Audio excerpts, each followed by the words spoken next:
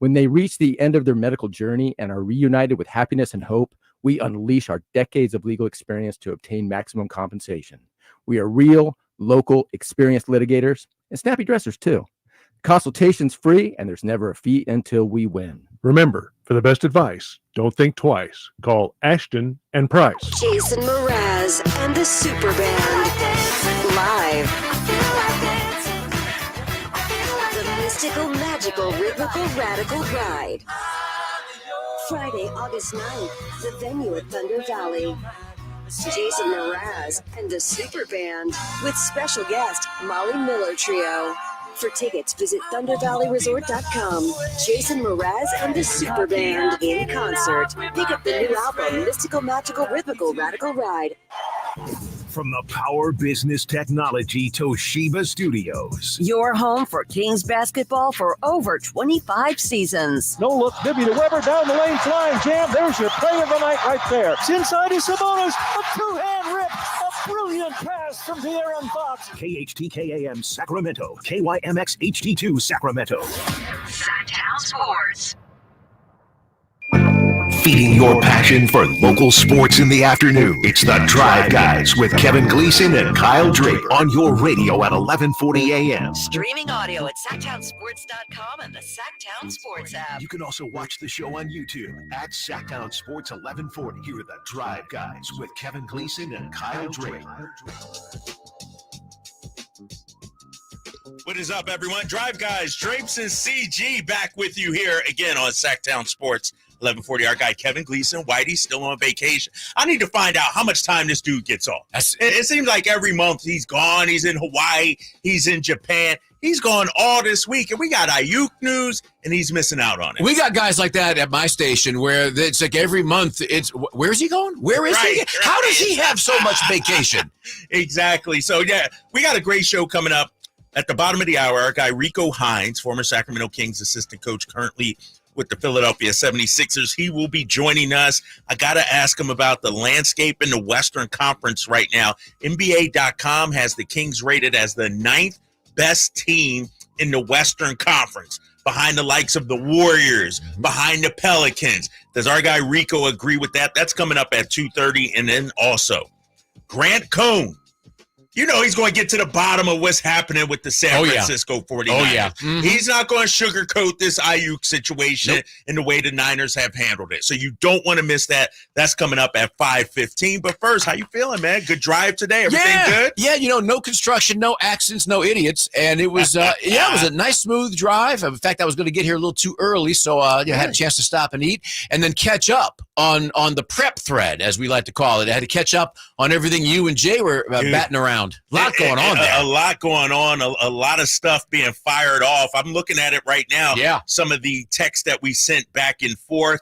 Somebody believes the Steelers, if they get Aiyuk, they have a great shot at winning the division, making the playoffs. Tim Kawakami says 49ers management has misread and misplayed this negotiation more badly than any such situation in this era. But first, let's start about what we know right now about the Aiyuk situation. And, of course, you can always weigh in 916-339-1140 on the YouTube chat and the text line. Late last night, and it always happens after we leave, right? Every time. As soon as we go off air, something seems to happen. The report came out that Aiyuk did not want to go to New England. Right. Did not want to go to the Patriots, even though they reportedly offered him more in excess of $28.5 million. Mike Reese says it was $30 to $32 million. But that leads me to believe right there, CG, it's not just about the money for Brandon Aiyuk. Absolutely. I mean, that number, that figure, either of those are the ballpark of respect that he has been looking for. And you and I discussed this the last couple of days, and we kept batting it around of at what point does the priority of winning matter to him and the possibility of going somewhere with the feasibility of winning. And we both agreed New England isn't it. That's not it. They're not ready right now. They still got some time before they actually become contenders. They got a rookie quarterback, rookie head coach. That's not the time. But, yesterday I talked about how I thought, the Niners had mismanaged this. The Niners were doing Aiyuk wrong. I bashed the Niners pretty hard yesterday. I came down on them yesterday. But I'm of the belief now here, CG and Jay up there, behind the back there, producing this great show. I'm getting kind of tired of Aiyuk. Because, he's trying to have his cake and eat it too. Yeah. I want to get paid and I want to go to my favorite team. And it's like, dude, you may have to sacrifice something. And so as much as I want to, give the Niners crap and say, Lynch, you could have handled this better. You could have negotiated more with them. You could have signed them earlier, whatever it may be. Aiyuk's almost acting like a diva a little bit right here, and I didn't think my guy was like that. I'm going to give you a parallel, and it's for different reasons, but it's a guy that I interviewed him before he became a starter at North Dakota State, Carson Wentz. Oh, yeah. Carson Wentz came to Philly, and as well as anyone, he got there. A lot of folks in Philly are like, where's Fargo? Where is that? And then he got there. He started doing little by little, started doing some things, and he was going up the mountain of popularity. He was going up, going up. Yep. And then a series of other things happened, and he tumbled off the mountain to the other side. And Brandon Aiyuk is doing the same thing for different reasons. I agree with you completely. He has been the sympathetic figure in this for the longest time, but now that it's dragging a little bit, it's like, you know what? Hold on a second. Maybe I need to rethink this. Maybe I need to relook at this because I'm seeing you in a different light, Brandon, and maybe it's not the light that you want us to see you in. And here's the thing, too, about that, CG. I believe Aiyuk deserves $29-30 million. I'm in his camp with that. Yeah. I'm okay with that. I think he is one of the top 6, 7, 8 best receivers in the NFL. I think he is better than Jalen Waddle. He deserves more money. I think he is better than DJ Moore, deserves more money. But what's happening now, to your point, he was the sympathetic figure.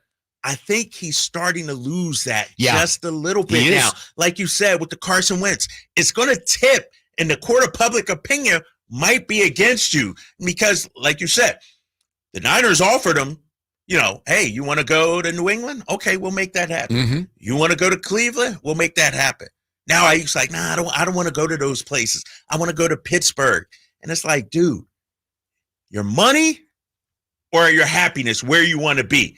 It seems like you're not going to get both. He's trying to get both, and right now it's dragging the Niners through the mud. When you and the family are taking a trip somewhere, and let's say you're going here to Los Angeles, and that's the destination. That's your focus. That's where you need to get. You know how long it's going to take you to get there, but you can get there. And then on your way down, you decide, you know what?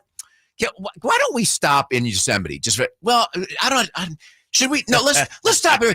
All these off-ramps, and I feel like these are off-ramps. We had the New England off-ramp, we have the Cleveland off-ramp, we have the Pittsburgh off-ramp, and at some point, very soon, I think, before that court of public opinion completely shifts on him, Drapes, he's got to say, I want to do this or I want to do this. Right. But he's in the Neverland in the middle, and that ain't good. Yeah, and the thing about it, the more teams he, quote-unquote, checks off the list, the worse it is for him. Absolutely. Like, yesterday he had 4 teams interested.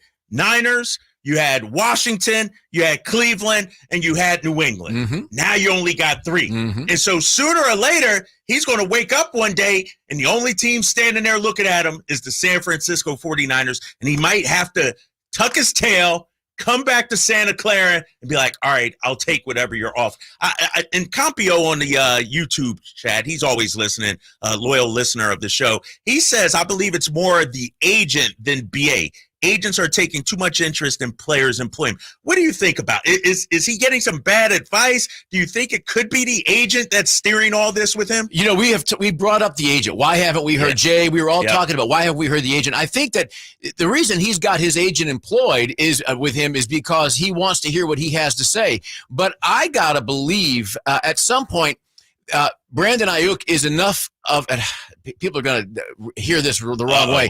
He's enough of a man that he can stand up and say, I'm getting your feedback. I'm getting what you need to tell me, but this is the decision that I need to make. I think he is getting a little bit of, I think his agent, I'm guessing now, is probably saying, you know what?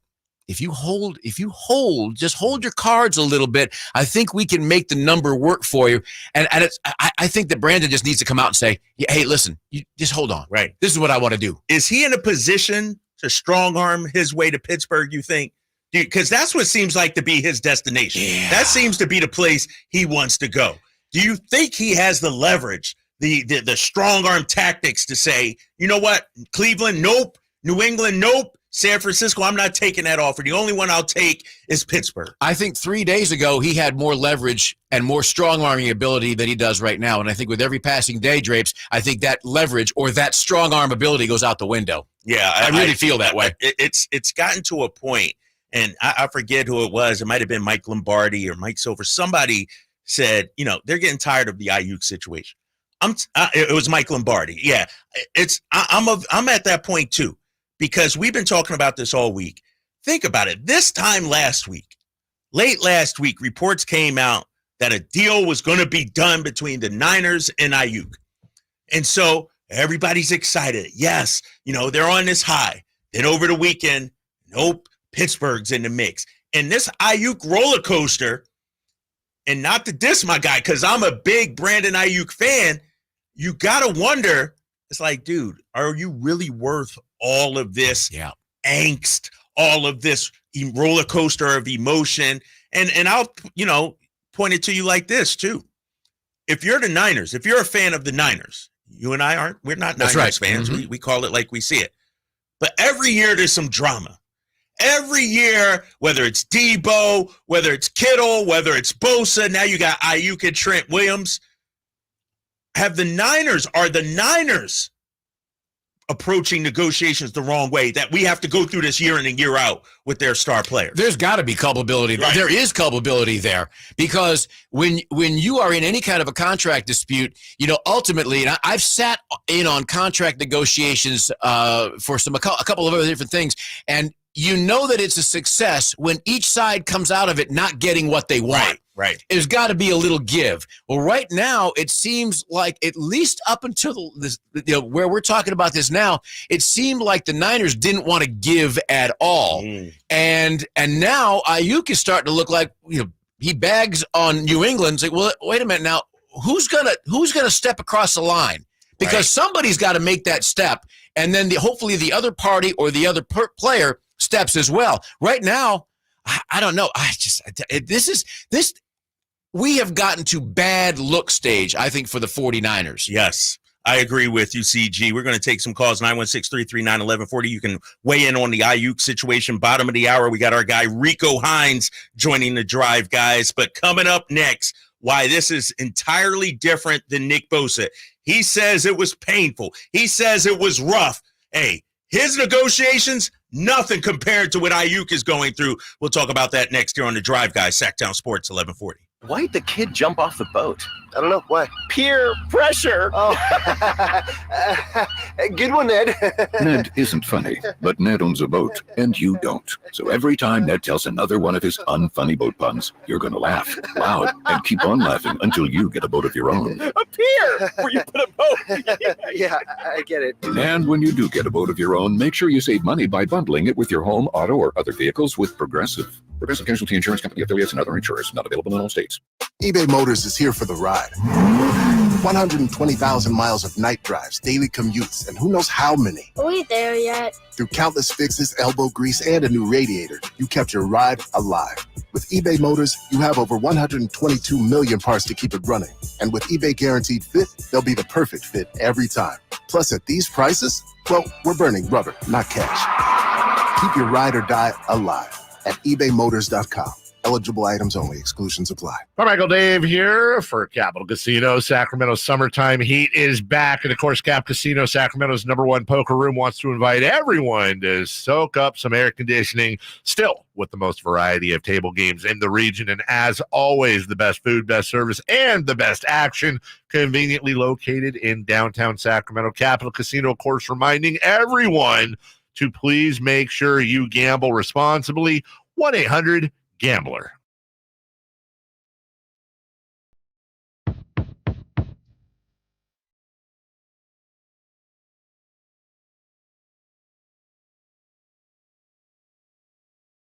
Sacramento's official home for the San Francisco 49ers. Sacktown Sports. Drapes and CG holding it down on a Wednesday. your final day here, man. I'm a little bummed by that, dude. You've been rocking it out this week. I appreciate that. I appreciate being here to support you and Jay and Sacktown Sports. And if I didn't say it already, thanks to you for having me. Thanks to Jay for having me. And your boss, Jose, and everybody here has been just great to me. It's been fun coming up, being a guest co-host with you. This is the wheelhouse. This is the passion. And this has been a great time. And you picked a great week to come, man. This Aiyuk situation is just getting out of control, it seems like. And, we were talking about just how painful negotiations can be. The Niners seem to go through this year in and year out. A couple of days ago, Nick Bosa, who went through his own negotiation with the Niners last year, he said it's brutal talking about negotiating with the Niners, especially when you're here and you have that extra pressure on you, he told reporters. He says he's talked to Aiyuk a few times just as a friend, but when it comes to what's actually going on behind closed doors, he doesn't have any knowledge or any input in this. But I'll say this. If what Bosa went through was brutal, what's this? We knew Bosa was going to get paid eventually. It dragged on a while. It took a while. But this seems like we're headed for an ugly divorce, and both sides are going to be scarred, CG. Yeah, you're right. And with Bosa, he's a guy that they knew they had to have. Mm-hmm. Trent Williams, they know they have to have him. Makes me wonder, the way this has dragged out, are the 49ers saying, we're not sure we have to have you. We want you. Hi, this is Greg Papa. We love you. We know what you can do for us, but we got Debo. And we're just not sure, because otherwise I can't understand why, contrary to what some folks say, well, what's it, 26, 28, why they can't come up a little bit, because they're going to come up plenty for Trent. They're going to come up plenty. And next year with Brock Purdy, you talk about coming up, they're going to come up plenty for him. So Matt Mayoka, noted NBC Sports Bay Area and Niners writer, one of the best in the business. He said earlier today there's been a lot of talk about leverage and which side has it during this Aiyuk situation. He said, fact, Aiyuk controls where he goes, if he goes, among teams that work out a deal with the Niners. He must sign off on a multi-year contract in order to end up with a new team. He goes on to say that also means Aiyuk can only go to a team that is able to provide the Niners with the trade compensation to which they agree. Right now, the Browns and Niners have worked out the particulars, while the Niners and Steelers are in discussions. So right now, it seems like two teams outside of the Niners. You got the Browns, and the Niners and them have already come to an agreement. Sure, we'll take that package. The ball is in Aiyuk's court. But the problem with this here, CG, I feel like both teams have leverage. And Aiyuk has a team he wants to go to in the Pittsburgh Steelers, but they don't have the package that the Niners want. Right. It seems to be at a stalemate. And in my opinion, and I'm always on Aiyuk's side. I want him to get his money. But there's going to come a date on the calendar, if this isn't settled, where he starts losing game checks. That's it. That's big time money. That's hitting you where it hurts. That's a $14 million salary. Those game checks hit. We were just talking in the pause, and we were talking this week about priorities, talking about touches, respect, money, and winning. At what point do you think, Drapes, that the thought of winning has? And he's a winner. I mean, Brandon, he's a player. I'm with you. I love watching him play the game of football. But at what point, knowing that a deal can be done with Cleveland and they're still in discussions with Pittsburgh, has he potentially said, hold on a second. I'm great here. I think I need to rethink staying with the Niners. At what point does winning go up his chalkboard for priorities? Because he's not going to Cleveland or Pittsburgh and winning the way he's going to win here. Not now. Not right now. Yeah, that's a great question. And, clearly winning is a factor for him, or else he would have went to New England. He would have taken that deal. Absolutely. Clearly. But when you look at it, there's so many factors when it comes to this Aiyuk situation that I think he's weighing. You mentioned it. Winning is one. Money is two. We know those. Those are the two things. But what about respect? Right. What about respect among your peers? What about legacy? You got Debo. You got CMC. Aiyuk is saying, damn, I had a season in which I caught more than 1,300 yards. I finished 7th in total yards receiving, and I didn't even get the touches. I was 36th in targets. Can I become an elite, one of the top, viewed as a Justin Jefferson in this system, in this offense? We know how athletes are, and I'm not saying Aiyuk's like this, but we've heard of athletes, especially wide receivers. You talked about winning. I talked about money. What about ego? Where does ego come into it? Right. And you made a great point yesterday. And most players either don't think this way, or if they do, they don't go public with it. And that is, where does he have the best chance, going with the numbers you just talked about, going with the kind of productivity that he provides, that he could someday end up in Canton? Exactly. Is that going to be a goal of his? Is it a goal? Because if it is he factoring Santa Clara? Can he do it there? I think he's more likely to do that come hell or high water in Cleveland or in Pittsburgh, the way the teams are constructed right now.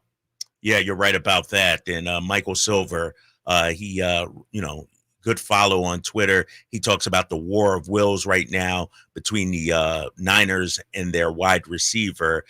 He writes an article about how we've heard that the Niners have had all the leverage, but it's the Niners who seem unnerved as they are on the verge of trading the star wide receiver. We've looked at this from the Aiyuk situation. How bad would this be? We talked about the look it is for the Niners right now.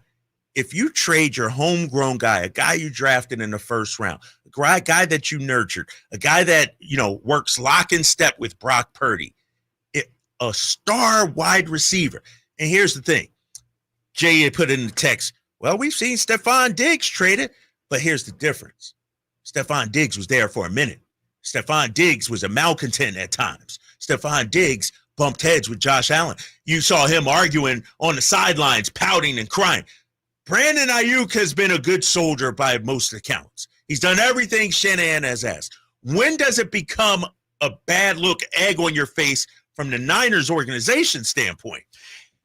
Have the Niners thought this through in the manner of speaking? They think that they could do better without him. Have they thought it through as best as they can? Because we get, when I say we, the Niners, the agent, Brandon Aiyuk, other teams, they get so caught up in the details, the draft choice, the players, the money, the years on the contract. How's it going to affect us down the line? What's going to happen with going forward with Debo, going forward, going in terms of the scheme of the offense, going forward with paying Trent Williams, going forward with paying Brock Purdy. But have they run the scenario through, and maybe this is a rhetorical question, Drapes, have they run the scenario through that says this is what we look like without Brandon Aiyuk? We feel we can be better. Do they think that they There's can no be, way. There's no way. They can't. They can't, right? They can't. CG. They can't. There's no way. But I do wonder, because you look at the quarterback situation over the years, and they finally found one in Brock Purdy. Does Kyle Shanahan not value that position as much and think that, you know what, Aiyuk, you're good, but I got Ricky Pearsall here. You're good, but I can plug in anybody in my system and make him look great. Yeah. That plays into it also. 916-339-1140. Jay, can we get to the phones? Let's go to Doug on line 1. Doug, you're on with Drapes and CG. Gentlemen, how are you? What's up, Doug? Very good. Well, I was waiting for Drapes for you to say KCK, home of the Eagles. When is that going to happen? All right, once we win that Super Bowl, I'm gonna be flying the Eagles flag outside. I'm gonna put it down. Well, I'll drive you to the airport. I'll listen to you, Doug. You know you love me. You love me, Doug. Hey, I got a couple stories to keep this thing in perspective with the Aiyuk thing. Okay. We got to go back a few years, and it's kind of interesting. Is the Ricky Waters story? He thought he was better than Montana. He thought he was better than Jerry Rice. And what they say, hit the door, pal. And where does he end up? I thought he ended up with the Eagles. He did go to Philly. Yeah, Ricky Running Waters back in the day. Yeah. What happens? You go to a team. No, I'm sorry. That's back then. And you thought you were going to be all that in a bag of chips. And what happened? You went in and got money and you're looking for notoriety. And what'd you get? You got a big center of a donut. Nothing. The other one is Popovich, where he always told those guys, you'll never make the most money, but you have a greater chance of winning here, and it was winning over money, you choose. Because I remember when he told Boban, when Boban said, "Hey man, I'm getting all this money," he says, "Always take the money, man, if that's what you want. You stay here," and said, "You may not play a lot, but we're going to win." That's all I got. Have a great show. All right, Doug. Thanks. Good points there, Doug. Here's the thing, though, about it, CG. We got Doug. Jay's going to weigh in later as well. Ultimately, Aiyuk, I can't tell him, dude, take less money, be happy. I can't tell him winning should be your priority. Mm-hmm. I can't tell him happiness in that your situation should be your priority. He's an individual. He makes his own choices. But to your point, I don't know what the hell he wants right now. That's it. Like, what's he asking? What does he want? Yeah, I was thinking that driving up today, and the person that I felt he needs to make a phone call to is Le'Veon Bell. Ooh. Because Le'Veon Bell, he put his chips in the middle of the table, so I'm going to sit out a year. I'm going to wait. I got this thing figured out. I don't know. To me, it did not work out. Yeah. He's never been the same player. And I could argue Le'Veon Bell at the time, he was more valuable than what like Le'Veon was the man. Like he was the first option. Heck yeah. And that's exactly why I said that. And I wonder in his most private moment, a player to a player, him to Brandon Aiyuk, if he would say to him, you know what? I got a couple things, but maybe in retrospect, maybe I shouldn't have done this. Brandon, get it done. I feel like maybe he would say that. He's not going to make that phone call, but that's the phone call that should happen for Brandon. Right, exactly. All right, we got much more Aiyuk talk coming up over the next 3.5 hours, but coming up next, a special guest, Rico Hines, former Sacramento Kings assistant, currently with the Philadelphia 76ers. And what, you keep bringing people on that are like opposite of USC. Now UCLA, baby. What the heck? I'm not doing any Bruins legend Rico Hines joining the Drive Guys here on Sacktown Sports 1140. Sacramento, Dierks Bentley's coming to town. Saturday, September 28th at Hart Health Park at Cal Expo for Country in the Park 2. And he's bringing some friends. Farmerly, Tyler Rich, Dasha, Kelsey Hart, and more. Saturday, September 28th at Hart Health Park at Cal Expo. Get your tickets today before they're sold out at CITPFest.com. Brought to you by RVs of Sacramento and Hoblet Chrysler Dodge Jeep and Ram Center. The PGA Club Fitters at the Hagen Oaks Player Performance Studio know that golf should be fun. They also know that players of all abilities will hit the ball farther and straighter, play better golf, shoot lower scores, and have more fun if they get fitted before they purchase golf clubs. Hagen Oaks delivers the same technology and major brands used to fit PGA and LPGA professionals. See how the game can be even more fun. Hagen Oaks Player Performance Studio fittings are available 7 days a week. Make yours today by calling 916-808-2531. That's 808-2531. Got a drain that's clogged up? Or maybe a toilet? Or a faucet that just won't quit leaking? Kenny and Jerry here from Bell Brothers, and we want you to know that it does make a difference which plumber you call. At Bell Brothers, we respect your time by showing up when we say we'll be there. Our technicians are all background checked and drug tested, and will greet you with a smile. They're trained to do the job right the first time, and they carry over 1,000 parts on their trucks, so they won't have to order something and then come back later. They leave the work area cleaner than they found it, and your final bill will be the same as they quoted. That's why they call us the No Surprise Guys. So if you need a plumber, it does make a difference who you call. Call Bell Brothers. Our number is 916-444-1234 or find us online at thenosurpriseguys.com. That's 916-444-1234 or find us online at thenosurpriseguys.com. The No Surprise Guys, Bell Brothers.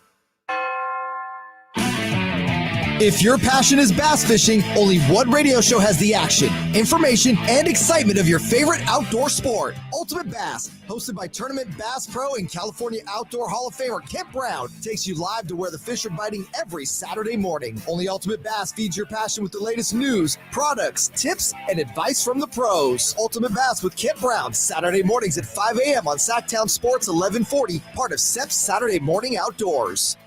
The light is fading, your hands are sore, and the last tool has been put away. Now's the time to feel the satisfaction that comes with a job well done. But when you get your tools from Harbor Freight, something about the job feels a little different. Your wallet. Because we believe that everyone deserves hardworking tools at hardworking prices. And that's what we have here. So, whatever you do it for less at Harbor Freight. Did you know your skin is the largest organ of your body? Huh? That's why you should shower with Old Spice Super Hydration Body Wash instead of plain old bar soap. Love your skin by super hydrating it with vitamin B3 and glorious notes of vanilla and shea. Did you know that my super hydrated skin is the second largest organ of my body? The first is my heart. Old Spice. Men have skin too. Old Spice Super Hydration Body Wash. 24/7 renewing moisture. With daily use.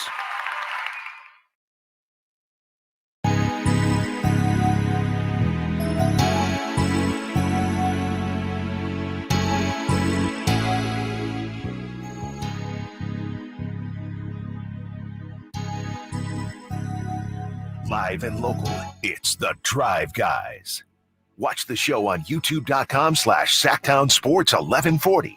Or listen on the Sacktown Sports app. Drapes and CG here on Sacktown Sports 1140.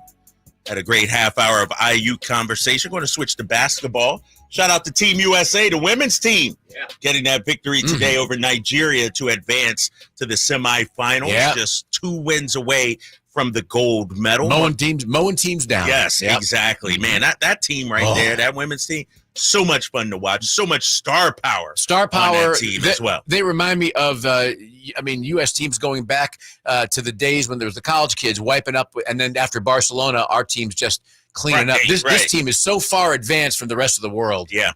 You know, another guy that knows about a winning program is our next guest right here, Rico Hines, assistant coach with the Philadelphia 76ers, former assistant here in Sacktown. Rico, what's up, my guy? How you doing? You're on with Drapes and CG.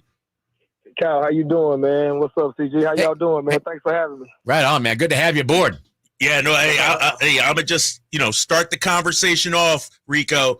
CG is a SC guy. He's a USC guy, so he may come with some crazy questions for you, just so you know. No, it's all good. It's all love now, man. It's all love. I see. I feel that because I've been away long enough that now I'm watching UCLA on TV and going, yeah, I hope they win. It's like, what did I just say? Rico, Rico, and now with the transfer portal, man, like it's crazy. You can transfer from USC to UCLA. That's crazy. That is crazy. And they ain't even got to change apartments or anything. You know what I mean? Man, that's crazy. Hey, where you at now, Rico? In LA? You got your summer runs kicking off? I mean, I'm still sitting. I wish I could FaceTime. I'm still sitting in the gym. We just finished. Okay. Everybody out. I just got everybody out of the gym, man. So I said, let me call you guys before I got in the car and drove back to the house, man. Yeah, I'm in LA. We just literally finished. We've been in here all day. Tell me about those summer runs, man. If people don't know, some of the most competitive pickup games, and the guys push each other. And I know you push the guys as well. How did that start? Your involvement. Just tell me about those summer runs down there.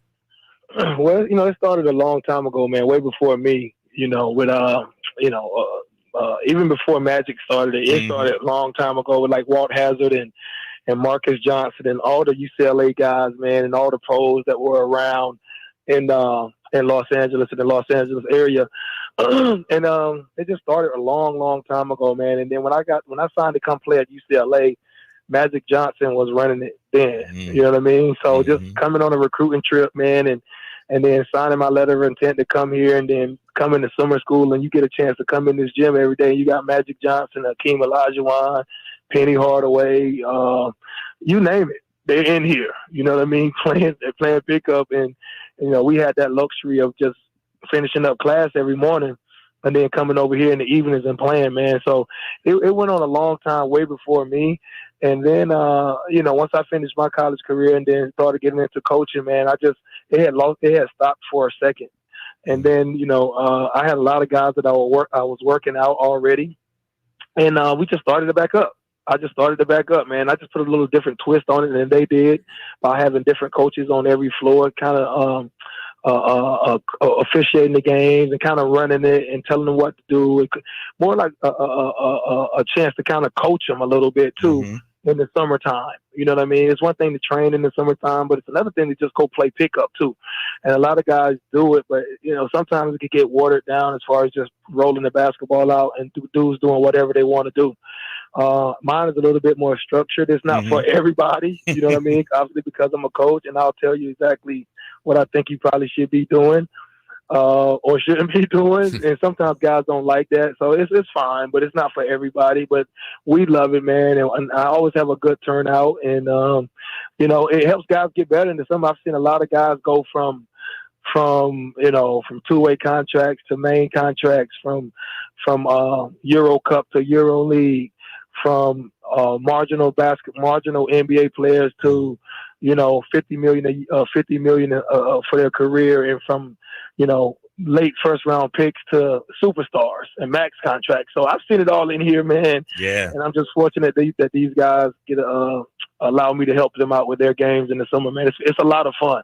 It's hot in here because I'm sitting here right now. It's hot. I know that gym well, man. Yeah, but it's a lot. I always tell guys this, man. It's a lot of ghost in here, man. Like, it's a lot of condition and ghost in here, man. It's John Wooden's former basketball gym and court where he coached at. His old chalkboard is right over here on the side. And I've seen, like I said, I've seen a lot of guys come and go through this gym and make a lot of money for themselves. So it's just a great place to come in and socialize after you finish hooping for that day. Like, you just sit around. They just sit around and talk to each other about a lot of different things. So it's great. It's a great environment, man. And I'm very thankful that guys trust me with their game. Hey, I know in the past we've had guys like Harrison Barnes, Davion. Any current Kings that down there right now working out? No current Kings right now, man. I'm sure I get a chance to see them through at some point in the summer. Like, the funny thing is, I normally started earlier, but I just started. This is only our third day for the summer. Mm-hmm. We just started. Normally I start earlier, but we just had so much going on with our team and stuff like that I didn't get a chance to start earlier. But it's been 3 court, 60 guys in here since Monday, going every day, man. So no current Kings right now, but I'm sure I get a chance to see some throughout the summer. Rico, you were talking about love earlier, and one thing that you and I can absolutely agree on is that we both, as a Pac-12 guy and to a Pac-12 guy, we love the Pac-12. The Conference of Champions, and it didn't have to be basketball, football, could have been men's or women's volleyball, track at Drake Stadium, didn't matter where it was. Those rivalries, those matchups were fantastic. I'm really curious how you feel about UCLA and the rest on the West Coast, SC, Oregon, and Washington, but in particular, your alma mater going to the Big Ten. Man, I played in the Pac-10. You know what I mean? So it was even before the Pac-12, and I'm old enough to understand the Pac-8 as well. So, it was. The thing is, man, like, I hated to see it go because it is definitely the Conference of Champions in my Bill Walton voice. You know what I mean? Like, I'm gonna miss the Pac, but I'm gonna miss the Pac-10. Excuse me, I missed the Pac-10. I'm definitely gonna miss the Pac-12. It's just. The thing is, man, I'm not one of those bitter dudes that's like, I understand growth. You know what I mean? I understand people got to do what they got to do and what's going on with the world nowadays and as far as money and things like that. So I'm going to miss it, but I also understand the business side of it. You know what I mean? And people got to do what they got to do, man. And I just said this on a podcast yesterday. I did Patrick Beverly's podcast yesterday, and I was just like, I don't want to never be the old dude that's sitting back with some Skechers on and some baggy. Like, man, in our day, we said, man, I want to be able to continue to grow too. You know what I mean? So whatever's best for everybody and about growth and just seeing things through a different lens, I'm here for it, man. But I'm definitely going to miss it. So, Yeah, the same here, man. Same here. Rico Hines, assistant coach with the Philadelphia 76ers, joining the drive. Guys, Rico, how excited are you to get back to Philly and get this thing started with all the additions you made, most notably Paul George going to Philly now? Yeah, man, we're excited, man. Our front office did a great job of reloading us, man, and we're excited. Our main thing is just, you're trying to stay healthy just like any other good NBA team. You need a little bit of luck with trying to stay healthy. You know what I mean? So hopefully we don't get bit by the injury bug and continue to stay healthy. And then, we added a lot of good pieces with PG and we re-signed, obviously, Tyrese, who's a superstar and he's such a hard worker, man. He works his butt off. I see him all the time and work with him all the time. And he's an even better person than he is basketball player. So re-signing him was crucial. And then also re-signing Kelly Oubre was a big part of what we do, and getting a backup big and Andre Drummond and getting a key veteran like Eric Gordon and added Caleb Martin was huge. So we retooled with a lot of guys, and we're excited about it, man. Like I said, we just got to stay healthy and be able to when you add so many new guys, you got to get chemistry, right? You got to make sure that everybody can play together and kind of, get to know each other and understand each other, man. And Coach Nurse does a good job of that. So we have a tight knit group as a staff. So we just got to stay healthy, get some chemistry, man, and try to win some ball games. But we're very excited. We're very, very excited what we added, man. And we think we got a chance. So we'll see. Rico, listen, we got 3 Philly guys here. Obviously, Drape's a Philly guy. I'm a Philly guy. And one of the things about Philly, and you know this as well as anybody, is there's a lot of noise. There's a lot of a lot of noise in Philly.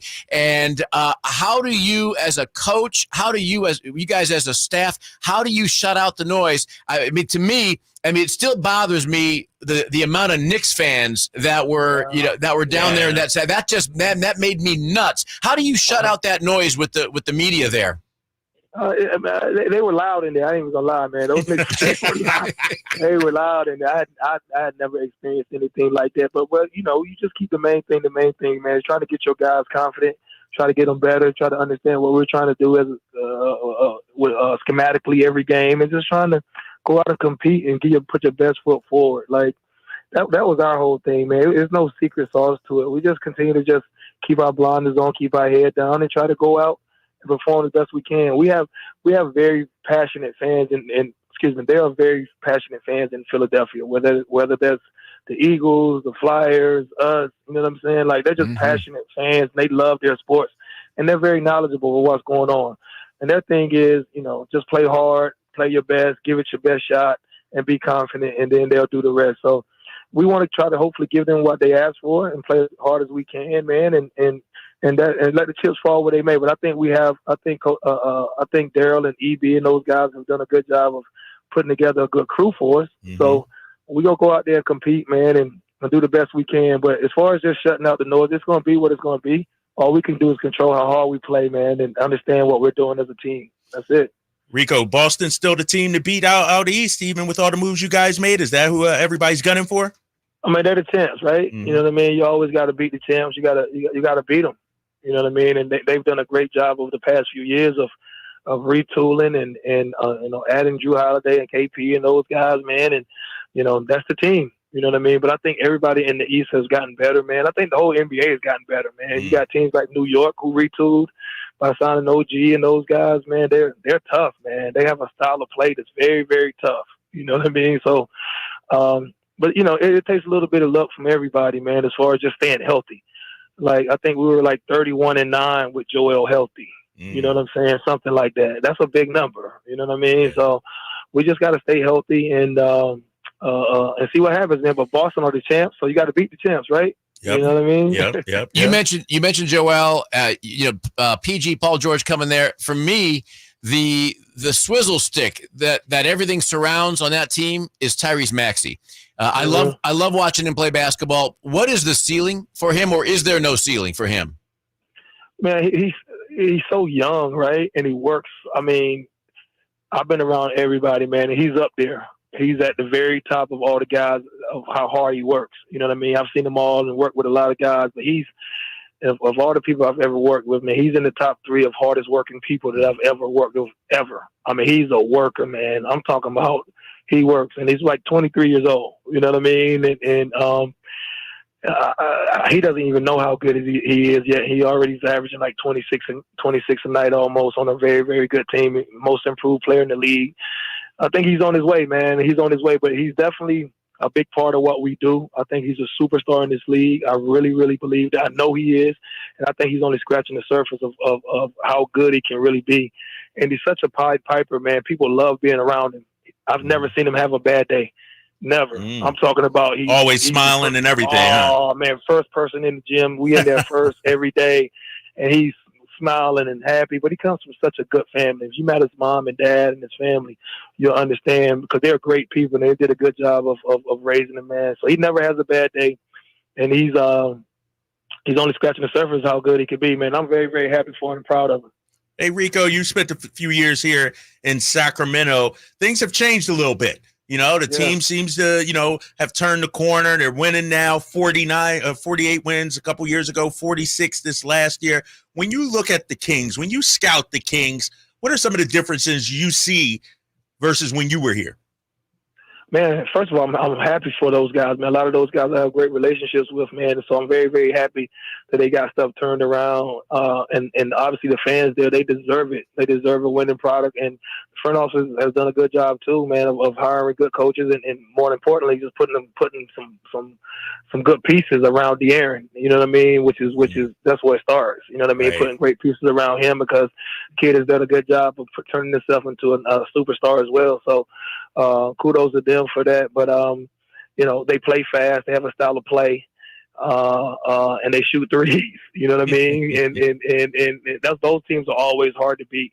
I think the main thing with them, man, is just obviously staying healthy too, keeping everybody healthy, and then now adding DeMar, they got two guys that can close. They added two guys that can close at the end of games. Foxy already can close. They got DeMar who understands how to play basketball and understands how to conserve until the end of the game and really, really take over in the fourth quarters like he always does, which is huge. I think he's going to add a different kind of swagger to that team. I think he's going to add a different type of, because he's such a good dude. I've known DeMar forever. He's just a solid dude, man. He just got a great presence about him, and he's a good leader. You know what I mean? He cares. He loves basketball. He's a good leader. He got a Compton swag, which is really, really needed over there. And it'll be fun to watch that team. And, you know, the more they play defense, the better they'll be. You know what I mean? And I think they do a good job of trying to implement things with Mike Brown's system on the defensive side. So stopping De'Aaron, you know what I mean? Obviously, the hub of the wheel is DeMontis, you know what I mean, by passing, all his passing and playmaking. And he's such a beast down low. I think they got a good three-headed monster, and Malik Monk, man, I thought he was phenomenal. You know what I mean? I thought he really did a good job this year of when they went through droughts, him just being a playmaker, not just making shots and getting buckets like he does. I think he's a much underrated passer than what people think he is. He did a great job of making plays a lot off the pick and roll and stuff like that. So re-signing him was huge. I think they have a great team. I think they'll do well. Your owner, Josh Harris, he's also a managing partner of the New Jersey Devils and the Washington Commanders. What do you say to the fan? What do you say to the media guy in Philly? And I've talked to folks there, and they've said this to me, so I'm curious to get your take. What do you say to the fan of the media guy there that says, you know, Josh Harris, he provides the team with what they need. The funds are there, but he's got other loyalties, and he's not as committed to the Sixers as he is to the Devils and the Commanders. I never heard that before. Oh, no, I'm like, I've never heard that. I'll gladly text you some of the comments. Really? I've never heard that, man. I don't get caught up in the comments and all of that stuff. He provides everything he needs for us. Obviously, we just went out and re-signed a lot of people. Yeah. So, and we have a great team, and we get a chance to, you know, I have never felt that way from what the team he just put together for us and helped put together for us by opening up his checkbook. I haven't heard that, so that's good then. To me, that's just noise. I mean, we do. There's never been anything from our standpoint as a coaching staff that we've asked for that we haven't gotten. You know what I mean? And we put together a really, really good team. So I've never heard that. Hey, Rico, one thing I like about you, Bobby Jackson, I'll even throw our boy Doug Christie in, is you push the players. You don't let the players off the hook. Don't let them settle. What did you see in Foxy that led you to believe he could become this kind of guy where he is right now? Just his overall talent, man. Just his overall talent. You know what I mean? You can see how good he's been good for a long time. And the thing about it, one thing about people don't understand about Fox, he knows he's good. He doesn't really he knows he's good. Like I've spent a lot of time with that young. Like he knows the conversations he knows he's good. He knows he's gonna play. He can play. Our roster just wasn't as talented the few years that I was there. You know what I mean? That he just wasn't as talented as it is now. And he understood that. He's very smart. Fox is very, very smart, and he understood that. So.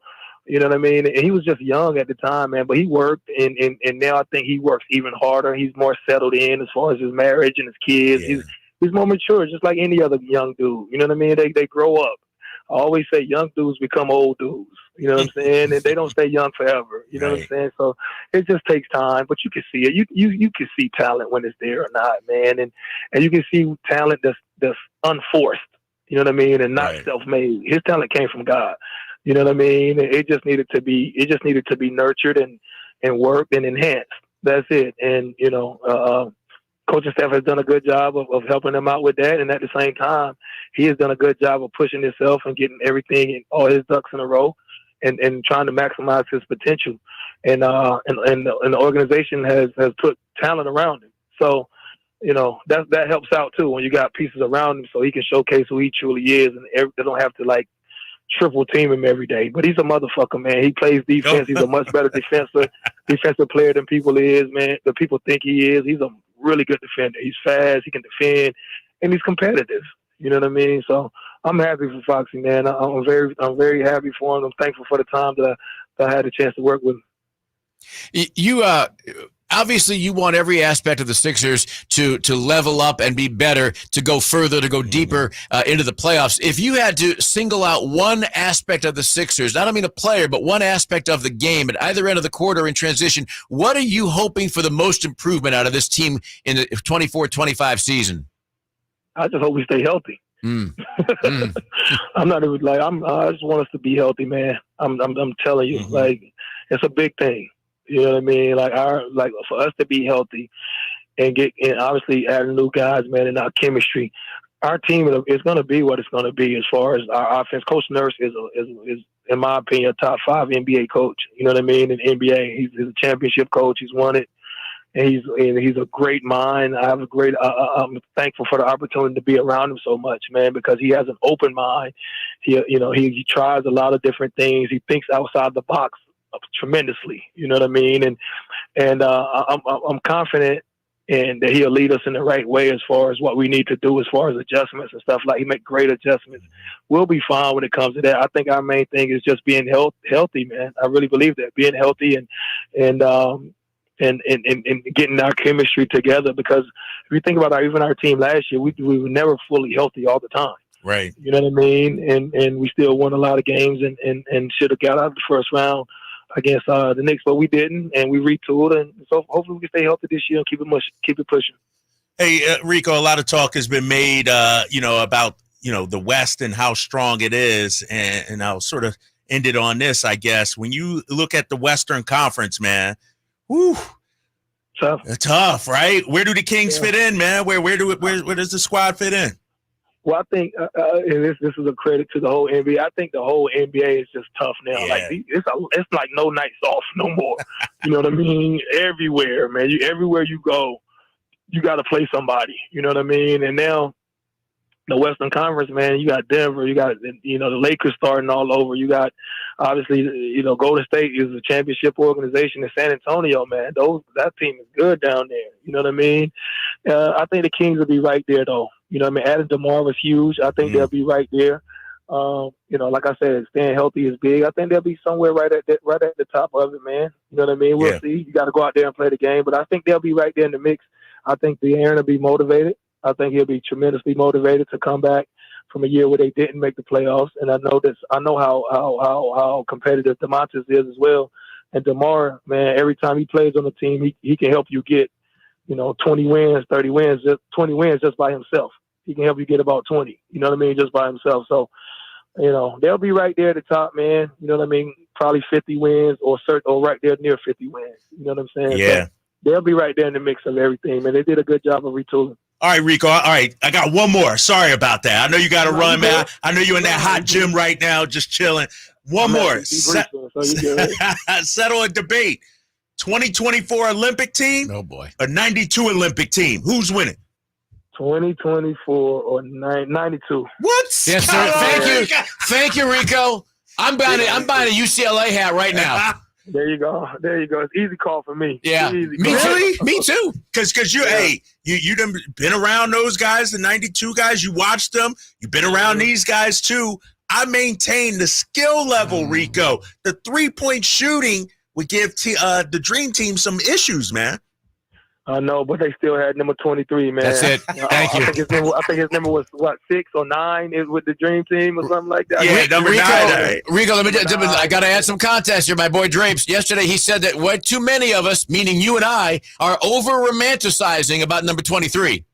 I'm not. I just watched it, man. It was different. He never let us down. He never let us down. He just never let us down, man. Every finals, He just always, and there's nothing against this team, man. These guys are good too. I'm just a Michael guy. That's it, man. All right. I'll let you slide with that one, Rico. Hey, man, appreciate you, man. Good luck on the season. Can't wait till your Sixers come back here to Sac, man.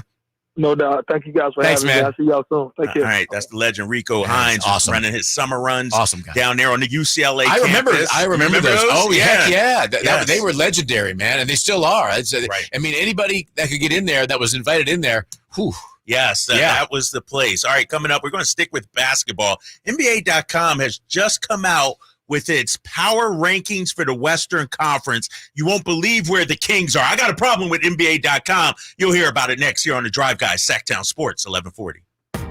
Sponsored by Xfinity Internet. Enjoy ultimate control of your home network. Personalize your Wi-Fi name and password. Assign user profiles. View and control connected devices and more with the Xfinity Internet app.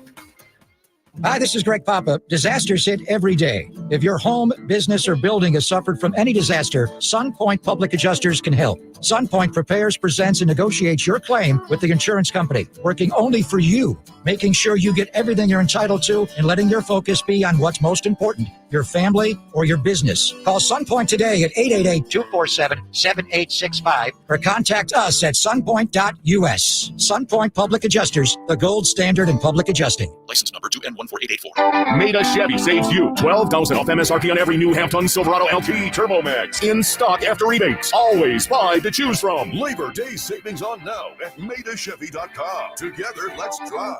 See dealer for details. That is 9324. Hey, it's Carmichael Dave inviting you to make the switch to electric this spring and save big with American Energy. Stay ahead of those spiking energy bills this summer with up to $9,000 in rebates on a new ultra-high efficiency comfort system. American Energy is providing huge rebates from SMUD as well as spring specials by installing one of many incredibly efficient AC options available to you right now. Get rid of those fluctuating gas bills in the winter and switch to year-round all-electric with American Energy. Let them perform a free in-home energy efficiency analysis and see where they can help you save for the warmer months ahead. These guys are the best. Been serving the greater Sacramento area since 1981. A+ from the Better Business Bureau. Learn more by calling 916-520-9990. That's 916-520-9990. Call 916-520-9990 now. I didn't ask to be thrown in the streets with nowhere to go. I didn't think I'd survive.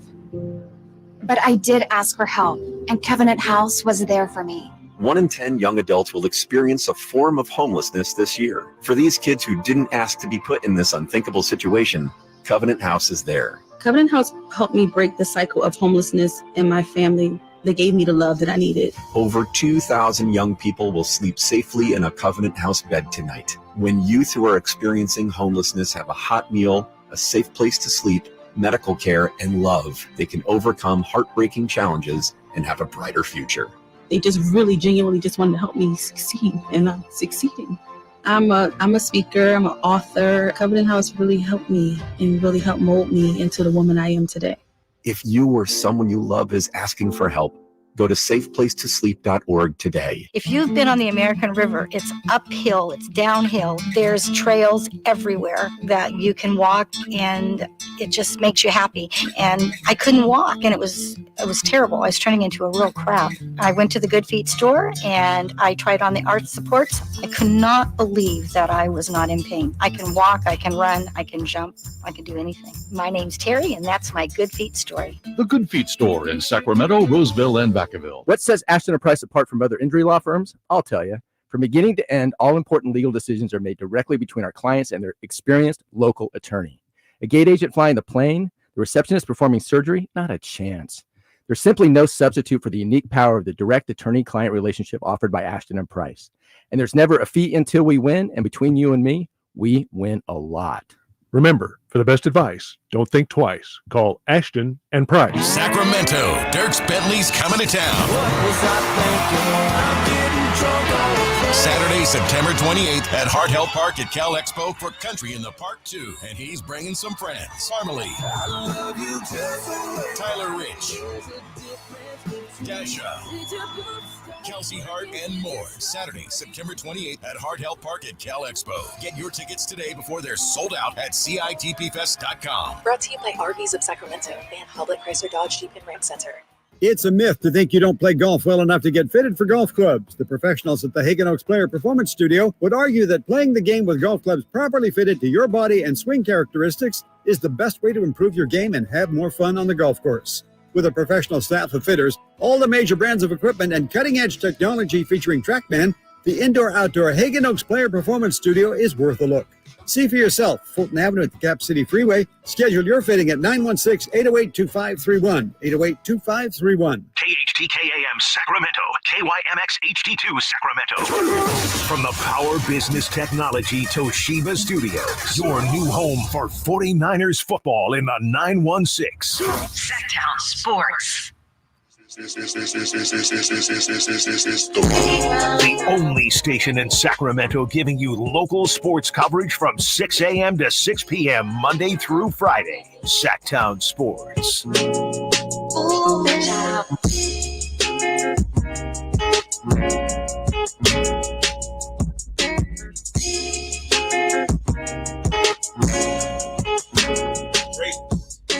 Let me turn my mic on here. Jay. Hey, you ever see videos of rappers, recording songs, or maybe they're, doing a live performance? Hey, Sal, man, turn my mic up.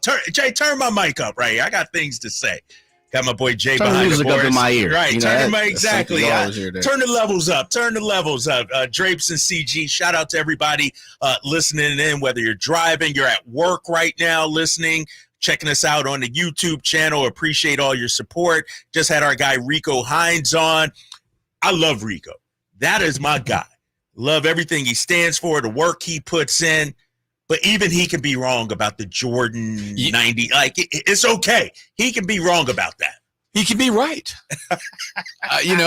Billy Joel talked about it. You may be wrong, you may be right, or I may be crazy. All right, those people that think the 92 squad, they're crazy. How about that? I did an informal poll before you arrived here today of the building. Oh, really? I had 9 people. It was 8-1 in favor of 92. Really? Yeah. I'm just saying. Demographic. That's the 40 and over crowd. Demographic. You're right, Jay. I'm trying to get the right spot here to make sure Jay's beautiful face is seen. I moved to my left and it's not right. Now I'm going to move back to my right, and I'm just, I'm trying to get the man in the spot. Jay ain't trying to be seen. He's trying to be heard. Because I don't want trying to be seen. I don't want to get hurt. I don't want to get in trouble with the man upstairs where he's like, "Come on, man, you got to shimmy to your left, you got to shimmy to your right."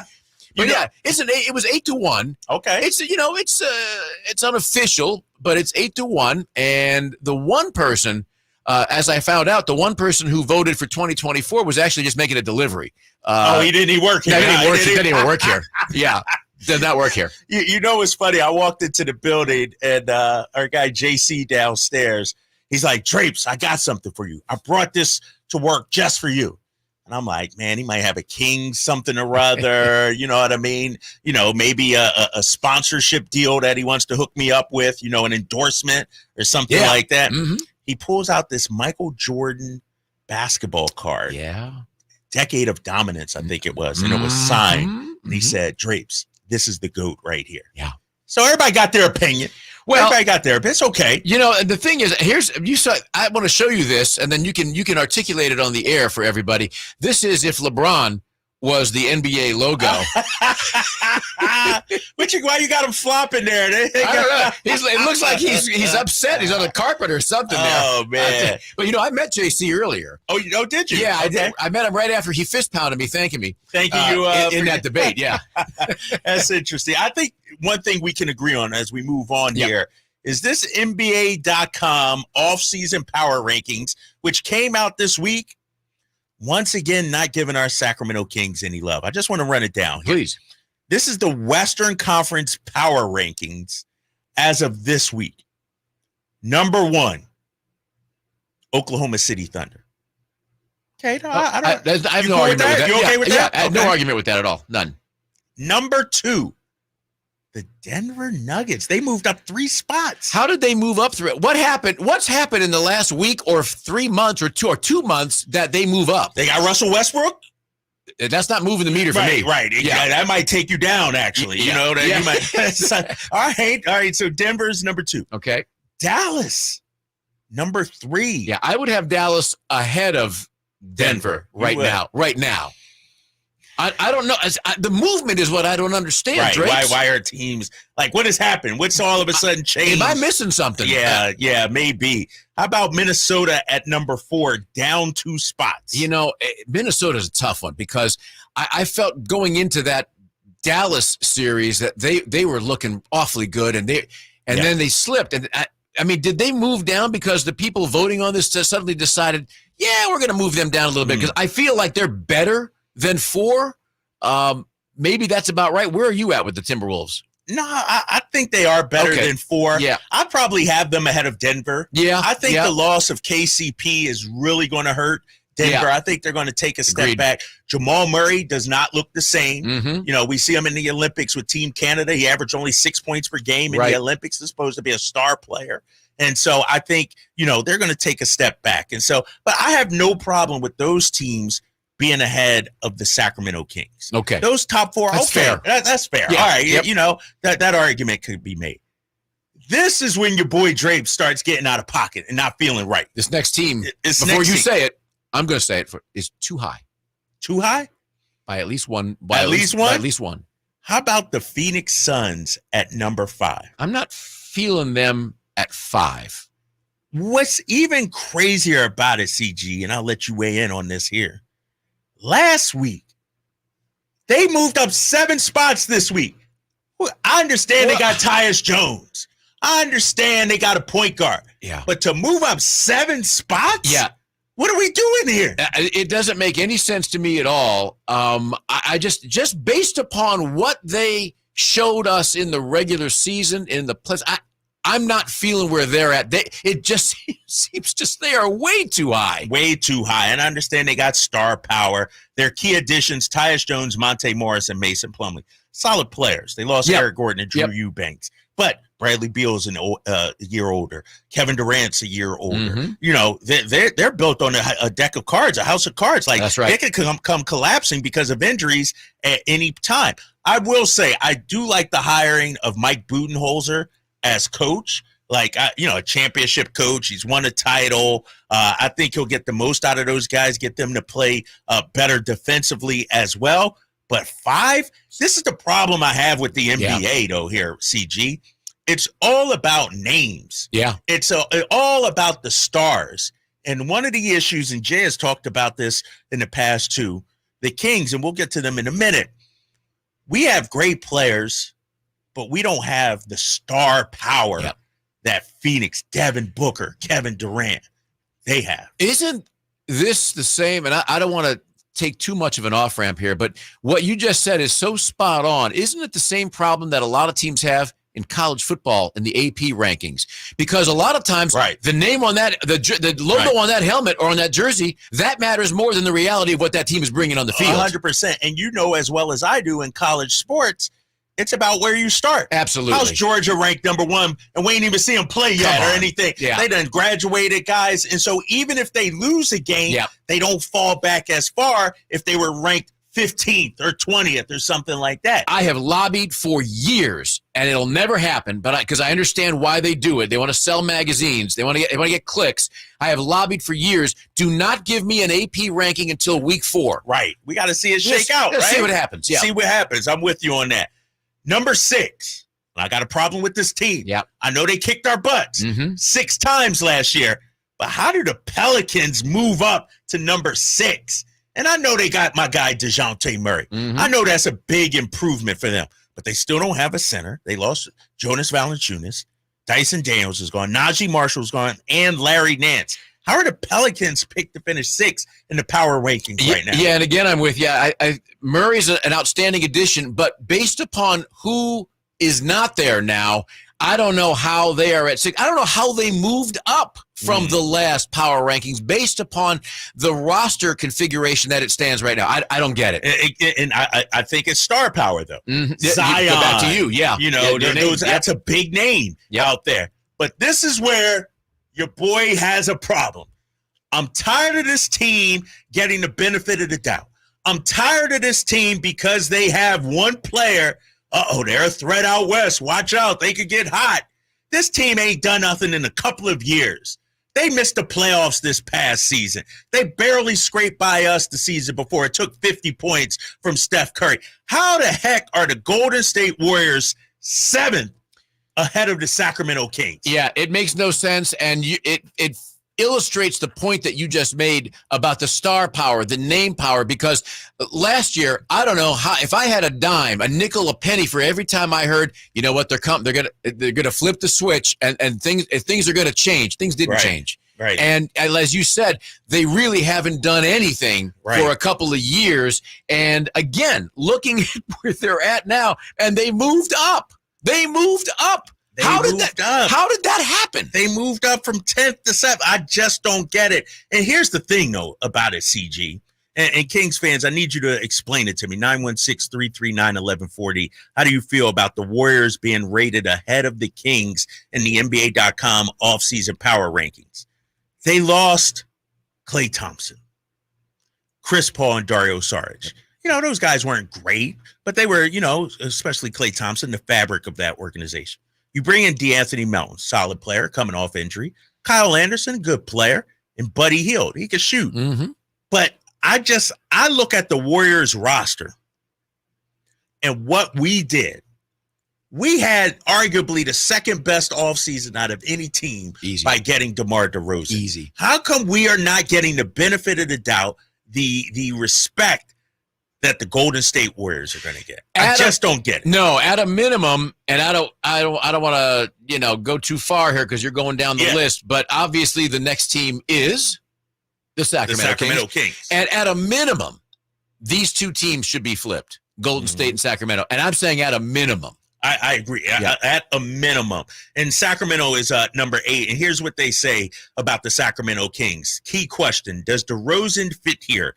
The 15-year veteran who turns 35 today. Shout out to DeMar DeRozan. Happy birthday, DeMar. He could still get buckets and get to the line, and the Kings were worse in clutch games last season than they were otherwise. But it may be a challenge for the player who ranks 4th in total isolations over the last 3 years to fit in with a team that moves the ball as much as the Kings. Perhaps they stagger minutes, so DeRozan is the first starter to sub out, then comes back in. If they can have the best of both worlds while not taking a step backward defensively, the Kings should stay in the mix for a top 8 spot in the West. For the person not knowing, just explain briefly again, how did DeRozan get here? Did he get here by a trade, or did he get here because he signed here? He signed here. Okay. They made a trade to get him, basically, but it was a free agent signing. And the reason that he fits here is for that, because he knew and knows what he's walking into. He understands what the offense is. He understands what Mike Brown and this team wants to do. He came here because he felt what he brings to the table at both ends of the court can help and make a difference.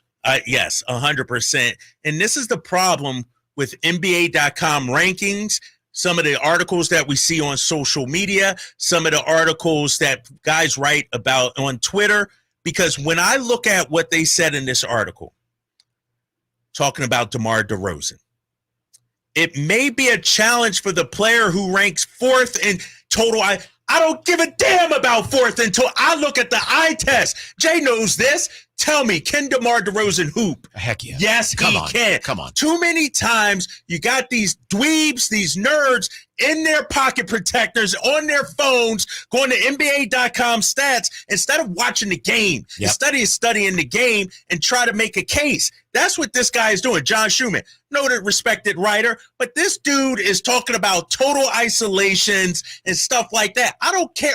We need more isolation play. We need more. This is a guy that has not watched the Sacramento Kings, CG. Eye test matters. Eye test matters, and one of the biggest problems in all of professional sports now is we too dialed into analytics. Not necessarily as much as the teams, but the guys you're talking about, the guys who are walking around with the pocket protectors, the slide rules, and the phones, and crunching numbers and saying, well, because it's 13.7% on a Tuesday at second.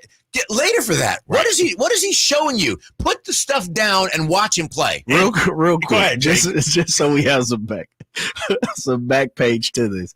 John Schumann is an analytical writer. That is his job, right? That's his job. So for NBA.com, just so everybody knows, because my boy got a pocket protector, a slider, a science calculator. John Schumann is the NBA.com's analytical guy. So he's going to look at the game from analytics. That's all he does. He crunches numbers. He is the Wes Wilcox like we have here in Sacramento, right? He's that guy when it comes to the NBA.com. But I will say this. I think it is funny that everyone, and the first thing that popped in my mind, fellas, was this.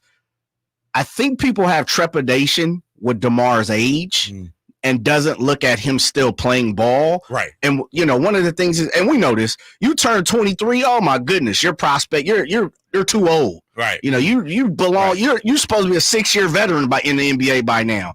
And so I think people are looking at his age and not really looking at DeMar. Like DeMar's I'm going to say a young 35, right, but he hasn't had many injuries. Right. Like he still plays ball. He's still at a high level as we've seen last year. And so I think that's the other thing. And then my other take from that too is this, fellas, is the Kings didn't really add no one else. It was really much a one and done thing. Yeah. And they addition by subtraction, they took away HB and they added DeMar DeRozan. So in reality, the team looks the same beside DeMar DeRozan. And if you don't like that look, if you don't feel DeMar DeRozan or whatever it is, you don't respect him, then I could see some people being down on him. But here's the thing, by the Jay, way, John on line 3. I know, right? He's calling, but and Jay's right. John Schumann, an analytics guy.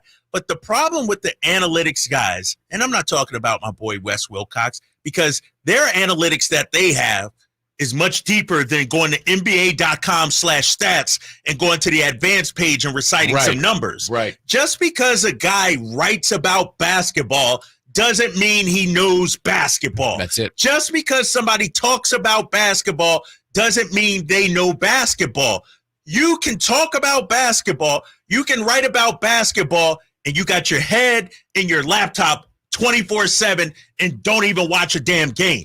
That's what That's what I feel like is going on when it comes to sports writing nowadays. You got a lot of people that don't know the game. They just know what they see on their laptop or their phone, and they try to use that to push down a team, not give a team its props. And Jay, we've talked about this in CG. One of the best to do it in the NBA is Tim Legler, because when he makes his points, he's not looking at usage rate, isolation numbers. He's talking about what he sees and what he thinks. Don't use NBA.com stats as the crutch that props up your argument. Tell me something more. Tell me something different than that. Let me tell you something. And folks here don't know me, but 20 years ago, before I got into media, for years, I was on the professional stage. I was a classically trained actor. And one of the things that makes actors nuts when they read a review is they read a review from a guy who is paid to do dramatic analysis and has never been on a stage, has no idea what the overall creative process is from the day that you're at the table read to the day that you get in the rehearsal hall to the day that you are on opening night. And when I read some of these reviews, wait a minute, you didn't see what I was doing. You didn't feel it. Same thing happens with what you just explained, that you have people who are analyzing it, critically analyzing it, but either have never played the game or they're not watching the game enough. And people have made careers out of this. Yes. And I know I'm coming down hard on the analytics guys. I'm not being like Charles Barkley and hate analytics. But to me, analytics I use as a tool in addition to watching the game, in addition to talking to the players and the coaches and the people. Nowadays, you got guys, all they do is say, oh, this Domantas Sabonis can't play defense because his defensive rating is this and that. But watch the game. How about the guys getting blown by on the perimeter? that puts Domantas Sabonis in a tough spot. Like, they don't factor into that. And so I don't know. I've always said too, and I'm going to take a step back because I'm getting fired up. But do I blame the analytics people, or do I blame us as consumers for allowing that and believing some of that stuff that they're writing and buying into it? Well, when we're watching a team that is playing badly, and we talked about this yesterday, and fans say, you know what, the way that we can make a statement is by not showing up, but we keep showing up. Similarly, Right. that's your point. Yeah, you're right about that. Jay, let's get to the phones right now, man. Ted is on line 1. Ted, you're on with Drapes and CG, man. We're talking about these NBA.com offseason power rankings. What say you? Hey, CG. Hey, Drapes. Hey, man. Hey, I think we spend way too much time worrying and fretting about all these analytics and the power rankings and where we're going to line up. I think we just need to sit back, enjoy the show, and let the team prove where they belong in the rankings. And if we're worried about, adding DeRozan and still finishing below the Warriors, it's because we have a history with this team, and I've been here since the beginning. We have a history with this team of doing less with more. So let's just not worry about the rankings, and let's let the actual records speak to the rankings. We missed the playoffs last year, for crying out loud. We should not have done that. So I think the first step for us is silence the critics, to rise in the rankings. Let's actually make the playoffs. And for the first time in how many decades, let's actually win a series. I think that might help. You know what, Ted? I hear you. And I agree with you. In order to shut the national media up, the people that diss Sacramento, we got to step our game up. Step it up. We got to actually win something. Yeah. I agree with you. And I feel like we're on the verge of that. You said we've done what? More with less? No, less with more, I think Ted said. Less with more. We haven't had more here. That's right. It's been the other way around. Yeah. We've been trying to do more with less, but it's turned around right now. I just feel like, and I'm going into my 5th season. Is it my 5th? Dang. Look at you. 5th season with the Kings. My God. Everybody ready for the stats? You might be official now. I know, right? We might accept you officially now. I think I get 3 weeks vacation now or something like that for that 5th year. You're not on probation no more, man. No more probation. But I'm one of the things that when I first came here, I tried to fight against is this, how should I put it? This complex here in Sacramento that we're not good enough. Mm-hmm. And I started off, first 2-3 years, Jay, even last year when I started the radio show. Who gives a damn what these other guys think? Who cares what ESPN, Stephen A. Smith, all these people think? And now I get it, Kings fans. After a while, you just get tired of it. Yeah. You want to say to yourself, damn, we're not the whipping boy anymore. We had an all NBA performer, Domantas Sabonis. We had De'Aaron Fox and Domas last year, 2 seasons ago, all-stars. Like, we are no longer the laughing stock of the NBA. Right. Now, one thing Jay has brought up that I want to, just revisit is that our stars, they don't move like stars, though. Mm. And is that part of the problem? You know what I mean? For instance, De'Aaron this past season talked about how he couldn't give a damn about making Team USA. Mm. But now that Olympics are going on and I'm watching, I'm like, damn, I wish De'Aaron would have been there. Mm-hmm. I wish the Sacramento Kings would have been represented. Our owner, Vivek Ranadive, is in Paris right now posting pictures wearing his Sacramento Kings gear. Like, I think whether it's the organization, media relations, broadcast partners, we have to do our part to kick down the door and make sure people recognize what we have going on. We can't just expect it. We got to demand it. I think about the times that you see people on Twitter, on X, whatever, Yeah. saying in their bio, comments are my own. They don't represent anybody else, my company, and so on. But they do. Mm. They do. And for De'Aaron, every time they would have mentioned his name in the Olympics, immediately people think of Sacramento Kings. Right. Sacramento, California, Golden One Center, Light the Beam. All of that comes into play. And I think with social media, everything there's so many things that you can do to push the blueprint out there. Push the product, push the brand. And with a De'Aaron Fox, he to me, as someone who lives 169 miles from here, when I think of the Kings, I think of him. Right. He is the guy who I think of. And I would have loved to see him on Team USA, interacting with LeBron and with Jason Tatum and all these guys, and showing everybody around the country that maybe had a different view of the Sacramento Kings. He's on who? That guy's good. Right. And I think the more opportunities that De'Aaron Fox and other guys on this team can be more visible. More visible. That does nothing but heighten the marquee status of this franchise. You put that up there and you start winning like they have been, and then they start winning more. Right. Then you got something. Fellas, how do you change it though? And Drapes, you've been, like you say, you've been there 5 years. I know we've kicked this around a few times in CG. You are new to the game here with Sac Sports 1140. But I guess my question is, how do we change it when we have guys, and De'Aaron better than all of us, to the best of my knowledge, Drapes. Like De'Aaron, to me, and I'm not saying he can't get to that level, but De'Aaron's not the type of guy that wants to go be at the red carpets at the ESPYs. And maybe he is, and we just don't know that. Domas is not that guy. Domas is okay being up in Napa, inviting the likes of Kyle Draper and De'Aaron and Kevin Herter and sipping some wine. These guys don't want to go to the ESPYs. These guys don't seem to, and I should, because it's not a for sure. They don't seem to want to go to the ESPYs. They don't seem, as you just talked about, De'Aaron playing for Team USA. Yeah. You can't, and no disrespect to Derek White, you can't tell me De'Aaron couldn't be Derek White for Team USA, right? Right. Come on now. So, how do you, I guess my question to you guys is, how do we move the needle? Because I've also been the one that says, Sacramento, we got to change our mindset, the fans as well. But how are we looking for our players? And I think that's where DeMar comes and helps us too, though. I think that's a great question. And I think one of the things you do, you don't have to go to the ESPYs. You don't have to do those kinds of things. You have to sit with De'Aaron and say, what is your comfort zone of these 5 things that we can try? What environment can we put you in that you're going to feel comfortable in?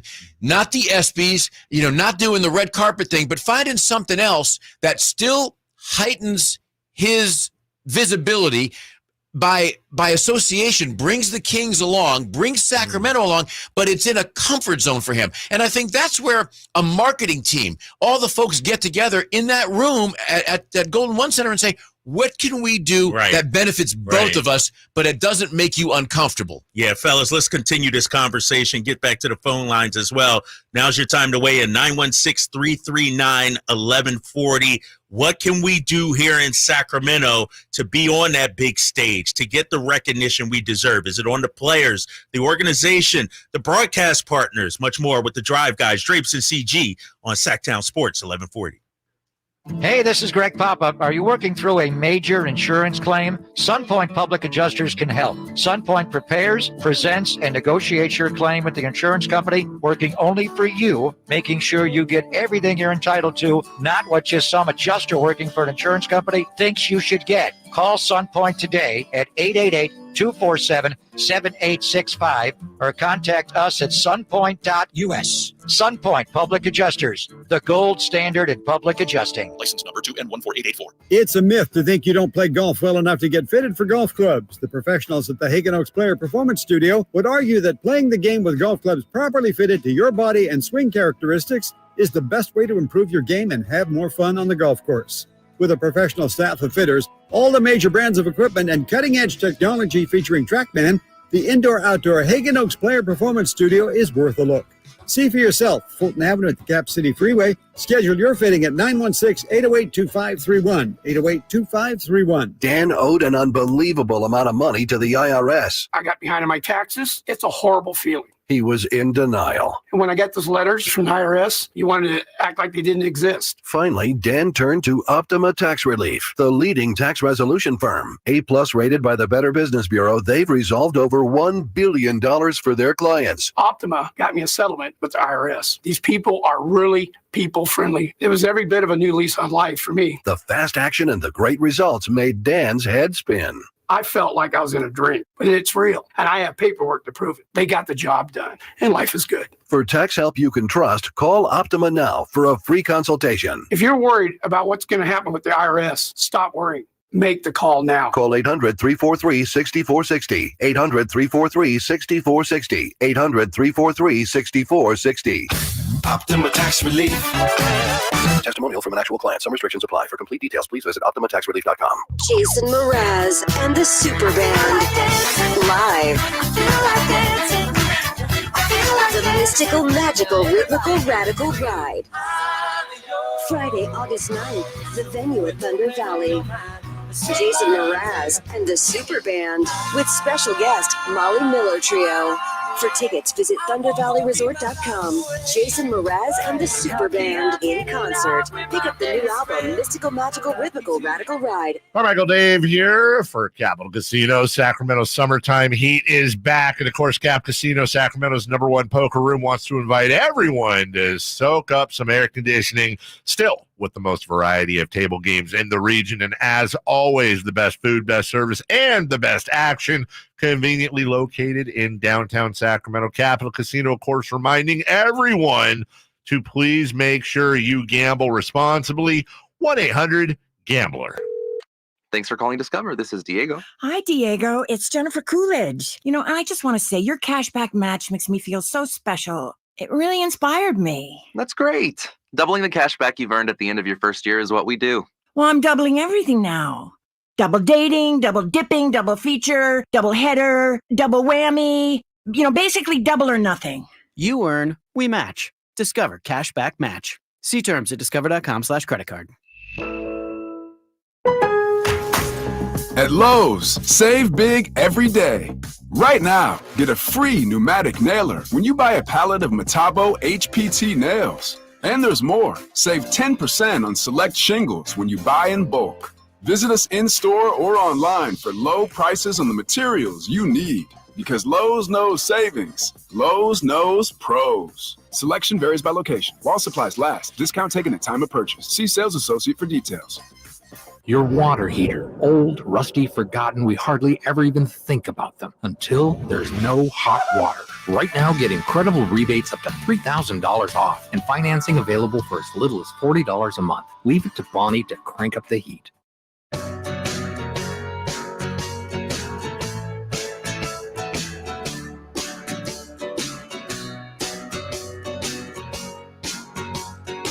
Your flagship station for the Beam Team, Sacktown Sports. Along the drive, and you told me we never survive. Grab your mother's keys. Drapes and CG here as the Drive Guys, Sacktown Sports, 1140. Hit us up, 916-339-1140. Check us out on the text line as well and the YouTube chat as well. You know this song right here? To turn my mic on. How many years been on radio? I know, right? I do know the song, but I can't place it. I've heard it. Hey, who we got right here? Who we got? Arcade Fire is the name of the band, and Suburbs is the name of the song. What made you go with this one, man? Because you know, I know it's always something behind it. What made you go with this one? You know what it is, fellas, and that I'm kind of showing my hand like we're playing a card game. Most of the time, if you pay attention, I normally go two hip hop / rap, an R&B, and then a rock. Because we have, 4 breaks. So I always try to, please all demographics. So what I'm a big with rock. When it comes to music, I'll be completely honest. I'm not very wide open. Okay. Like all I pretty much listen to is hip hop, rap, reggae, R&B, a little, what they consider, I guess, old school, what we call 670s, stuff like that. Okay. Every now and then something off the beaten path, like because of my daughter or wife or something like that. When it comes to music, I'm not very open. Nothing wrong with that. I know that. Right? I noticed that. Yeah, I've noticed that. So with rock, I have to go do research. I actually do research to see what people listen to. Okay. So that's how I come across these different bands.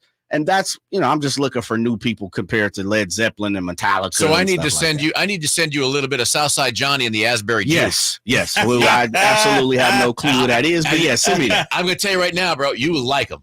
Really? Oh, yeah, they can bring it. Yeah. And are they current? Are they 60s, 70s, 80s, 90s? They're 70s. Okay. They were a warm-up band for Springsteen. But they're a lot more ragtimey, up-tempo, bluesy jazz. Oh, I'm with all of that. Yeah. They're cool. They're cool. How come you never play Taylor Swift? No, and this is a serious question. Outside of just asking for it, you don't play it. No, because I'm not a fan. And this is the great part about being on this side of the glass. I can control certain things of the show.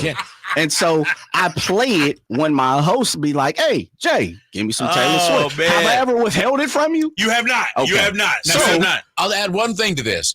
Now, your boss was my fantastic producer at ESPN down in Fresno. Okay. And I always said to him, he knew the genres of music I like. It was pretty wide. I'm pretty wide open, but I always said, you'll never hear me tell you a song to play because you're hearing the show differently than I am. Jay, you're hearing the show different than Drapes. So it's, to me, Drapes, you may feel differently, but to me, it's always better for Jay or the producer to be hitting the bumper because he's feeling the vibe of the show differently than we are in here. Now, I kind of disagree, but Okay. I'm going to ask you guys because as the host, I feel like it's the producers, it behoove him to play something the host are going to be vibing to, come back excited to hear instead of being like, what the hell is this? I got you, and I agree with you there. A great producer knows what you want, knows what you like, and is not going to play something out of your parameters, out of the Drapes parameters. That's my thought about that. I'm kind of down the middle. I play a lot of things for them, hence why I normally ask them guys, give me a song for the day or whatever, or a song for an hour, 9 times out of 10. But I also play things. I'm like a DJ. I also play things for our listeners as well. We're not just trying to please ourselves all the time. One of the worst things you can do is when you go to a party and the DJ's playing music they want to hear. Likes, That's right? It. He or she likes. That's the worst you could possibly do. So I'm always trying to pay attention to what our listeners vibe to. I definitely pay attention. Like one of the things I always look at my guests to see if their toes are tapping, hands are clapping, heads are bobbing. If it's like, that's a miss. And even if it's not, I look around, I'm not privy to YouTube enough because it's always moving and I'm doing other things. But I look at our text line, people tweet at me, people say things to Drapes or Whitey and stuff like that. Mm-hmm. And so I try to take that into consideration. And the other part about this too, fellas, when it comes to our music, again, because I'm not diverse in certain things that I listen to, I get out the box. So sometimes it's something where it's like, man, I don't know if people are going to listen to it, but I'm just going to try it. Try it out. Right. Yeah. And if it sticks, it sticks. It doesn't. Hey, listen, it was 30 seconds. No big deal. You know what we call this right now? What? Pulling the curtain. Yes. Yeah. I love that, man. I love it. Because I'm sure people wonder, like, man, what made Jay play this song? What made him play that song? Love it. Did you hear about my girl Taylor Swift having to cancel her Vienna shows because of a planned terrorist attack against her? No. Yeah. Really? There was 3 shows in Vienna, Austria. She had to cancel due to government officials' confirmation of planned terrorist attack. That's serious, man. That's serious. Wow. Yeah. Let me ask you, Drapes, and maybe you are qualified to answer this, CG. I'm not 100% sure. Are you a Taylor Swift person? Are you a Swiftie? I'm a Taylor Swift fan. So you're a Swiftie? I have become a Swiftie. Okay. I took time to listen to her music, watch her videos, get to know who she is or from a distance, what she brings to the table as a person, and I dig that. I like what I see on stage. I like that she pushes kindness. I think kindness, a lot of people act like, oh, don't be soft. No, kindness isn't about soft. Kindness is about treating people with respect, and I like when I see her at a concert and somebody is getting roughed up by a security guard for no reason, and she steps in and says, don't you do that to one of my fans. I like that. I'm with that. Totally respect that. That means she's not bigger than who she is Right on on. the That's platform. I definitely respect that. And you guys are talking about behind the curtain, Jay. I was out golfing this morning. Went out golfing super early, like Where'd you go? 5:50 Empire Ranch, Okay. right there. That's right impressive. by the That's crib. impressive. Yeah, golf 9 holes, and I was golf by myself because nobody's out there that early. Yeah. Really, the whole 9 holes. Taylor Swift, anti-hero is going through my mind, bro. Like, so when you say it's Drapes is Swiftie, Yeah. yes. Why? Yeah. Okay. This is my question to you when it comes to the Swifties. I guess both of you guys can answer this. It's Beyonce. It's Justin Bieber. It's, these type of artists, Ariana Grande, Celine Dion. Like, it doesn't matter what they put out. it doesn't miss anymore. You mentioned one name there, though, Okay. that I'm going to say is at a different level vocally, and that is Celine Dion. That woman has an operatically trained voice, and that performance, considering the neurological issues that she has had, I didn't see it. Oh my For the God. Olympics? When she was on the middle level of the Eiffel Tower and she was belting that song out, man, I'm getting chills right now thinking about it. She is at forget the level of stardom. Vocally, she is at a different level than just about every other artist because she can do things. She has a multi-octave range that Taylor doesn't have, that Justin doesn't have. Beyonce, she probably can do a lot more than she shows. Beyonce just is Beyonce, and she just makes heat all the time. She kills it. Yeah. But yeah, Celine Okay. Dion, she's killer. Yeah, I mean, we can definitely go, the Dales. There's so many people. Yeah. My question to you guys as Swifties, would you be honest if she came out with a song that and hear what I'm saying, personally you guys didn't like, but the fact of like, yeah, that was a miss? Because see, this is, and my question I propose this question because Beyonce put out the country album. You didn't like that? I wasn't feeling it. That's what she started with. She started as a country artist. She's from H-Town, Houston. I get it. Yeah. Roots. She's from like Pennsylvania. That. Well, she's she born ain't and claiming raised. it. Yeah, but she's born and claiming raised. Yeah. She's claiming. Come on now, get your Philly roots out of this. She's from Houston, man. She wouldn't even claim PA if she wanted. No, to. who you talking Beyonce? Yeah. Oh, Beyonce. I'm sorry. Beyonce. I'm sorry. My Yeah, bad. y'all talking two My different bad. people. Okay. Yeah, you talking about Taylor Swift. Yes, sir. But what I'm saying to you is this: because she's gotten so far, she'll never be like, no one's ever going to say anything wrong about Taylor Swift anymore, unless you are an absolute detractor of Taylor Swift. As Swifties, would you admit, you know what? Yeah, Taylor, you missed on this one. And not personally, not just because you didn't like the song, but would you say that? 100 times out of 100. And if you played something right now that I didn't like of hers, I would tell you that. I think it's important to be honest. But see, so again, not to cut you off, you're saying personally. Like, if this was an overall, because one thing we could talk about, and I'll use the Drake and the Kendrick situation. Okay. Most people were like, Drake put out a couple things we respected, but it didn't hit hard, right? It didn't hit where it needed to. What I'm saying is if Taylor Swift puts out something and the masses are the masses prepared to say, yeah, that's a miss? Yes. Well, what? I think they have, Jay. Really? Yeah. And I have to go back. I'm looking at her albums now. She had Folklore and Evermore. I think, those albums in 2020, those didn't hit. Yeah. Those missed. She needed a comeback. Like, she had fallen off a little bit. What's falling off, Drapes? What's falling off? Taylor Swift falling off?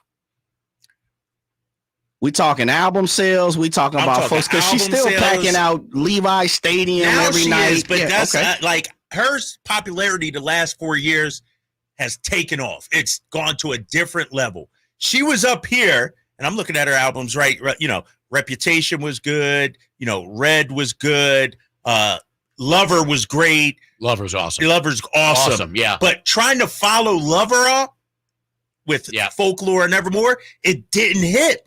And so she needed to come back with a Midnights or, 1989 was great. That was a great album too. That was, she did fall off for a bit, Jay, but now I think she's at the stratosphere where she'll never fall off. I don't know. Okay. I don't know if she will. I feel like, and not comparing her, I'm not saying she's this guy, but Michael Jackson, when you reach a certain level, oh yeah, anything you put out, people going. That's what I feel about it, though. Yeah. Like, when I was in Philly, when I was a kid, I was a DJ across the river in Cherry Hill, New Jersey, at a place called Someplace Else. And this was the disco era.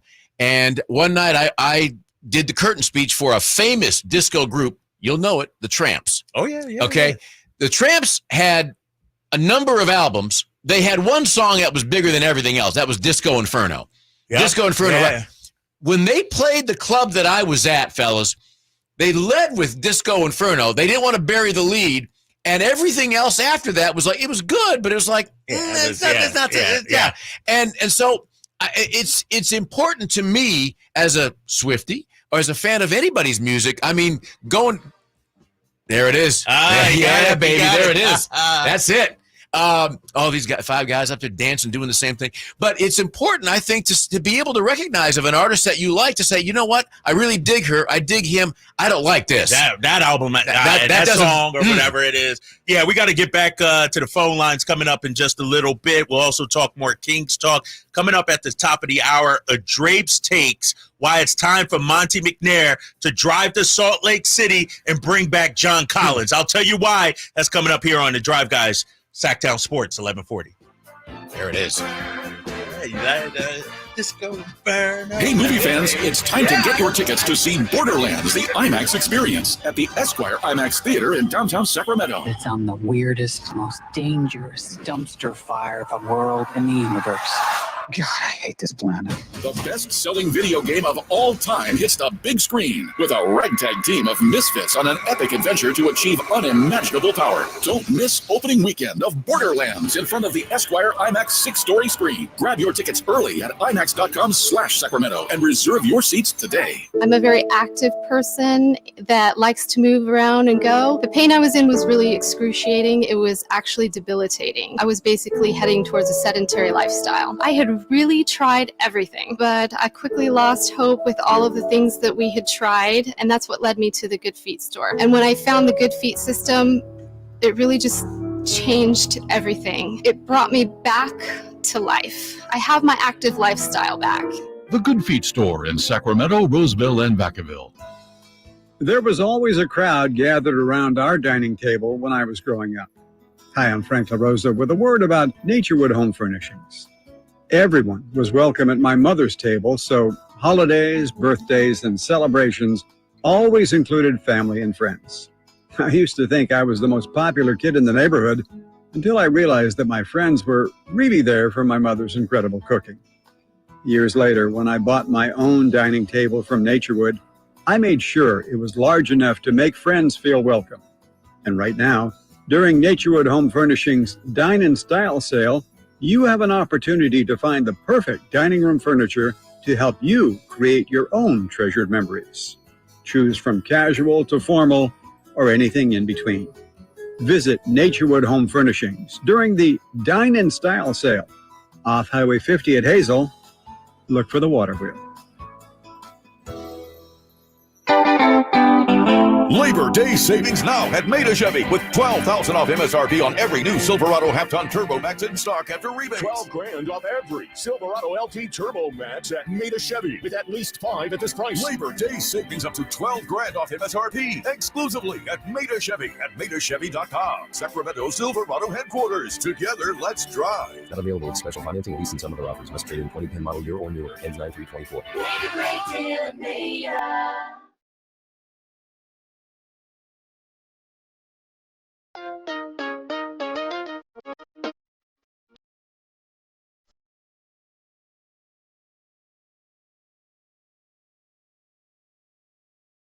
Drive Guys, live and local. Every afternoon, Monday through Friday on Sacktown Sports.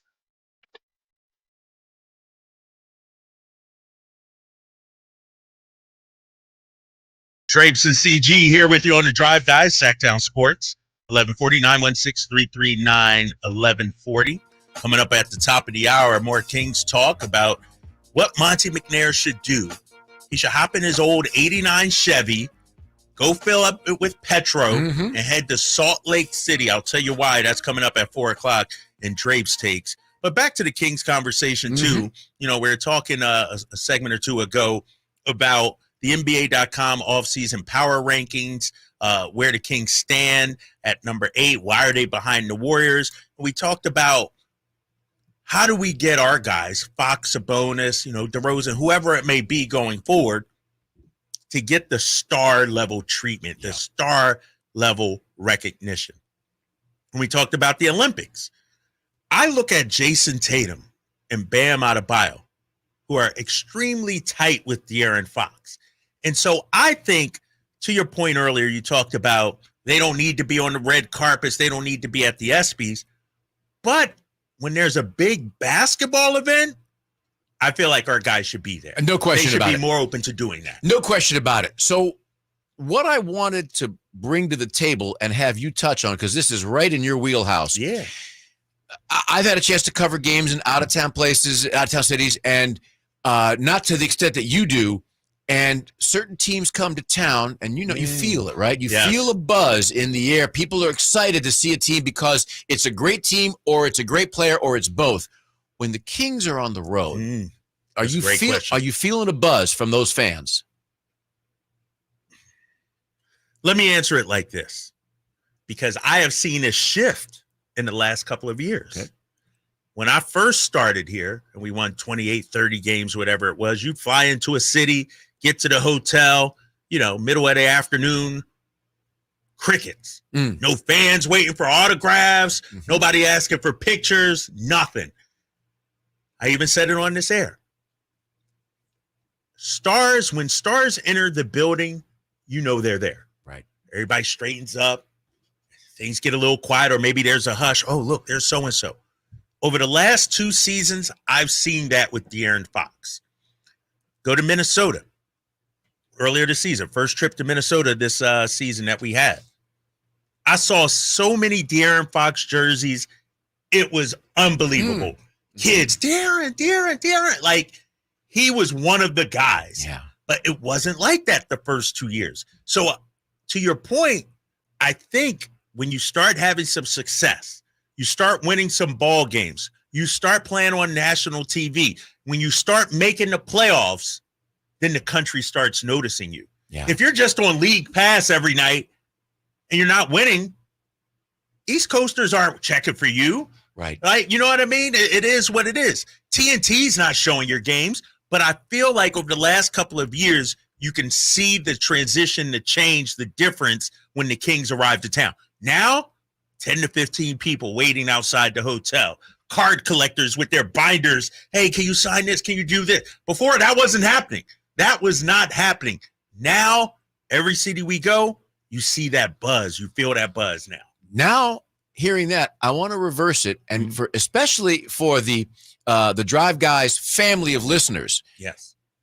When I watch a game that's at the Golden One Center, here's what my take is.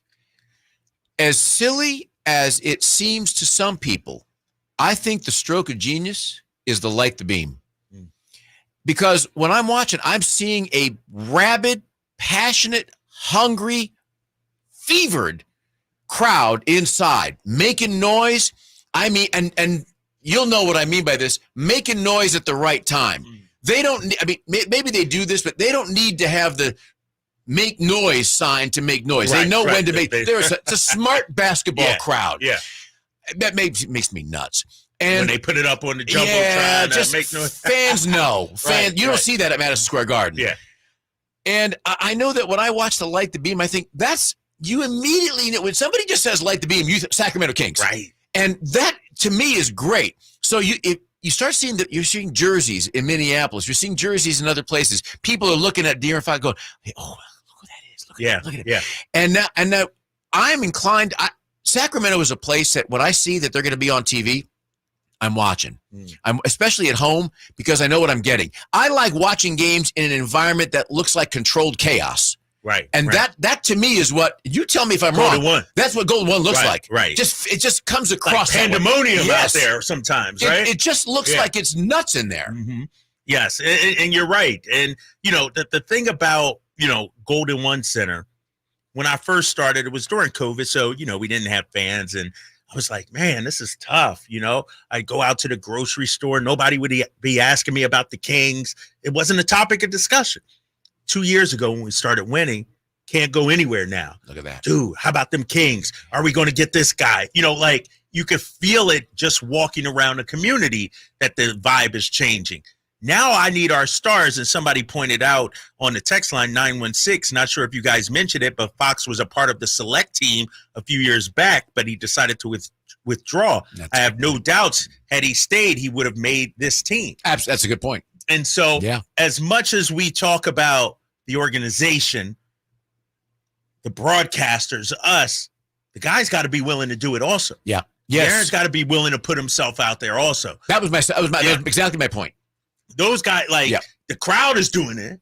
The organization, the experience is off the hook. You ask Tony Jones, a tremendous writer out in Salt Lake City for The Athletic, he calls Golden One Center the best experience in terms of watching a basketball game, the energy of the crowd in the entire league. And this is why, and I'm so glad we hit this on Monday, that list is garbage with Yelp, Google, and Facebook putting Golden One Center at like 86, because that is exactly what Tony said, is exactly what I feel when I'm watching on TV. It is leaping through the screen, the power of that home crowd. It's like that electricity you get when you see a game at the Garden, when you see a game at TD Garden, certainly in Philly. That place is electric. And I think that I really believe Sacramento has gotten to that point. To me, it's more electric than the Warriors in Chase. The Warriors in Oracle, that was a cool environment. The Lakers, come on. Now, crypto.com, first of all, the crypto.com, if I would have said, no, I don't want that money. I don't want that money to change it to credit. It's Staples Center. But that crowd, to me, is not as electric. It's not electric. It's a different vibe. It's totally different down there. Hit us up, 916-339-1140. Jay, let's get to the phones real quick. Trey's been hanging on line one. Trey, you're on with Drapes and CG. My man Drapes, man. What's going on, What's up, Trey? What's up, family? Oh, man, just chilling, man. In the Bay Area traffic again, but, listening to you guys makes it go faster. Appreciate that. Right on. So, look, yesterday, I wanted to call yesterday. I was too busy at work, but I wanted to chime in on the Dream Team matchup against the 2024 team. Yeah, what you got? So, you said Drew Holiday, you would try to put him on Jordan and try to check him. First off, they probably wouldn't use just him. Right. Probably be a combination of people. But, and I got much respect for Drew Holiday, but you remember when he played for Milwaukee, you know how Jimmy Butler did him, right? He cooked him. And that's what Michael Jordan loves to do, is cook people. You said, you got Ant-Man, okay? Hey, it was a big-time player, Isaiah Ryder, that played for Minnesota. Or Garnett pissed, excuse my language, but he PO'd him off, and Jordan cooked him.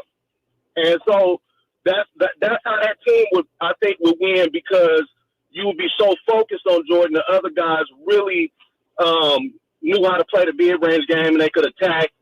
I understand the skill level is different, but as much as you can win by threes, you can lose by them too.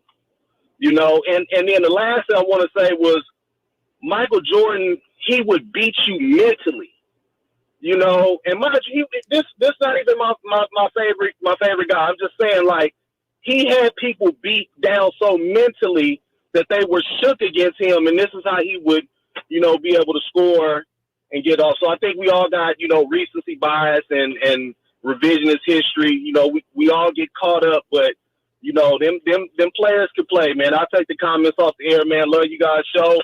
Appreciate it. All right, Trey. Appreciate that. Here's the thing about Jordan, though, that he had a good, we're talking about winning championships, a good 6-year run, 3-3. Yep. What happened in 85, 86, 87, 88, 89, 90? Like, people think Jordan's career was only the 6 championships when he lost a lot too. What did LeBron do in his first years in Cleveland? If I'm correct, by year 5, LeBron led them to the championship and the title against the Spurs. Year 4, against the Spurs in 2007. And so I think when you look at Michael Jordan, tremendous scorer, I give him that. Great defender. I'm going to give him that as well. Okay. Not much of a playmaker. Not much of an assist guy. In my opinion, did not make teammates better. Sure, Paxson will hit a shot here or there. Kerr will hit a shot here or there. But people had to alter their game to play with Michael Jordan. I'm reading the Scottie Pippen book. And Scotty's a little jaded right now, a little pissed off at Michael. Yep. I just feel like people act like Michael can climb skyscrapers, dunk on 8 guys, hit half-court shots. Like, the dude was not a perfect basketball player. When the Bulls did their three-peat, those 3 years combined, they averaged something like 106, 107 a game. Michael did not average 106, 107 points a game. Right. He had help. I at the risk of going down and doing that, I know we're getting near the top of the hour. I just have to say one thing. Okay. For the benefit of Trey and everybody. I just sat back here eating popcorn, watching the evolution of reactions that you had as Trey was rolling out his point. So it started with the hand to the forehead and rubbing his forehead, and then he moved his hands carefully away, and his eyes had gotten bigger. He actually pulled off some of the stubble on his face, and then his hands started to clench and open, and then it was all working together. Right. And it looked a little bit like Pacino and Scarface. You had a whole thing happening there. Well, here's the thing, CG. I'm trying to work on letting people finish their thoughts. Of course. And you saw me bubbling up. I did indeed. You saw me ready to explode. But I wanted to be respectful to my guy, Trey. So that's what that was. Because I felt like at any moment we were going to have Marv Albert going, on fire. I was almost there. Hey, I will be on fire next segment because we got Drape's takes. The one guy, Monty McNair, needs to hop into his car and go get right now. He will make the Kings a championship contender. I'll tell you who it is next here on the Drive Guy, Sacktown Sports, 1140. I didn't ask to be thrown in the streets with nowhere to go. I didn't think I'd survive. But I did ask for help, and Covenant House was there for me. 1 in 10 young adults will experience a form of homelessness this year. For these kids who didn't ask to be put in this unthinkable situation, Covenant House is there. Covenant House helped me break the cycle of homelessness in my family. They gave me the love that I needed. Over 2,000 young people will sleep safely in a Covenant House bed tonight. When youth who are experiencing homelessness have a hot meal, a safe place to sleep, medical care, and love, they can overcome heartbreaking challenges and have a brighter future. They just really genuinely just wanted to help me succeed, and I'm succeeding. I'm a speaker, I'm an author. Covenant House really helped me and really helped mold me into the woman I am today. If you or someone you love is asking for help, go to safeplacetosleep.org today. I'm Ken Korak with your Green and Gold Report, brought to you by Xfinity Mobile. Connect to the most reliable 5G network nationwide. Well, with the A's starting rotation in flux for much of the year, left-hander J.P. Sears has been a constant. In fact, he hasn't missed a start going back to the beginning of last year. And when he beat the White Sox to begin the A's most recent homestand, that meant the A's had won 6 of his previous 7 starts. And during those 6 wins, his ERA was 1.73. Want to save on some of the biggest names in streaming on the network made for streaming? Now through September 21st, get 150 megabit Xfinity internet for 12 months with a 1-year contract. And for just $15 a month, add the new Stream Saver. That includes Peacock, Apple TV Plus, and Netflix for just $35 a month. Switch at Xfinity.com today. Restrictions apply. Requires paperless billing and autopay to store bank account. Equipment taxes and fees extra. After promo, regular internet rates apply. Currently $54 a month. Actual speeds vary. Stream Saver requires Xfinity internet or TV and price subject to change. Why choose a Sleep Number smart bed? Can I make my side softer? Can I make my side firmer whenever I want?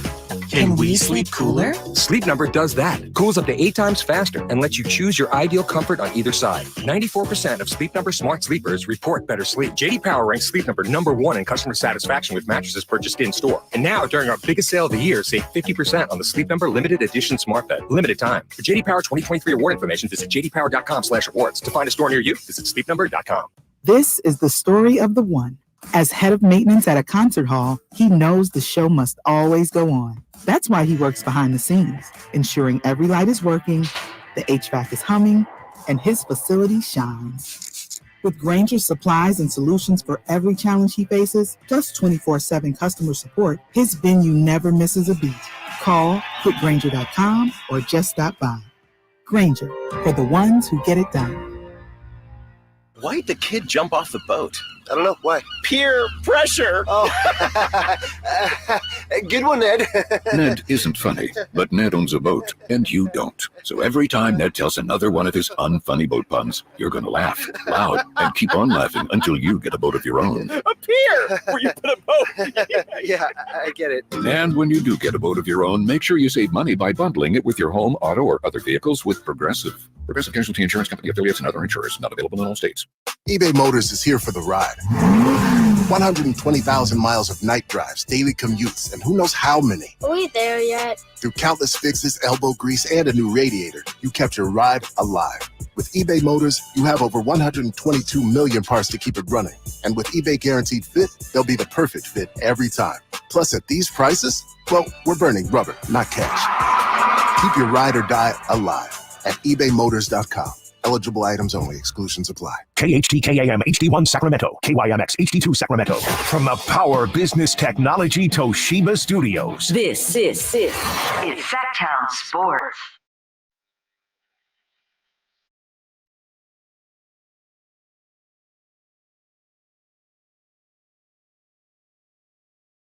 The only station in Sacramento giving you local sports coverage from 6 a.m. to 6 p.m. Monday through Friday. Sacktown Sports.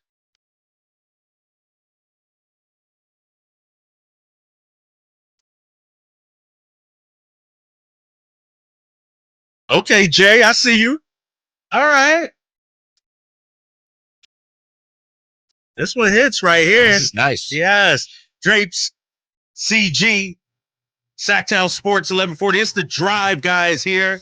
2 hours down, 2 hours to go. Coming up next hour, we got Grant Cohn, Niners reporter, with the latest on Brandon Aiyuk. If you're waiting for some breaking news on Aiyuk, ain't nothing to tell you right now. Nothing. You know, it's a lot of smoke, but ain't no fire yet. But as soon as it breaks, of course, we'll have it for you here on Sacktown Sports 1140. Coming up, we got Drapes Takes. The one guy, Monty McNair, needs to load up the Winnebago and go rescue. That's coming up in just a little bit. But I guess, Jay, people lining up on this Jordan 92 2024 debate. What's happening? You better get your Wu-Tang on, protect your neck, because they coming.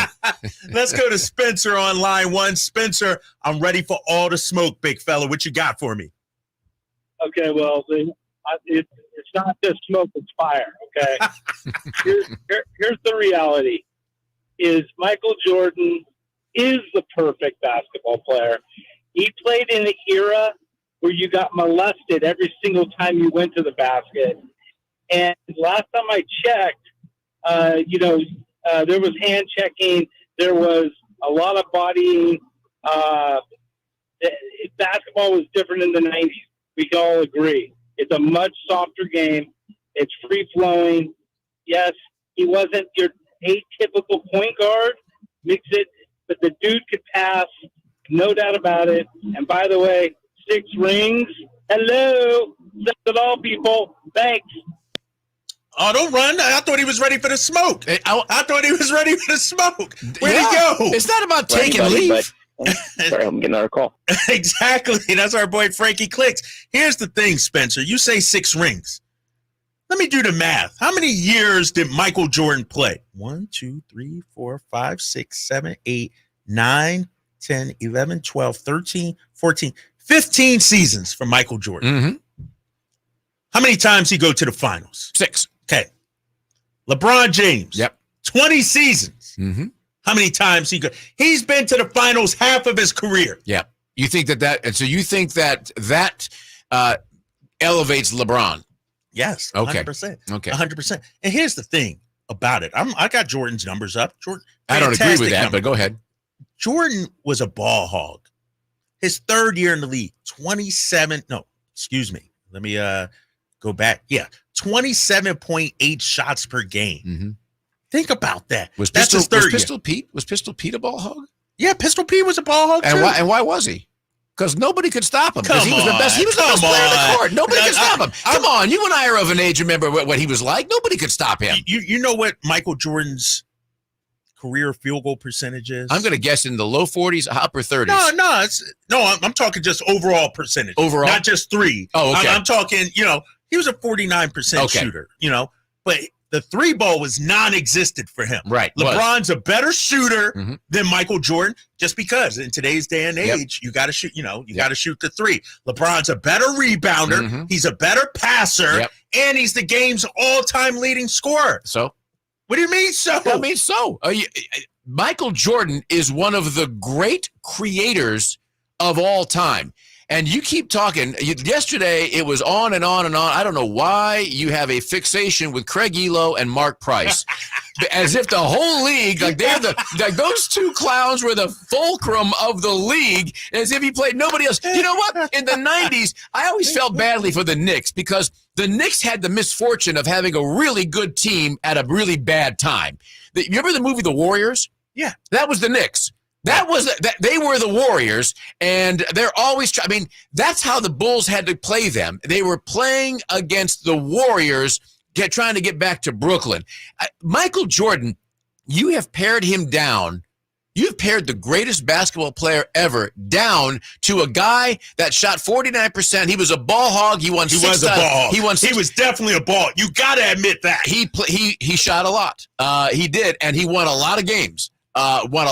Created a lot for that team. I mean, I don't know.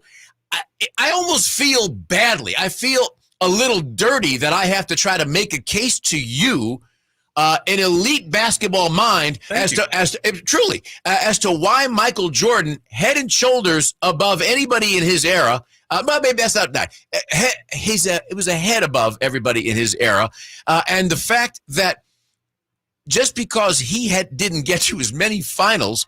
I mean, that if we're looking at that, you can say, well, yeah, but LeBron lost how many? He's lost 3, 4, 5? No, he's lost 6, but that's the thing.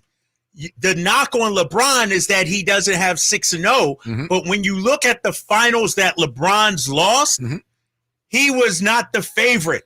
His teams weren't better except the one when they lost to the Dallas Mavericks and they should have beat. That's the one where if you want to give LeBron some smoke for it, give him that. Other than that, Jordan's teams were the favorites in those finals. He's supposed to win them. Right. Where does the organization itself, though, come into play? Because when you look at teams that have gotten to finals, we can talk about. Yeah, Cleveland was a dog organization. His first stint there. You can look at it every sport, and you look at teams that have had loaded with talent because the owner went out and got that talent, and the percentage of championships versus times that they didn't get there. I mean, I'm looking at the Bulls. And I'm predisposed to Jerry Reinsdorf. I mean, I've got a bias against him. An argument can be made that they didn't do a good enough job of putting players around Jordan until they got to the late 80s, early 90s. And I think the best thing that ever happened to the Bulls was the Detroit Pistons. Jordan said it himself. He said, we realized that we had to stop making excuses, complaining about this, that, and the other thing. We just had to toughen up and go out and try to beat them. Man, we touched a nerve. I'm sorry. People are upset with me. But 916, Michael only got to the finals when he was supposed to. LeBron took teams that weren't supposed to get there. That's what I'm talking about. Right. 07 Cleveland Cavaliers. Come on now. Judas Ilgauskas? Come on now. You know what? The ghost of Shaq? The debate isn't about LeBron being some kind of inferior player. He's not that at all. He's one of the greatest players of all time. The debate, the discussion, the point of reference is 92 better than 2024? We'll never know. I say they are. You say they aren't. But you know, a lot of the reason why people are saying 92 is better, the first thing they say is Jordan. Yeah. Well, I'll say LeBron. To me, LeBron's the GOAT. To me, LeBron's the greatest. If I'm starting a franchise right now, in their primes, give me LeBron. Yep. LeBron James in Miami was a monster. He was a monster. Casey is on line 1, Jay. Let's get on with Casey. Casey, you're on with Drapes and CG. Man, I've been trying to get on for 2 or 3 days now to talk to you about this. I got you, big fella. I hope this is just a bit because it's a slow season and you need to fill some airspace because if you really believe in what you're saying, man, first of all, if you want to compare 92 to now and you want to compare players in their prime, you have to take, the guys now are in their prime. So if we took the guys from 92 and put them in their prime right now, they would have all the strength training. They would have all the muscle training. They would have everything that's better now that they didn't have back then. Jordan wouldn't be going out smoking cigars till 4 a.m, gambling and doing that. So every player from 92 would be actually better than they were in 92 right now. And every player in 2024 would be worse in 92 because LeBron would be doing the same thing Jordan was doing. LeBron spends $1 million a year on his body. They didn't do any of that back then, and they were still balling. And you try to act like LeBron didn't have players. Michael Jordan had Will Perdue, Luke Longley, Bill Winnington. I mean, these guys are nobodies. Judd Bushler and Steve Kerr hit a couple big shots, but they were nobodies. You want to act like Michael Jordan just had stars around him. No, but you're making my point for me, Casey. The reason why Jordan struggled early in his career, if I'm hearing you right, is because, and I'm hearing CG right, he didn't have the team around him, right? He the talent around him. Well, the reason why LeBron didn't win 8-9 championships because his teams weren't as good as the teams that he lost to. But his teams, the thing about with the Bulls and by the way, I think he made a great point about the things that the NBA didn't have in the early 90s and what they would have now if they had the advantage of all the things that LeBron and what have you had. Jordan. It became Jordan and the Jordanaires, right? I mean, that's what we all talked about. Yeah. It was Jordan and the Jed Bushlers and the Weddingtons and so on. And Jordan still managed that team. Those teams didn't do anything until they got to Detroit. They couldn't get through Detroit. They still hadn't assembled a good enough team. And then finally, when you had Jordan and some talent around him, when you had Scotty, when you had Horace Grant, right? And then they bring in Tony Kukoc, who was. I don't think that Tony was ever as great as a lot of folks thought he was, but Tony did what he had to do.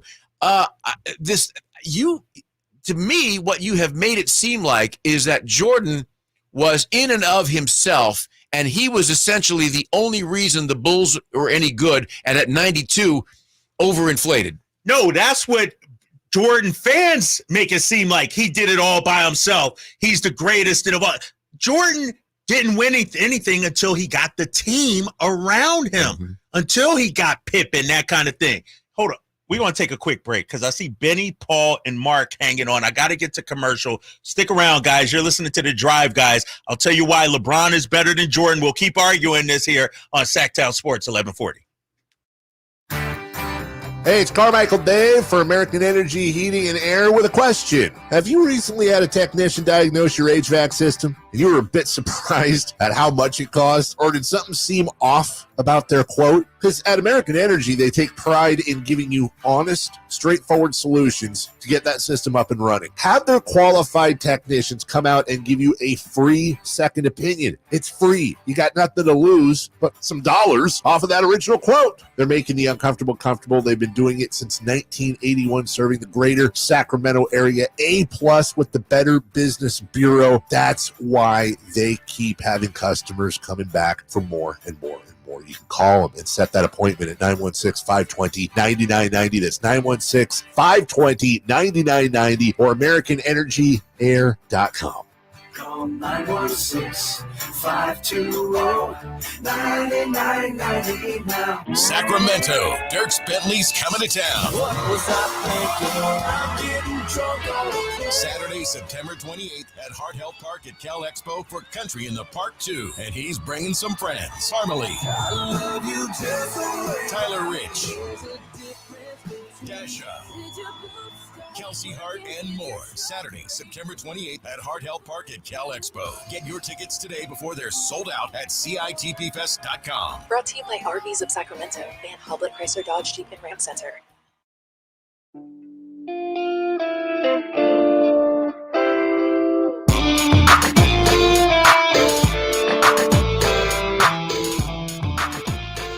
Live and local, it's The Drive Guys. Watch the show on youtube.com/Sacktown Sports 1140.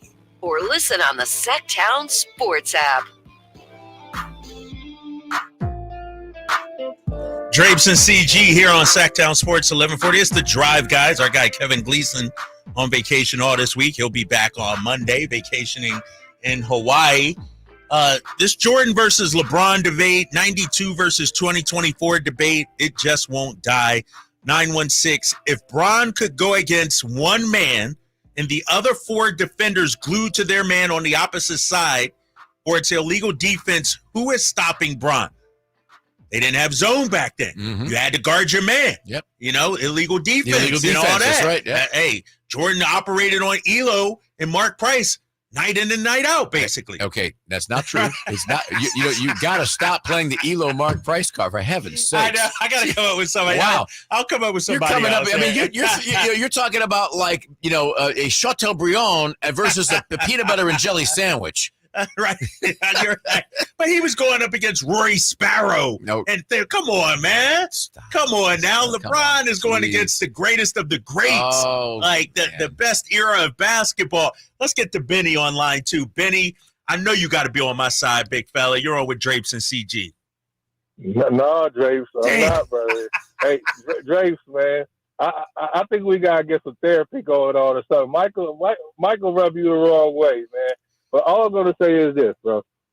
Michael Jordan, what sets him apart from LeBron James, always sets him apart from LeBron James, is what coaches want right now. Michael was a dog.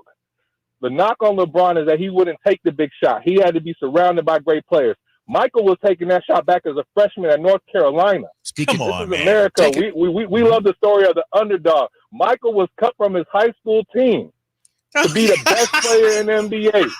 LeBron LeBron is an oversized two guard that searches for a mismatch his whole entire season, his whole entire career. He's the only player that's been catered to in that particular way. Oh, you want to play the point? I remember them. Who was the point guard out of Duke? Stealing the ball from him in Miami, trying to run the point because he wanted to bring the ball up the court.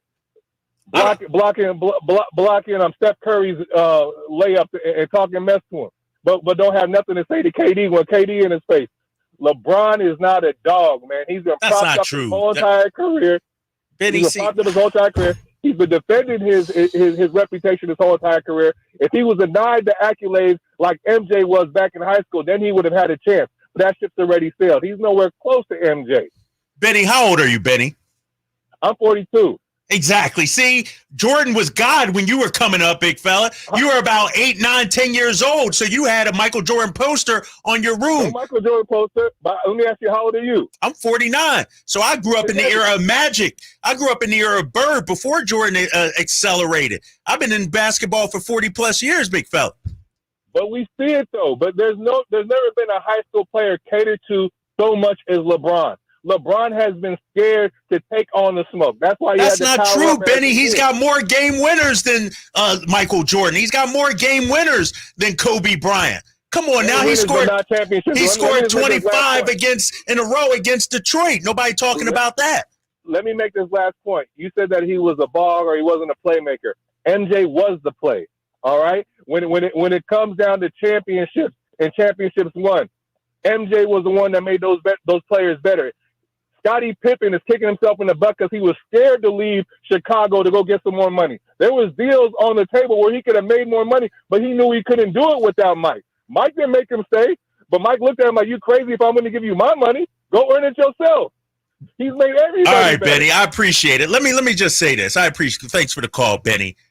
Benny must have just watched The Last Dance or read the Jordan autobiography. And so he talking about he was cut from his 10th grade squad. He grew up in North Carolina and back. He didn't even have shoes when he was a kid. Dog, come on now. Stop. That's what I'm talking about. Stop romanticizing who Michael Jordan was. He's a great basketball player. I'm not saying he wasn't. He's probably number 2 on my list. But in terms of a basketball player, if I'm building a team, and nobody talks about LeBron's basketball IQ, fellas.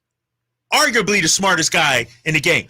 Benny saying, well, he's always looking for switches. That's basketball IQ. Tell me again, I legitimately forgot. How many seasons has LeBron played? Is it 20? 21? 20, yeah, 21, 20. Right? Michael played how many? 13, was it? 14? 15. 15. No, okay. See, you forgetting the Washington Wizards. No, I'm not. I'm putting that on his resume, too. I have a framed SI cover of him making the final shot against Utah. Okay. And it said, is this Michael Jordan, leaving the game? He should have ended it there. He should have. That's the way to go. Yeah, he should have. But 5 more years, before you take your next call, 5 more years of playing, and LeBron's going to keep playing. Does that weigh into the fact that he's had more of this, and more of this over Michael? Well, longevity is part of it. Exactly. Of course. How come people don't talk about that? What, longevity with LeBron? Yeah. How come? Why is that not a factor for you? For me? Yes. Because you're that's something to be celebrated. It is. That's something to be And I'm looking at 27.1 points per game. Bro, there's two I'm sides looking to at that coin. 7 point. So you're talking about totals. I'm talking about even just the averages: 27 points, 7.5 rebounds, 7.4 assists. You're talking about how many times he's had a game winner, this and that, and it's a two-sided, it's a two-headed or two-sided coin, whatever the phrase is. Yeah, double-sided coin. Yeah. That because the longevity alone. Yes, that should be celebrated. He's managed to keep his body in shape. Yeah, he's got load management, all that stuff. Understood. But by the same token, if Michael plays another, we'll never know, plays another 5 or 6 years, if he had played, if the Bulls, lots of ifs in play, how many more game winners would he have had? How many more titles would he have had? If Michael, can we agree on this? If Michael would not have retired those 2 years in between if he wouldn't have, would the Bulls have won 8 in a row? No, I'm not giving him that. And you're a Chicago guy, so you're going to be a little bit biased. Who was going to beat the Houston Rockets? And Hakeem Olajuwon. They were not going to beat him. Hakeem Olajuwon. Nobody could beat him. They might have been injured. They might have been hurt. You don't know. We don't know. So because of that, if we don't know that, then we don't know that the 2024 team would beat 92 any more than the 92 would beat 24. All I know is if LeBron woke up with Jordan's numbers, he would be disappointed. Mm-hmm. Okay. The only thing Jordan has over LeBron is 6 championships versus 4. That and the fact that he was the greatest basketball player of all time. Paul, you're on line 3, man. Set this guy straight. You're on with Drapes and CJ. Nobody has to set me straight. Drapes. I can't. I got it. First of all, LeBron was playing in a weak Eastern Conference where every year he was going to get to the finals. Mm-hmm. Now, he was very talented. I'm going to give him that. But he's similar to Tom Brady, and I'm not taking anything from Tom Brady, but he was playing in a weak division with who was in his division back then? Miami, Buffalo. Those teams were trash when he was going to the Super Bowls. So they're getting basically a free pass to their conference finals, and then all they got to win is the conference finals, and then win the championship. So he's got an easier path. Jordan had a much harder path to the finals than LeBron ever had. He was playing against the Pistons, the Celtics, Utah. He had to go through Phoenix. He had to go through this team and that team. There's no parity in the league anymore. There's only about a handful of teams that can actually win the championship because they're so stacked right now. Such a good point. All right, Paul. Manny Too Legit says he likes you, by the way. Appreciate the call, Paul. Paul's sorry. That's a little off, though, Drake. Let me go ahead, before you jump in there. There's way more parity now than there was in the 80s and the 90s. There are way more championship level teams now. Absolutely. Look at the 80s.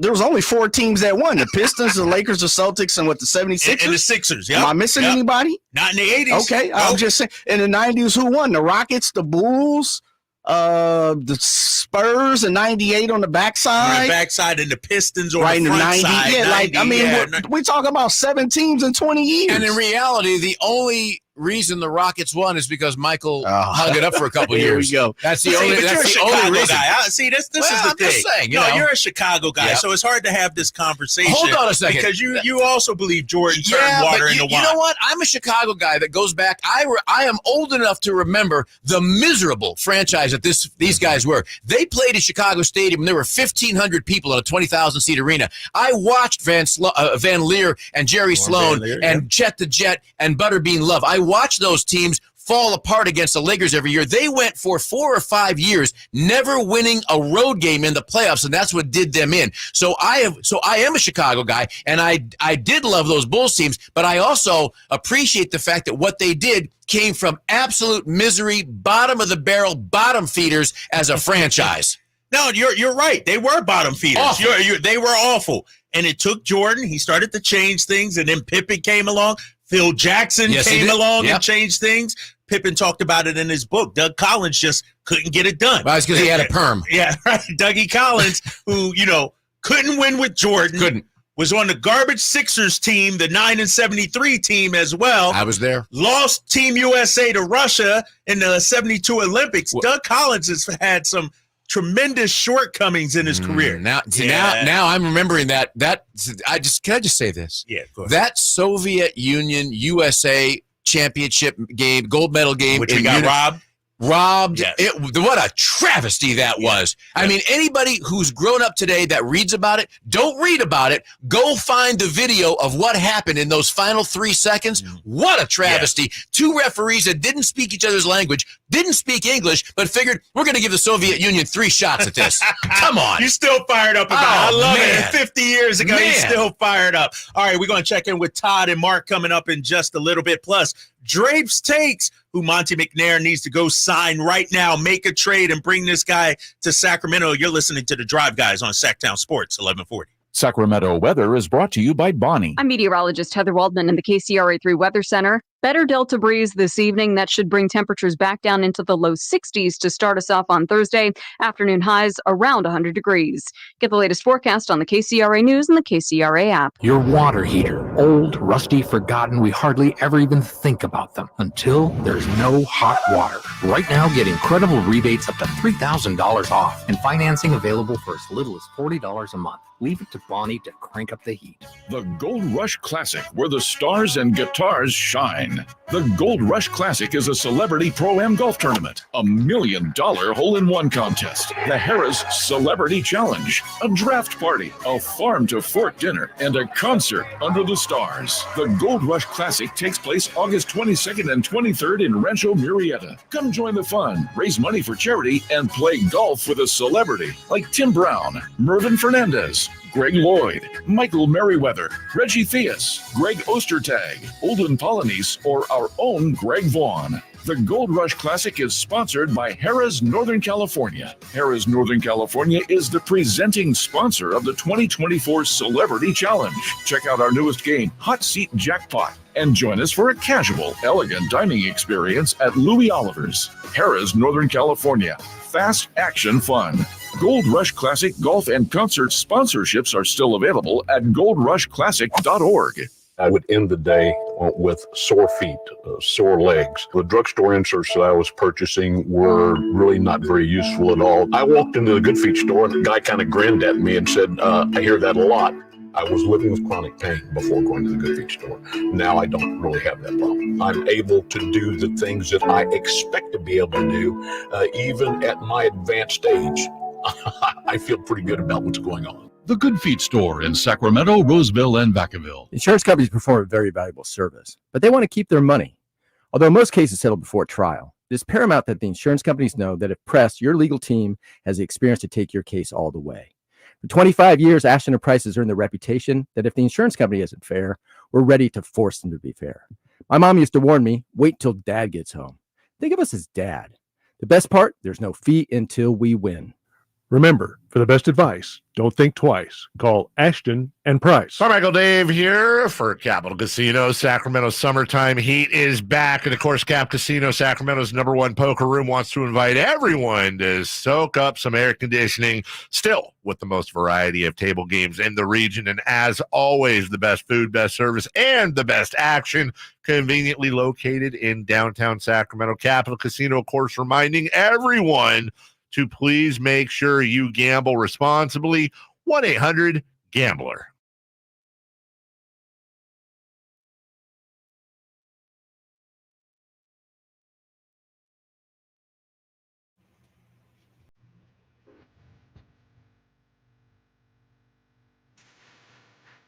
Your afternoon home for Kings talk and so much more. The Drive Guys on Sacktown Sports.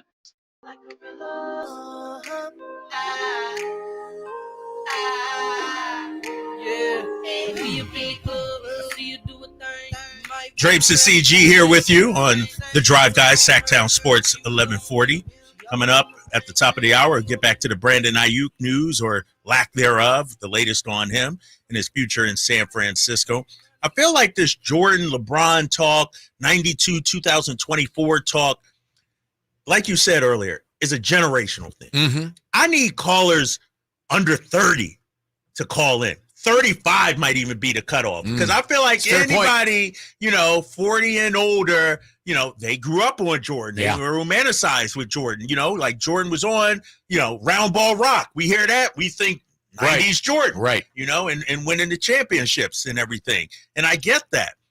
I maintain, and we'll have Drapes Takes coming up in just a minute. I maintain LeBron is a more complete player than Michael Jordan. And I think to take your example a step further, if we had gentlemen or ladies 75, a little bit older. Oh, they would say Bill Russell. Yep. And you can make a great argument for him. 11 rings and an absolute defender of the highest order. Amazing on the outlet pass. He was such a key cog on that rebounder. Phenomenal rebounder. And mentally strong and smart. A smart player. When he would block a shot, he would never block it out of bounds. He would block it to a player to lead the break. Yep. Start the break with that. Let's go to Mark on line 4. Mark, you're on with Drapes and CJ. How you doing, Mark? Hey, how's it going? Good. I mean, you're the one who brought this up. I mean, you're the one who's saying LeBron's the best of all time. Yeah, and I'm not by myself. Jordan stands are going to come out of the woodworks all of a sudden now, but I'm not the only one that thinks that. I just think Jordan, his role was to score. Anytime that they had him do anything else, he was up to the task. Assists. I mean, he's got to be a better defender. He was defensive player and offensive player of the year. At least one season, led the league with steals a few seasons. To me, it's 8. It would have been 8 titles. I mean, it was 6-0. For me, it's like, who would I? I've watched basketball. Yeah, I am 50 and so forth, but I've watched today's basketball. I think LeBron's amazing, but at the end of the game, I'm not afraid of LeBron. Like I'm more afraid of like a Kobe and a Jordan, those dogs that you're like, man, that dude's going to take the clutch shot. To me, Jordan, I mean, there's no way that LeBron is going to be thought of as a more clutch at the end of the game-win type of player than Jordan. Maybe in the regular season, possibly. I don't know. He definitely played more games, but I don't recall many series where like there's LeBron with the last-second shot, to take the title or the season. Let me cut you off here, Mark. I hear you, but this is what I'm talking about. The narrative about LeBron doesn't fit the actual reality. I mentioned it. He's hit more game-winning shots. He has been clutch. So this view that he's not clutch just isn't accurate. I've seen him go into TD Garden and drop 45 in an elimination game, backs against the wall against Kevin Garnett and Paul Pierce, and put his team on the back. I've seen him score 25 in a row against the Detroit Pistons in the Eastern Conference Finals to lead a young Cleveland Cavaliers team to the NBA Finals. I've seen LeBron go against Steph Curry, Draymond Green, Klay Thompson, down 3-1, lead his team back. So to say LeBron isn't clutch, this is the problem, man. The narrative is not fitting. It is not adding up. The math, the same thing with Michael Jordan. The narrative is Jordan's the greatest ever, never loses, always comes up clutch. Same thing with Kobe. This clutch, he's a dog. You can't not be a dog and have the career LeBron James has had, fellas. There's one name that you just mentioned that we've not talked about because, sadly, he's not with us, left us too early. Where do you put Kobe in the mix of all this? Not in the top discussions of greatest of all time. Okay. Not even in the top 5 in my book. All right. Kobe, maybe 8, something like that. Because you'll get – I don't necessarily disagree with that. I mean, I loved watching him play. There's other guys that I think elevated more than him, the 2 that we're talking about. But you'll get a lot of argument from Lakers fans who have let's take out the tragic way that he lost his life and his daughter and 9 other people. That's sad, beyond words. But to go back to your phrase, there's a lot of people who would over-romanticize the career of Kobe going back to Lower Marion High School in suburban Philly and say he was great, but is he at Jordan level? Is he at LeBron level? In my book, no, he's a notch below. Is he at Magic level? No, I put Magic over him. I would also. Yeah. I think, Kobe's another guy, rest in peace, Kobe, because I'm a Kobe fan. Yeah. I love watching Kobe play. And he was an assassin. He was, there's a such thing as a Mamba mentality for a reason. But let's not also forget he won 5 championships, wasn't even the best player on his team, the first 3. Yeah. Shaq was. Yep. And so let's call it what it is, And so there also was the accusation that against Phoenix, he tanked. He stopped shooting to prove a point. And so I feel like as time goes on, we over-romanticize these players, and maybe we'll do that with LeBron when he retires 10 years from now. My son will be telling people, oh, LeBron James, he, was the greatest. He did this and did that. I just feel like LeBron doesn't get the narrative of him doesn't fit the actual reality. The not clutch, not a killer. We just heard Steve Kerr talking about the way LeBron puts in the work, the way he leads, the way he commands a team, commands a room. But you've heard Steve Kerr talk about Michael, though. I mean, same way. What's interesting about the tanking, that story, as you said that, the one thing that I think we both would agree on, that is something that with Michael and with LeBron, you would never see the two of them tank anything. Those two were and are too hungry to win, and the way they're going to make a point is to go out and make the point by their game showing. Yes. Good discussion, good debate. I want to move on and get to Drape's takes because this is something I've been sitting on for about a day or two, and it's finally time to make it happen. Monte McNair needs to go out and get this guy. Lauri Markkanen signed his extension with the Utah Jazz. He can't be traded for a year. I think this begins the time that the Utah Jazz will start wheeling and dealing. Talked about Jordan Clarkson. Talked about Colin Sexton, guys they can move. I think Monte McNair should hop in his Winnebago and go get John Collins. It's time for Drape's Takes here on Sacktown Sports 1140. And the reason why I say this, I was waiting for my music, Jay. I can't flow without my music. I'm waiting on the call, baby. I was waiting for my music. The reason why I say they need to go out there and get John Collins right now is because we had Tim Montemayor on the other day. John Collins, at 26 years old, ladies and gentlemen, is the perfect power forward fit for the Sacramento Kings. People will say, oh, Drapes, well, he's set to make $24 million. Forget the money. I'm talking about the player. This is a guy that averaged 15 and 8.5 last season for the Utah Jazz in only 28 minutes of play, CG. Think about that. Extrapolate that. If he played 34 minutes, you're talking about a 19 and 10 kind of guy. Here is a guy, John Collins, that can knock down the three as well. 37% from three-point range. We've been spending all off season here in Sacramento, CG, talking about Kyle Kuzma, Jeremy Grant, Brandon Ingram. Those guys need the ball. John Collins can be effective off the ball. And you know what John Collins brings Kings fans that none of those guys brings? Vertical spacing, a lob threat, a guy that can go up there and get it. Imagine De'Aaron Fox coming downhill off the Domas screen. Collins cutting on the weak side. He throws it up at Golden One Center and the crowd goes wild. I don't get the knock on John Collins. This is the problem when it comes to basketball talk. The narrative doesn't meet up the reality. John Collins, throughout his career, has been a double-figure scorer throughout his career. Back in 2019, 2020, he was a 21 and 10 guy. People will say, Drapes, well, he hasn't won anything. It flamed out in Atlanta. Atlanta was a dog franchise. Atlanta hasn't done anything in the last 5-10 years. Then you look at, well, look what's wrong with him in Utah. Utah's been trying to tank. They're trying to get draft picks.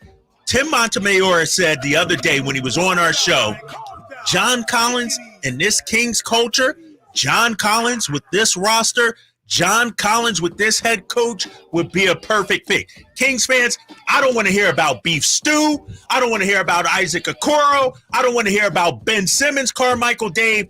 John Collins is the answer. And Monte McNair, I know you're at home right now, probably riding your Peloton while listening to us. Go out there and make it happen for us, big fella. Get off the couch. Get off the Peloton. Make John Collins come to Sac. Bring John to Sac. That's what needs to happen there, CG. That's Drape's Takes. It's brought to you by Alsco Uniforms. Discover why it pays to keep clean with Alsco Uniforms. Alsco Uniforms, great a company that they are. What do you make of John Collins? 53% from the field last year. 53. Sign me up. Yeah, 15 and 8.5, as you said. And you were talking a little bit earlier about marquee names, and somebody is a name, and we get all excited and get all giddy about names. You mentioned Kyle Kuzma. You mentioned Brandon Ingram. You mentioned one more in there that everybody was talking about. Jeremy Grant. Okay. If you talk to a basketball fan in St. Louis, in Decatur, Georgia, in, I don't know, Bangor, Maine, they're going to say, John Collins? Who is that?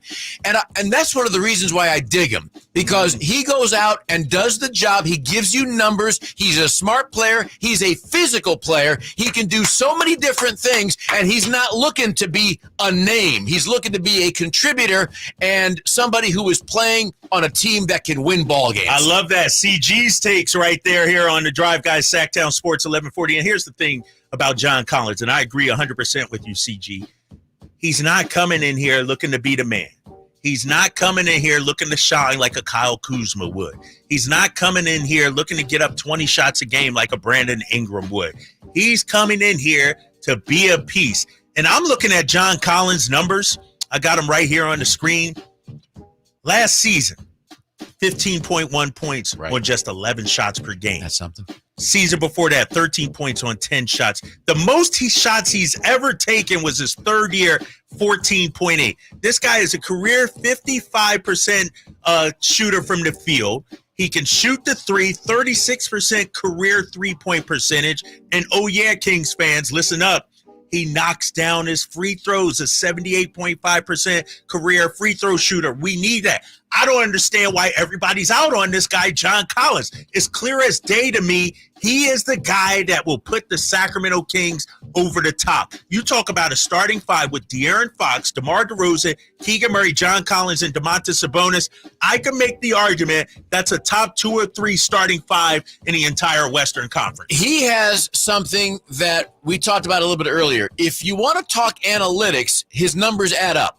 His numbers work. But if you want to throw the numbers out the window and let the eye test happen, that works too. Exactly. Both That's of those. Monty McNair on the Peloton right now. Go there and get my boy John Collins. Hop into Winnebago, the station wagon, whatever you rolling in, Monty. John Collins is the guy. I want to hear from you next. 916-339-1140. Are you with me, Kings fans? John Collins is our guy. We'll take your calls and have much more with Drapes and CG on the Drive Guys. Sacktown Sports 1140. Wherever I travel, I've learned that local knowledge is key to a great journey, but so is knowing the language. And that's where Rosetta Stone comes in. They're now offering a lifetime membership to all 25 of their languages. You can dabble in French, try a little German, learn Japanese or Swedish, and you can now get 50% off Rosetta Stone's lifetime unlimited subscription. Visit rosettastone.com/radio today to purchase and then learn for life.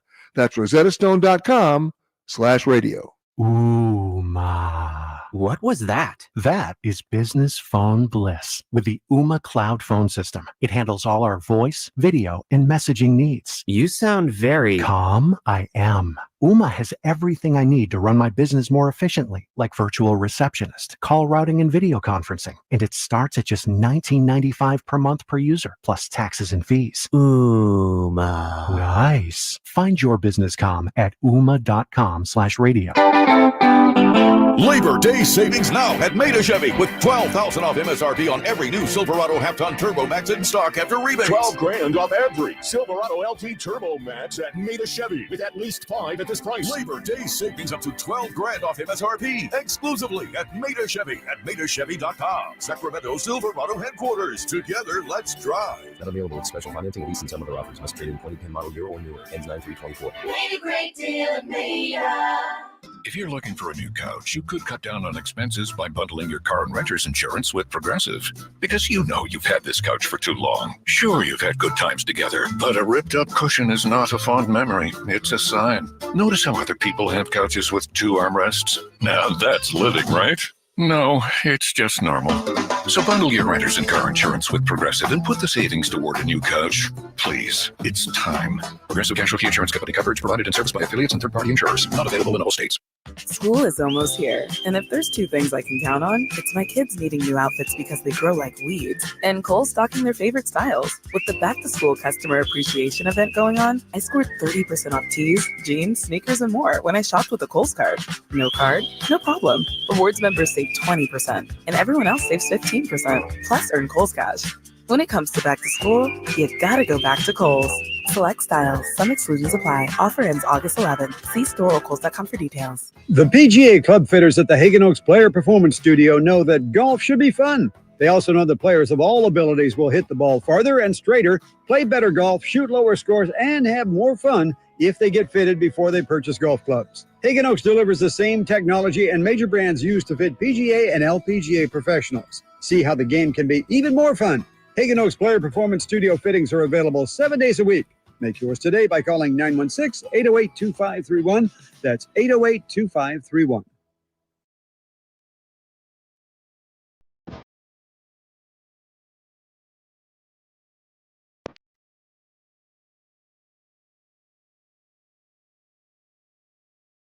Your afternoon home for Kings talk and so much more.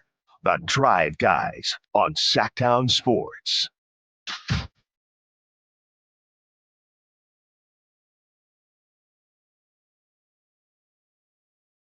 Back here on the Drive, guys, Sacktown Sports, 1140. Drapes and CG here with you. Jay behind the boards, providing the tunes here and taking your phone calls. 916-339-1140. Coming up in about 25 minutes or so, we got Grant Cohn, 49ers reporter. He's going to provide the latest on this Brandon Aiyuk situation, all the injuries at Niners camp as well, and what's up with Trent Williams. Is a deal coming soon? But first, back to the discussion we just had. John Collins, is he the answer for the Sacramento Kings? I maintain, and I had it in the Drapes Take last segment, that John Collins is everything we are looking for, Kings fans. You know, he may not be the flashiest of names, but when you look at the production that he has had during his career, the minimal amount of usage, it's not like he's putting up these numbers and needing 18, 19 shots per game. He does all the dirty work, CG. He rebounds, he defends, he blocks shots, he hustles. And so I think John Collins is the perfect complementary piece for these guys. Yeah, I couldn't agree with you more. And the example that I've used is it reminds me of the Miami teams with Dwayne Wade, LeBron, and Chris Bosh. And he would be the Chris Bosh to DeMar DeRozan and De'Aaron Fox, I think. And he would do all of that. He's really he makes the most out of his minutes. He is such an effective, efficient player out there. Yeah, and I'm looking at the text line, 916. I didn't ask to be thrown in this. Neither did we. We didn't ask for that, but we got it anyway. 916. Finally, Drapes, something that makes sense today is the one thing that I can actually agree with. He agrees with the John Collins. Also, I agree with acquiring Collins. The problem is he's in Utah, and Ainge always requests a ransom for a trade. What are you willing to give Ainge? You know, that's the question. That is the question. And you know what? That's an interesting thought because it makes me wonder, tell me again how many NBA championships Utah has won? Zero. Right. And more often than not, they're trading away guys. They're doing exactly what he just said. And they're not, it seems as though the way they operate, the way they deal has not worked. Maybe Danny needs to think of a different path instead of what he's been doing because none of it's been working. If I'm Monty, I'm picking up the phone. Right. I'm picking up the phone. And maybe I'm calling Tim Montemayor and saying, what do you think? What do you think? What do you think we should give up? Here's the thing. We had Tony Jones on about a month ago, and we asked him about John Collins. Hey, can we get John Collins? He said, if you want John Collins, you can have him. And so I don't know if Monty actually wants John Collins or what he thinks about him, but from what I see, he's the perfect fit. Sure, he makes $26 million this upcoming season, has a player option, but I don't think you would have to give up a whole lot. Yeah. You wouldn't have to give up multiple picks or anything like that, especially because the Utah Jazz, when you look at it, John Collins hasn't really fit in well with them. Right. You know, and it's not his fault. I think it's the system, the personnel around him. He comes to Sacramento. His role is clear. John, you're not going to get 15 to 20 shots per night. You're going to get 10, 11 shots. You know what John Collins is going to get? He's going to get the Harrison Barnes amount of shots. 10, 11 a game, but he's going to be efficient. You talked about his efficiency for his career, 55% shooter for his career. Think about that. That's already 10, 11 points right there. That's terrific. Then you add in about 3 or 4 free throws. You're talking about a 14.89 rebound kind of guy, and a guy you can depend on night in and night out. And this goes back to that phrase we heard earlier. Less is more. Yes, right. And by the way, you said he's making $26 million? He'd fit on the 49ers then. Right.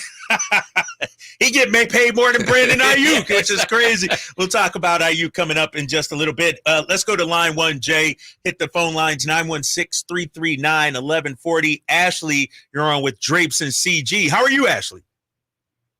I'm doing all right. How are you? Good. What's happening? So as far as John Collins, I really like that idea because he's also a lob threat. And so I think that pairing with Malik would be a really, really good combination. The only thing that does worry me is that player option. I'd want some sort of, assurance that he would want to return to Sacramento because my only fear is I think that we'd have to give up someone like Kevin Huerter, but I think that could also be good for us due to the amount of guards we got in our roster. Yeah, I'm with you, Ashley. Thanks for the call. And here's the thing. I think when you look at the Kings roster right now, it's kind of imbalanced. It's a little guard heavy. John Collins is 6'9". Yes. We need a 6'9", 6'10" kind of guy at that position. Absolutely. And I don't think, and I respectfully to his point, I don't think that you can let the player option be the dominant factor in whether you're going to acquire somebody. You acquire somebody, you get him into the room, you get him into the organization, you worry about that down the road. Yes, exactly. And one thing we've talked about this week here with CG is that to win a championship, you got to spend some money. Yeah, you have to. I don't know any team that's been cheap that's won a championship. And so when you talk about the contract and him having to resign, that kind of thing, that's just the price of doing business if you want to build a champion. And so I think John Collins is the perfect fit as we get back to the phone lines, 916-339-1140. Rich, you're on with Drapes and CG. How are you, Rich? Hey, good. Thanks for taking my phone call, guys. Again, I love you guys. I got a plan for Aiyuk that no one's talked about, or maybe I haven't heard that someone said yet, but I haven't heard it. And this will prove, if Aiyuk does this will prove he's not greedy. He's in it for a championship and not the money. Take the $26 million deal. Get the ring this year. I have very good confidence Purdy's going to do it this year and next year. Get the ring, then go back to the Niners and say, hey, no, I made a mistake. I want more money. Everyone does it, and they get the more money. Look at Christian McCaffrey. He got another little quick pocket. Look at Trent Williams. He's doing the same thing. Signed a huge deal, and all of a sudden he wants more money. But here's the thing. There's 2 players that have done it already. But here's the thing, Rich. I believe the Niners value those 2 players you're talking about, CMC and Trent Williams, differently than they view Brandon Aiyuk. I agree. If Aiyuk tries that, they're laughing him out the room. That's it. They're saying, boy, take your butt back to the locker room. Get ready for practice. They would call his bluff. You're saying it'd be the same outcome, basically, as like what he's doing now if he doesn't hold out, which is probably actually I feel that too, that they would play hardball then too, because everyone's saying, and I didn't mean to say it because I love Aiyuk, but I heard it and I repeated it yesterday when I said that somebody said, another commentator said, well, they got other people, if they're saying to themselves, that can do what Aiyuk does. So yeah, I think that's the thought process, and it sucks. So yeah, all right. Appreciate the call, Rich. You know what? Just one quick thing about that. I don't know who said that they have other people who can do what Aiyuk does. I would say, really? Right. Really? Name him. Who? No, who does that? Because he's a combo platter at receiver. And the thing that always sticks out to me, we've talked about it for 3 days. You've been talking about it for a long time. I know, and that is his downfield blocking. How many receivers throughout the whole league are doing that? Do it the way he does it? No, you're 100% right about that. We're going to continue the Brandon Aiyuk conversation coming up in just a bit. Looking at the YouTube chat, Cole G is weighing in. He says, with JC, John Collins on this team, they're getting to the Western Conference Finals, no problem. A 4 that can rebound and stretch the floor isn't a good fit? Question mark. Of course it is, Cole G. That's why Monty McNair needs to go out there and bring in John Collins. All right, coming up next, we'll switch to 49ers talk. We got to update you on the Brandon Aiyuk situation. Where do things stand? Plus, Grant Cohn's coming up. You're listening to The Drive Guys on Sacktown Sports 1140. Hey, it's Carmichael Dave inviting you to make the switch to electric this spring and save big with American Energy. Stay ahead of those spiking energy bills this summer with up to $9,000 in rebates on a new ultra-high efficiency comfort system. American Energy is providing huge rebates from SMUD as well as spring specials by installing one of many incredibly efficient AC options available to you right now. Get rid of those fluctuating gas bills in the winter and switch to year-round all-electric with American Energy. Let them perform a free in-home energy efficiency analysis and see where they can help you save for the warmer months ahead. These guys are the best. Been serving the greater Sacramento area since 1981. A+ from the Better Business Bureau. Learn more by calling 916-520-9990. That's 916-520-9990.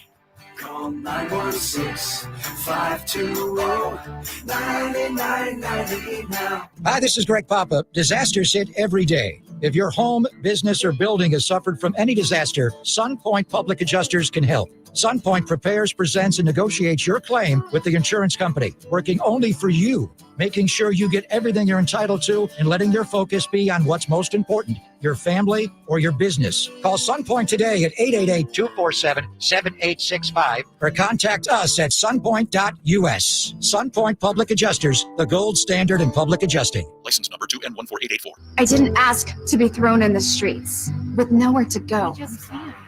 I didn't think I'd survive.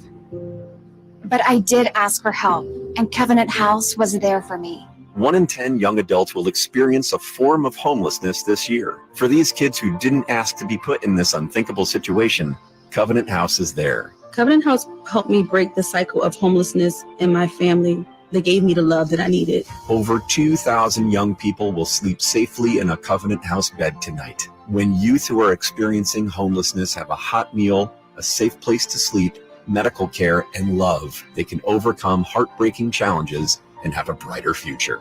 They just really genuinely just wanted to help me succeed, and I'm succeeding. I'm a speaker, I'm an author. Covenant House really helped me and really helped mold me into the woman I am today. If you or someone you love is asking for help, go to safeplacetosleep.org today. Whitey here reminding you that not all gas grills are created equal. Bring out all the delicious flavors in your grilled meats with the amazing Napoleon Prestige and Prestige Pro line of outdoor cookers. My Napoleon Stainless Steel Pro Series gas grill has turned me into a grilling pro with features other grills cannot match. They're built different, built better, built to last. Made with premium stainless steel that boasts quality and a lifetime warranty. I may never want to cook indoors again. Napoleon grills and accessories are now available at your nearby Amy's, Ace Hardware in Sacramento, and now El Dorado. KHTKAM Sacramento, KYMX HD2 Sacramento.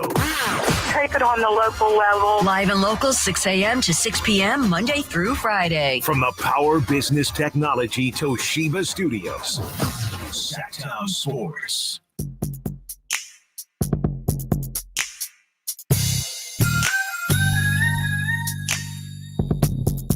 The only station in Sacramento giving you local sports coverage from 6 a.m. to 6 p.m. Monday through Friday. Sacktown Sports.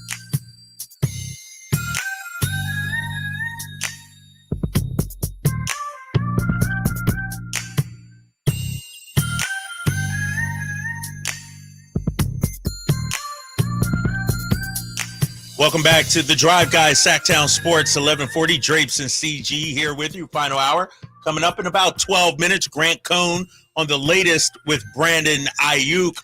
As of now, and it always happens this way, CG. No news here the last few hours. Here's the latest. Here's what we know right now.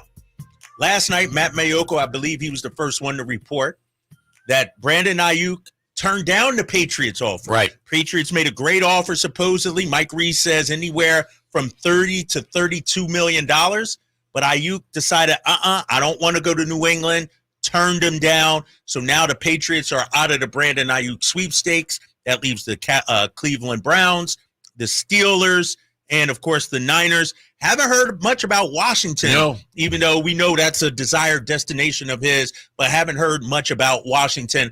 I said it earlier, and I'll say it again.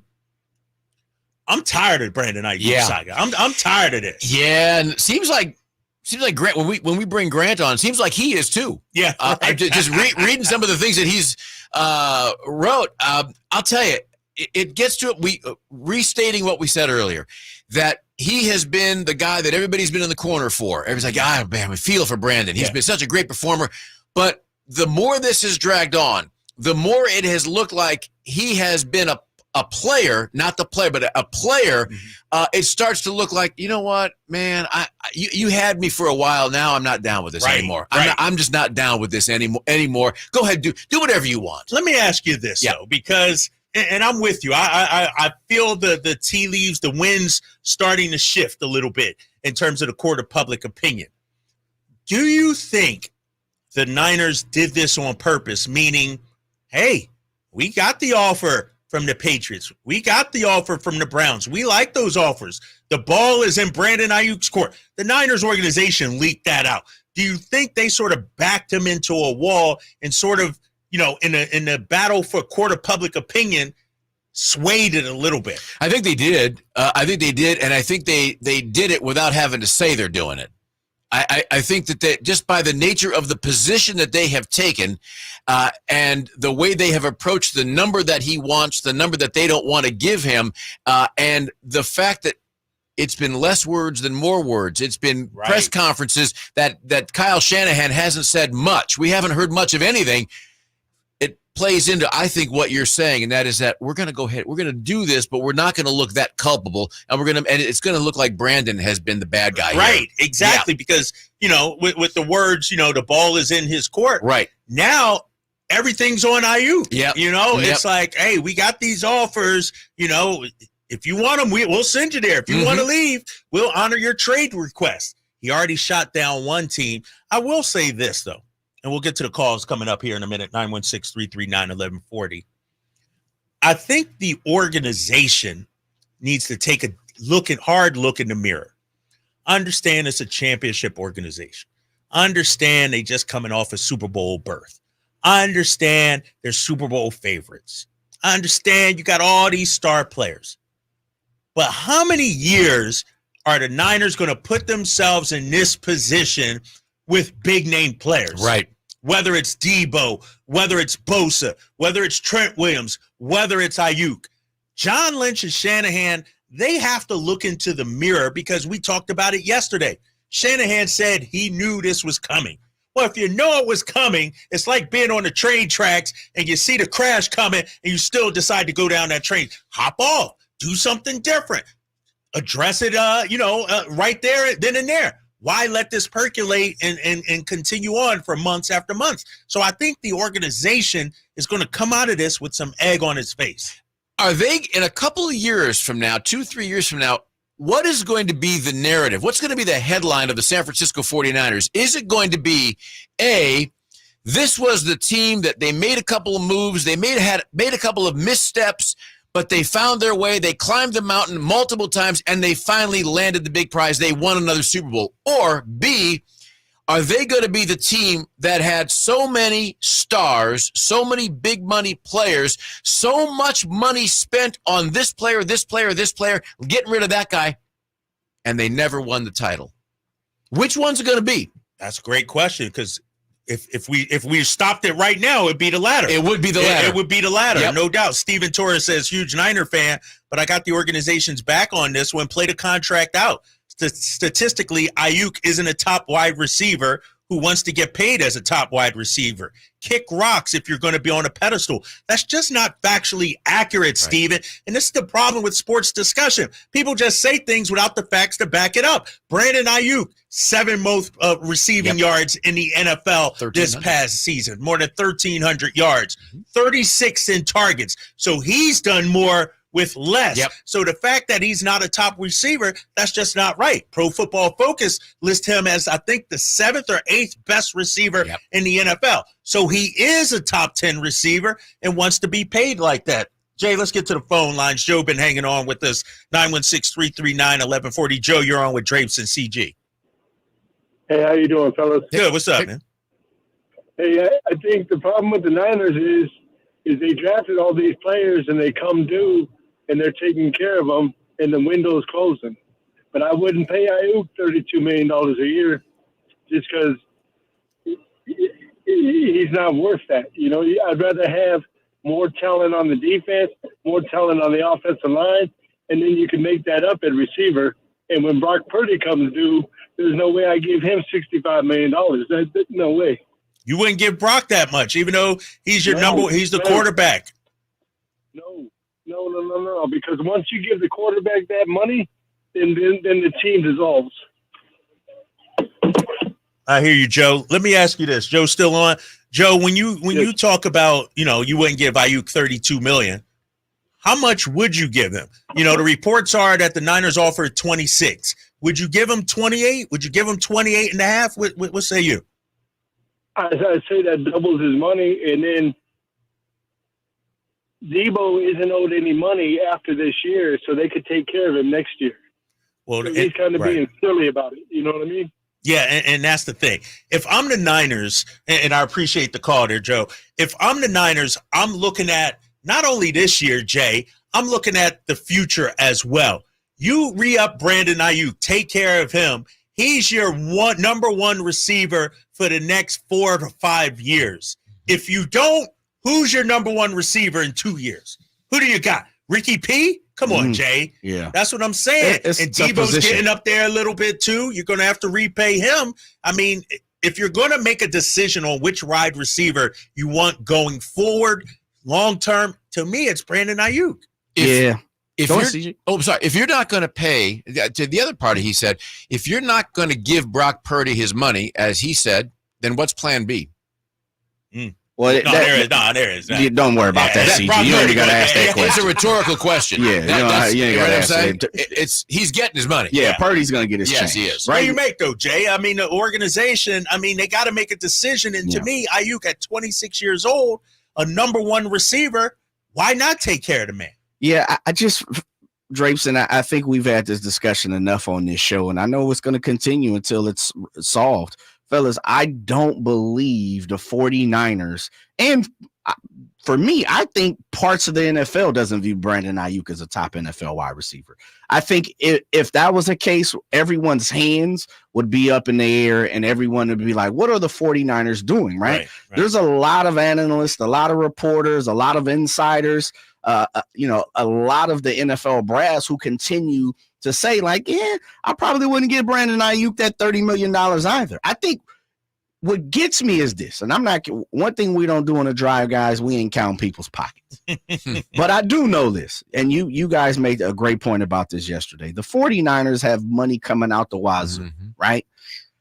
We're talking about $2 million, probably $3 million a year. Now, if you put that over the 4 years, we're talking about $12 million, which probably equals out to 1-2 years from a solid, middle of the line starter in the NFL, $6 to $10 million a year.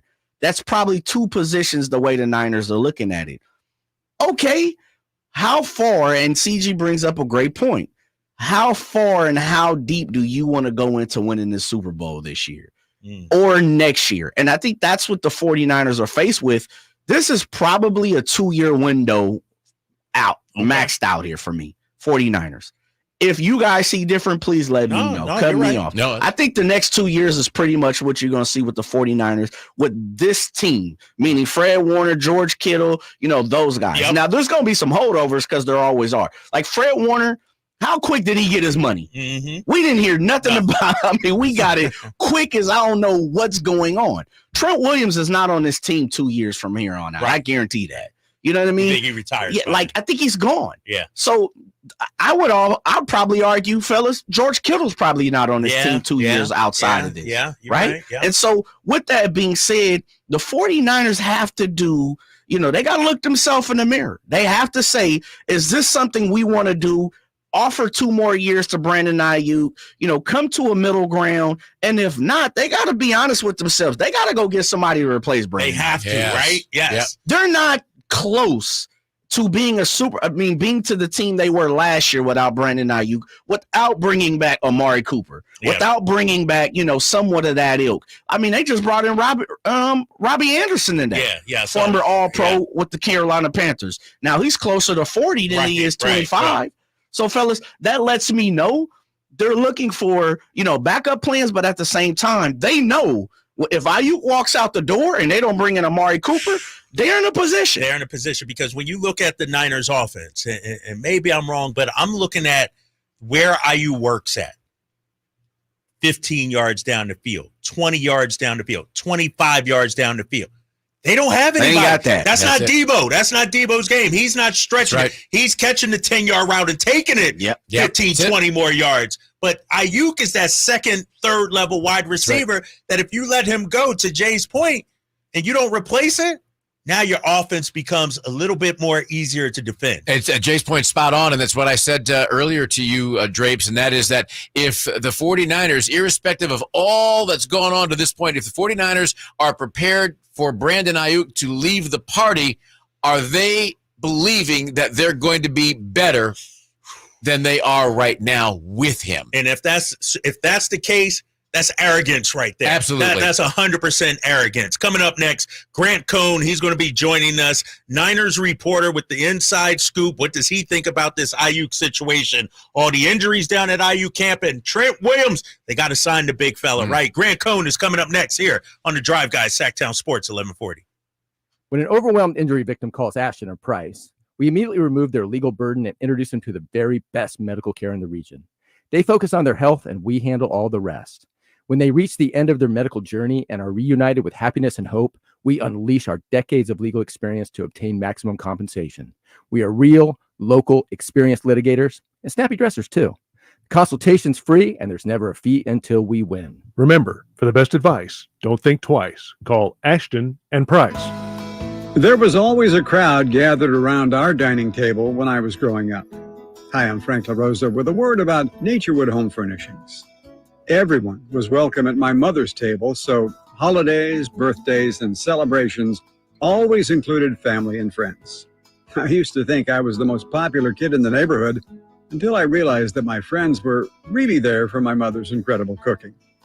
Years later, when I bought my own dining table from Naturewood, I made sure it was large enough to make friends feel welcome. And right now, during Naturewood Home Furnishings' Dine in Style sale, you have an opportunity to find the perfect dining room furniture to help you create your own treasured memories. Choose from casual to formal or anything in between. Visit Naturewood Home Furnishings during the Dine in Style sale off Highway 50 at Hazel. Look for the water wheel. At aimyourdigital.com, we'll help you target the right audience, build your leads, and crush your quota. Take your business to the next level. Our digital marketing strategies help grow awareness of your product or service, all while building trust in your business. Our approach involves leveraging multiple tools and strategies to deliver exceptional results that are customized to your unique business needs. Don't wait to run out of sales leads. Keep your business growing. Get started with aimyourdigital.com today.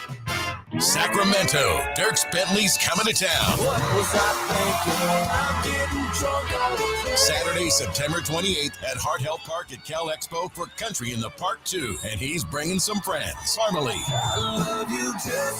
Tyler Rich, Dasha, Kelsey Hart, and more. Saturday, September 28th at Hart Health Park at Cal Expo. Get your tickets today before they're sold out at CITPFest.com. Brought to you by RVs of Sacramento and Public Chrysler Dodge Jeep and Ram Center. Hey everyone, it's Ted from Consumer Cellular, the guy in the orange sweater, and this is your wake-up call. If you're paying too much for wireless service, you don't have to keep having that nightmare. Consumer Cellular has the same fast, reliable coverage as the leading carriers for up to half the cost. So why keep spending more than you have to? Seriously, wake up and call 1-888-FREEDOM or visit consumercellular.com. Savings based on cost of Consumer Cellular single line 1, 5, and 10 gig data plans with unlimited talk and text compared to lowest cost single line postpaid unlimited talk, text, and data plans offered by T-Mobile and Verizon January 2024. If you're looking to get a new car, you could really cut expenses by bundling your car and renter's insurance with Progressive. Sure, you love your old car, but you know it's not normal to give instructions on how to open the window. It should be self-explanatory, but it's not. And notice how when you're in other people's cars, you can feel cushion in the seats? That's pretty nice, right? No, it's just normal. So bundle your renter's and car insurance with Progressive and put the savings toward a new car. It's time. Progressive Casualty Insurance Company coverage provided and serviced by affiliates and third-party insurers. Not available in all states.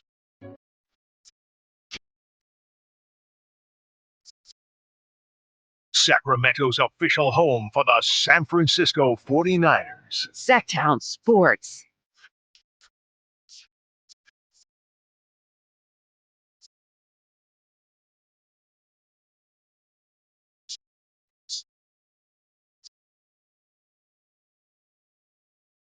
Welcome back to The Drive, guys, here on Sacktown Sports 1140, Drapes and CG.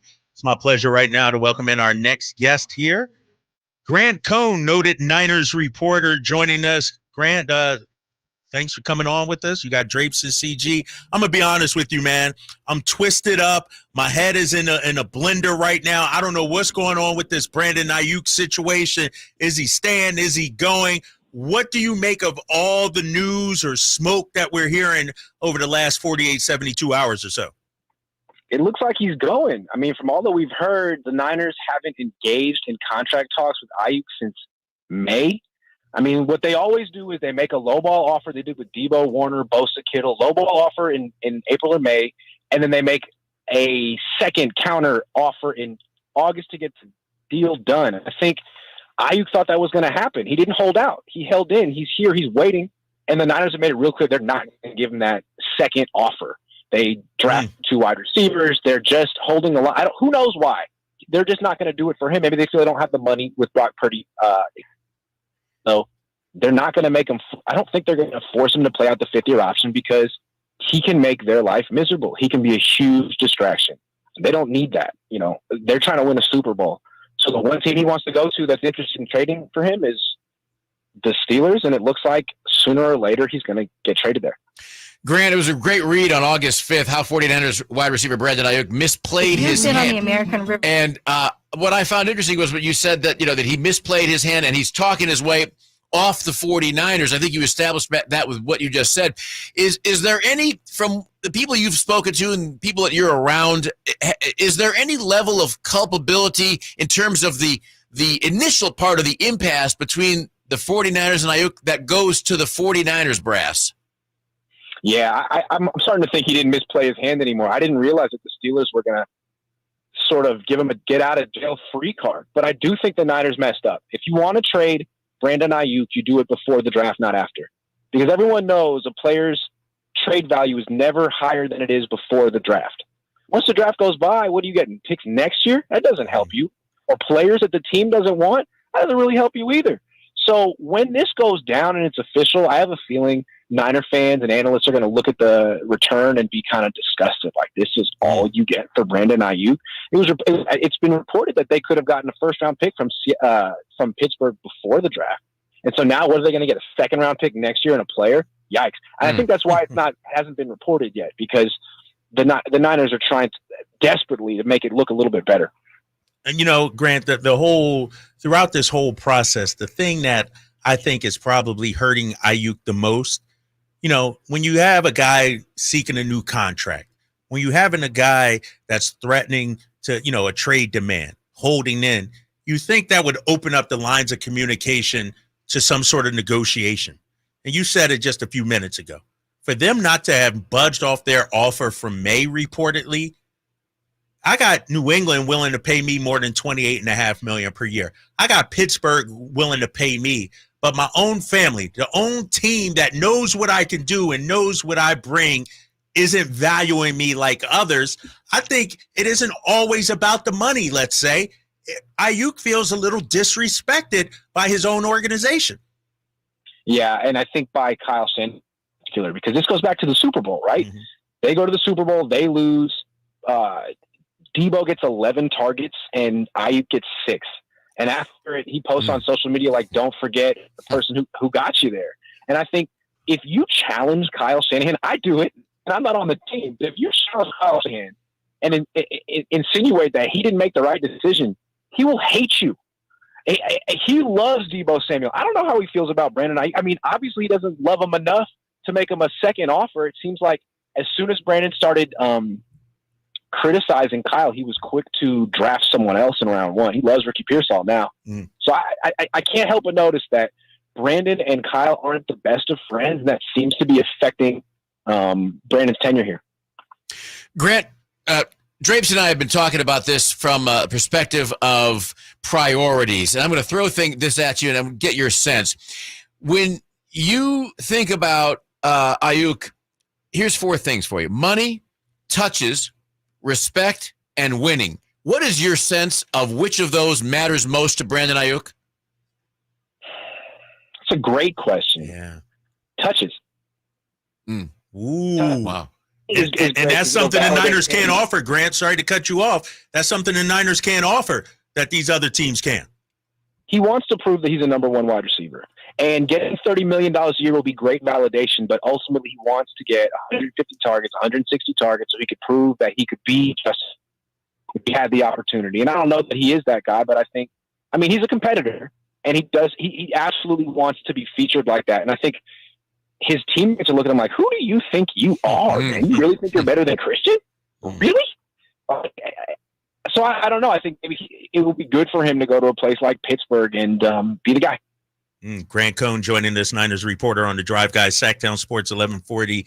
I'm with you on that, Grant, and this is something we've been talking about here on the show. And you know, he may not be Justin Jefferson. He may not be, Tyreek Hill or somebody. But when you look at his production in the Niners uniform, the fact that he was 7th in receiving yards but 36th in targets shows me that he's done more with less.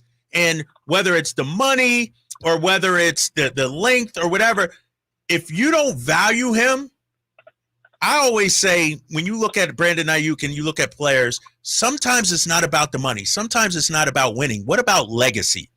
And what if he thinks his legacy in terms of being an all-time great wide receiver, I don't know if he will be or not, but in his mind, if he thinks I can't achieve that here in San Francisco, I have to go elsewhere, it may not be about money or winning, Grant.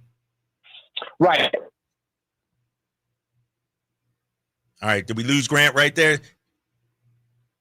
Yeah, I think we lost Grant. Grant, give us a call back, man. Reception problems. But that's the thing. That is, yeah. When you look at it, first of all, the money isn't there. Right. Second of all, the role, the touches aren't there. Mm-hmm. Why would he want to come back? Oh, just to become a winner and just to become great. Grant, you back there now? Hey, I'm here, Tommy. Yeah, man. Where you at? In a wind tunnel or something? What you got going on, man? You all right there? I'm Glen Hill. Sorry about that. All right, you're cutting out just a little bit. I was saying, what about the legacy? Like, he may be thinking about his legacy, and sure, you may be able to compete for championships in San Francisco, but if you're the 3rd or 4th option, he may want to be viewed like we were talking about, one of the all-time greats or one of the great receivers in the NFL, and no matter what, in San Francisco, the winning, whatever, he's still going to be disrespected, not viewed as a Justin Jefferson type, Tyreek, A.J. Brown. Yeah, he has to decide what he wants. Does he want to be seen as an all-pro, a perennial all-pro, or a Super Bowl champion? Made it really clear that he'd rather be seen as a perennial all-pro. Because if you want to be a Super Bowl champion, then you take less and you stay with the 49ers. But he doesn't want that. He doesn't want to take a back seat to these players. He wants more. He wants to be on SportsCenter. He wants to be a star. Wow. He's a typical wide receiver. Nothing against that. There's nothing wrong with that. But the idea that you'd rather go 9-8 every year with Pittsburgh so you can get a bunch of targets than win a Super Bowl here, man, have a good time. But here, I'm going to push back on that, Grant. Justin Jefferson's doing it. Devontae Adams is doing it. Those guys that seem to be, they're getting paid. They're getting his money. They're on SportsCenter. They're on top 10s. When if you're Brandon Aiyuk, you see that and you're like, where's my shine at? Where's my respect at? Yep. For sure, absolutely. But Justin Jefferson doesn't have a Super Bowl ring and it hasn't come close. And Devontae Adams doesn't. When you're a wide receiver making $30 million a year, chances are you're not going to win a Super Bowl because you don't impact a game like that, where you get 7 catches a game. I mean, tell me one wide receiver that won a Super Bowl making that much money. It often doesn't happen. It's going to happen this year with my Philadelphia Eagles, just so you know. Yeah. My Philadelphia Eagles, it's going to happen this year. I mean, you could argue that once a team once the Rams paid Cooper Kupp all that money, where have they been? Yeah. All of a sudden now you got no defense. So you have one player on offense who catches 7 catches in a game. I don't think it's the way to win a Super Bowl. And that's the conundrum the Niners are trying to figure out. How do we win a Super Bowl? Is it pay Brandon Aiyuk as much as the market says? I don't think so. I would have traded him before the draft. I think if you really thought about it, you don't need Brandon. He's a great player, but you can give more targets to Jennings, Kittle, Debo, McCaffrey. You got weapons. He can go, but you need to trade him before the draft. When you trade him now, let's see what they get.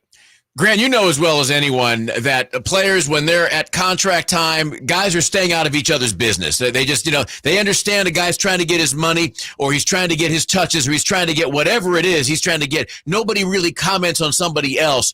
Given that, Grant, what is the sense that you have gotten if he leaves? Are you getting any vibe from them that they're sort of hinting or saying, you know what, this is kind of a bigger distraction than we wanted. If Brandon wants to leave, then just go, but do it sooner than later. Yeah, I think that we could galvanize him, because the way Brandon went about trying to get his money, make the case, he went on that Pivot podcast and really called himself the best wide receiver on the team, the only true wide receiver. It seemed like he was sort of diminishing his teammates to make the case that he's so important. And I think that his teammates would be happy to make the case look, man, we don't need you. We got all these guys. We've all been sacrificing touches just like you, and we didn't complain about it. And now George Kittle gets to have 120 targets a year, and Debo and Jennings gets to have 75 targets.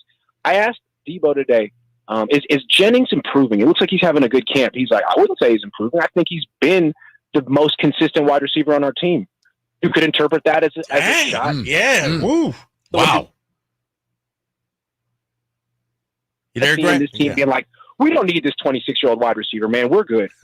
Unbelievable. Hey, Grant, let's switch gears just a little bit. You got the injury situations developing at camp. You got the contract situations with Aiyuk and Trent Williams. How would you characterize this training camp so far for the Niners? Oh, it's been drama. I mean, really, the last couple of years with Trey Lance was drama too, but all the drama was focused on the field. What's happening? Did Trey Lance throw a spiral? All those little minute details, but at least it was football-based. This time it's like you go and watch practice, but then you go, and the news of the day is all the stuff that happened. Was Brandon Aiyuk there? Was he watching? Where was he watching? What was he wearing? What was his demeanor? What was his attitude? All that drama. And then it's like, Trent Williams wasn't even there. The biggest stories at camp this offseason aren't on the field. That's a problem. That's not how you start off your Super Bowl winning campaign. They're going to have a good season. They're talented, but that's not the issue here. Are they going to finally win the Super Bowl? I mean, I'm not going to say no because camp's been rocky, but this isn't how you want to start it. Grant, we've seen a lot of teams in a lot of sports, championship teams, thrive on drama, but at the same time, there's usually somebody, a player, an assistant coach, or a head coach, that is the guy who is able to nip it in the bud. Who on the 49ers or within the 49ers organization can change the paradigm when it comes to the constant year in, year out drama on this team?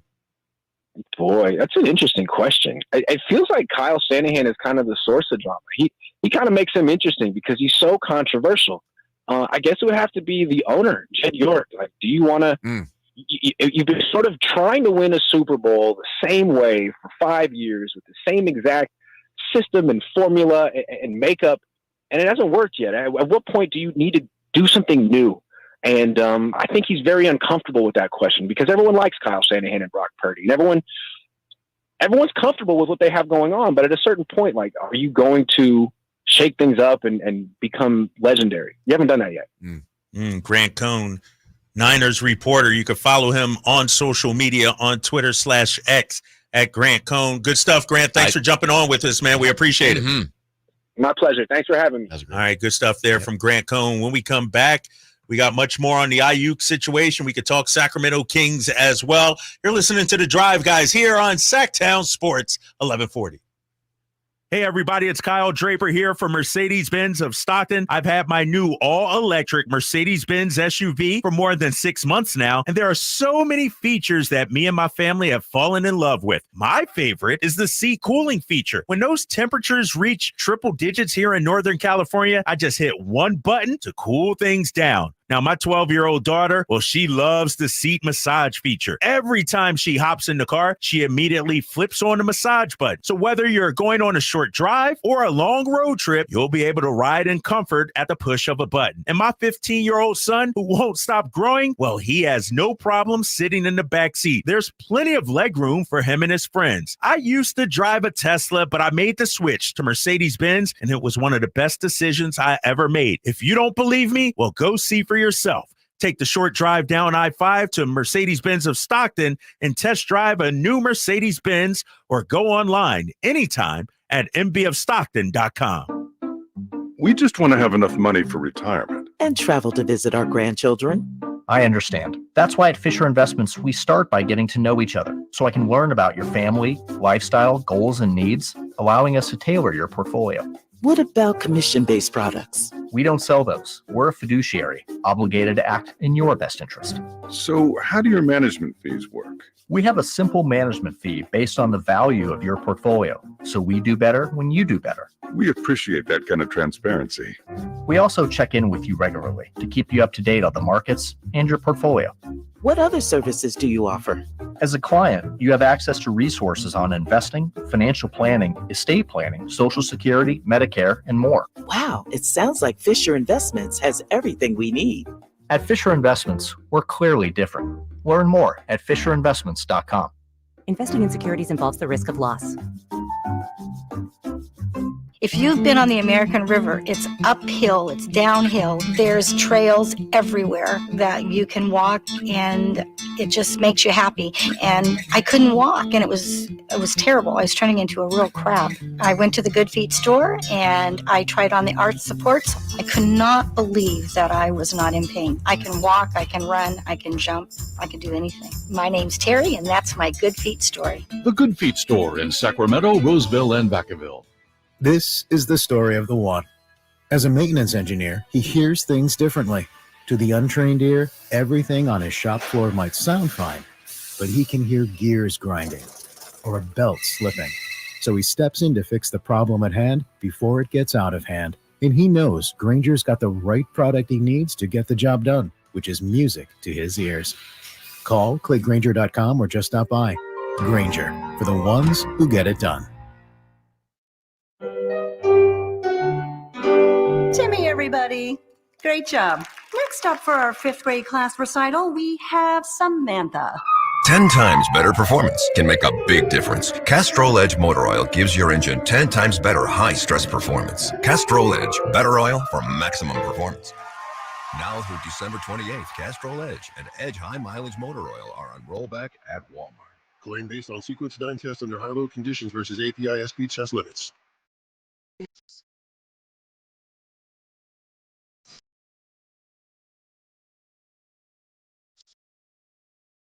Live and local, it's the Drive Guys.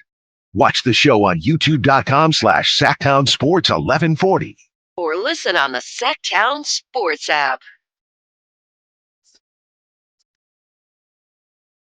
Shout out to Grant Cohn for coming on the Drive Guys, Sacktown Sports 1140. He said a lot of interesting things. He did. There. One thing I wrote down that I found really interesting, I asked him, what happens if he leaves? What's the vibe of the team from the people that you're talking to, the people that you're listening? And the word he used was galvanize. It'll galvanize them if he leaves.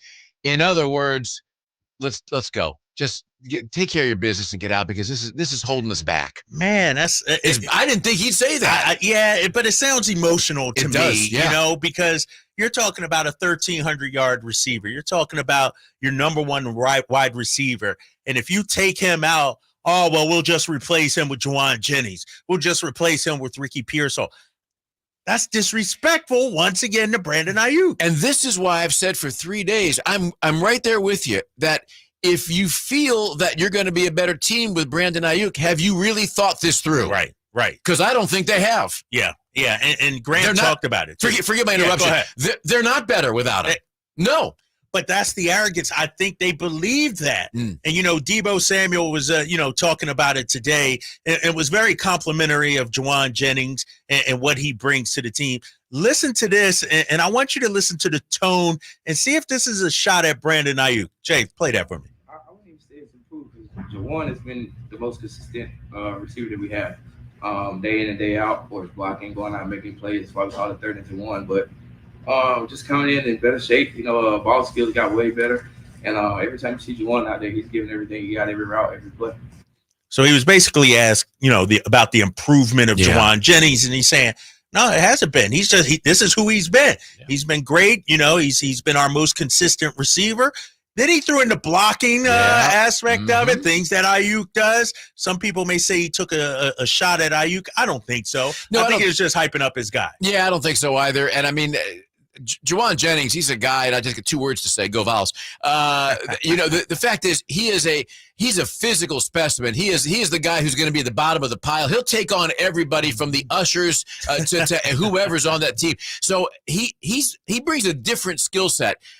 He is not, in my view, he's a terrific receiver. He's not a better receiver than Brandon Aiyuk. He's going to give you different things. And that, to me, is what's special about this group, because you have Samuel giving you one thing, Juwan Jennings giving you something else, and Brandon Aiyuk giving you something else. When you take one of those pieces away, again, are you going to be as good? Are you going to make a defensive coordinator have a sleepless night because one piece out of that 3-headed monster is not there anymore? Yeah, that's a good question. We'll continue to monitor the Brandon Aiyuk situation. As of right now, no movement. We know the New England Patriots are out of the mix. Pittsburgh still in there. Cleveland still in there. And, of course, San Francisco. But I want to, switch gears and give you a chance, my friend, to celebrate, because it doesn't come often for your Chicago White Sox. No, it doesn't come often, but they beat the Oakland A's last night to end their 21-game losing streak. Yep. I thought last night might be the night. That's why we had that discussion yesterday. How you feeling? It's a great day to be a White Sox fan, right? My dad grew up on 63rd and Cottage Grove on the south side. And right now there's a 2-car and 1-bike parade going on for the White Sox, having won that game last night. I was listening to the game on my drive home, and I heard the score, and I just thought, my boys back in Sacramento, Drapes and Jay, they're going to be thinking I'm going to be celebrating. I'm going to be right there with Cool and the gang celebrating. But here's how I see this. The White Sox have not given me anything. The one thing they could have given me this year was a record. They could have given me the all-time American League record for the longest losing streak in American League history. And did they do that? They couldn't even do that, right? They couldn't even do that. They took that from me. We have to share that record now. We can't hang a banner. Got some good news for you, though. Yes, sir. You guys played the A's again today. Now, I have stayed away from it today because I'm focusing on you. It's a final. And? Oakland A's victorious, baby. We are back. We are back. 3-2 to final today. 7 hits for the White Sox, 6 for the A's. McFarland gets the win. Now he's 2-1, 4.10. Toussaint. My gosh, 8.44 ERA. It's just, oh, my goodness. And, and being a little more serious, the organization is so bad. The team is so bad. I know they got some good guys on this team, but when you finally win a game after not winning for 21 straight tries, my attitude, when I heard the final pitch, even the A's announcers were like, the White Sox win. I guess there'll be a celebration on the south side. And it was kind of, because I know everybody back in my old neighborhood in Rogers Park and throughout the city who's White Sox fans are probably like, bums. All right, finally, you won a game. Can you win 2 in a row? Right, and the answer is no. No, they cannot. A's get the win today, 3-2. All right, I'm going to take an early break here, Jay, because coming up, I got big plans tonight, and I might need your help, big fella. All right. I'm a little nervous about this. Something I've done before, but I'm not that good at it. I'm going to tell you what it is. It's the Drive Guys here on Sacktown Sports 1140. I didn't ask to be thrown in the streets with nowhere to go. I didn't think I'd survive. But I did ask for help, and Covenant House was there for me. 1 in 10 young adults will experience a form of homelessness this year. For these kids who didn't ask to be put in this unthinkable situation, Covenant House is there. Covenant House helped me break the cycle of homelessness in my family. They gave me the love that I needed. Over 2,000 young people will sleep safely in a Covenant House bed tonight. When youth who are experiencing homelessness have a hot meal, a safe place to sleep, medical care, and love, they can overcome heartbreaking challenges and have a brighter future. They just really genuinely just wanted to help me succeed, and I'm succeeding.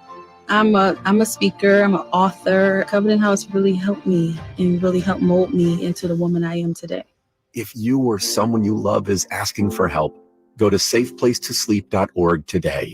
Hello, Sacramento. I'm Emran Pilati, owner of True Sports Cards and Collectible Store here in Rockland, California, and the host of the True Sports Cards Show that airs right here on Sacktown Sports 1140 every Saturday from 10 to 11 a.m., where we discuss the latest trends, hottest products, and deliver exclusive interviews with other industry leaders. And don't forget to visit our shop, True Sports Cards, at 6661 Stanford Ranch Road in Rockland and see what we have for all your sports card and memorabilia needs.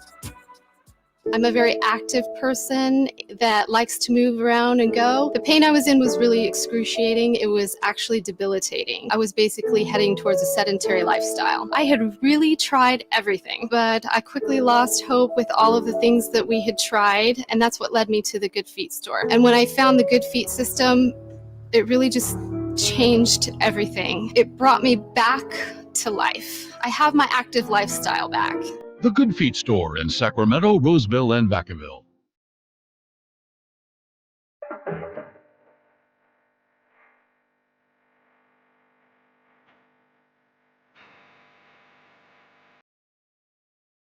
Live and local. It's the Drive Guys. Watch the show on youtube.com/Sacktown Sports 1140. Or listen on the Sacktown Sports app. I've been feeling for a long, so long. Drapes and CG taking you home here on the Drive Guys, Sacktown Sports 1140. Final segment coming up next, Infinity Radio, as they break down the days in sports. Let me ask you this, CG. It's your last day with us. That's I'll right. miss you, big fella. Likewise. I followed you on Twitter and yes, everything. You did. Appreciate that. Finally So did Jay. did that. Appreciate Jay that. did too. Once you walk out, I'll probably unfollow. But now, that's what, recency bias. For that, have you found a spot on the drive home where you're stopping and getting something to eat? Like, do you have Monday I did this, Tuesday I'm gonna do it again tonight? No, I do not. Yeah, well, because I've got to get up at 3:45. So I haven't been able to really appreciate, finding a good spot here in Sacramento. I know there's some great restaurants here. I've seen them on diners, drive-ins, and dives. I've seen some places, but I'm at my core. Give me a great burger. Give me a great steak. What's a great burger place? A great burger place for me, to me, you mean the type of burger or the place itself? The place itself. Yeah, the place itself. If I'm in Vegas, I'm going to Gordon Ramsay's. Oh, his burger place is killer. Yeah, right, Yep. I've been there. In Fresno, it's a place that's going to give me more burger than bun.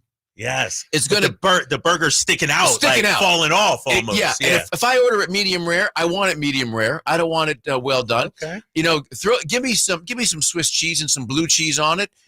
Maybe some sautéed mushrooms. Someplace that has that. I want some paper thin fries, and I'm happy. And give me a sports screen or two or three, and I'm good. Games up there and everything. Jay, what's the best burger spot in Sac, man? I know you got one for me. Yeah, it depends. How you rock. I like Junction Burger over off of that'd be Power Inn. Junction goes crazy. Okay. Yeah, burgers and chicken and steak. And I know I'm covering a lot of land here, right? But to me, those three things are kind of personal. Like I don't eat beef anymore, but I'm more a medium well to weld guy. And we had that conversation, right? And so that's the tough part about burgers too. It just depends. We've been down this road. I've given like 20 different burger spots in Sacramento. And you always, like I'm a Scott's Burger on Franklin guy. That's old. kind of not even diner, but just hut coming out the kiosk. Somebody's mama, grandmama. Really, that's what I need. Yeah, like Scott's Burgers, which is on Franklin, across the street from El greasy, Navieto. like the juice. This one thing, fellas. Any food that comes out of brown paper bag, I'm a fan. Sign me up. That's it. So, that's it. Like, okay. That's the thing about Scott's Burgers. The burger is longer, is bigger than your head. It takes, 5 hands to any shack hands to grab it. So those are a quick 2 burger junction, Scott's Burgers. I'll tell you what, when I'm in Los Angeles, I go to my favorite place anywhere in this country when it comes to a burger. Ooh, Tommy's. Okay. Where's that at? Tommy's. There's too many of them. The original is the only one I go to. Okay. Beverly and Rampart, okay, near Dodger Stadium. The whole thing is their chili. They're beanless chili. Yes. And it is absolute killer. Really? Oh, right? I mean, I lived in LA for almost 12 years. What's the name of that? Tommy's. Original Tommy's. And it's on Beverly and Rampart. It's near downtown, near Dodger Stadium. It's an outdoor hut that it'll change you. Yeah. You'll be changed. But you know what, though? I love going to get me some Japanese food, whether it's sushi or whether it's something else, whether it's some tempura, Chinese. I love Chinese food. There's not many things I don't like. Let me ask you this, though. Yeah. All right, because my uncle, he lives out in Folsom. He's from Philly like I am. Well, that's the problem. No, hold on, Jay. Hear me out. Hear me out. We've had this conversation. Hear me out, That's dude. Hear me out.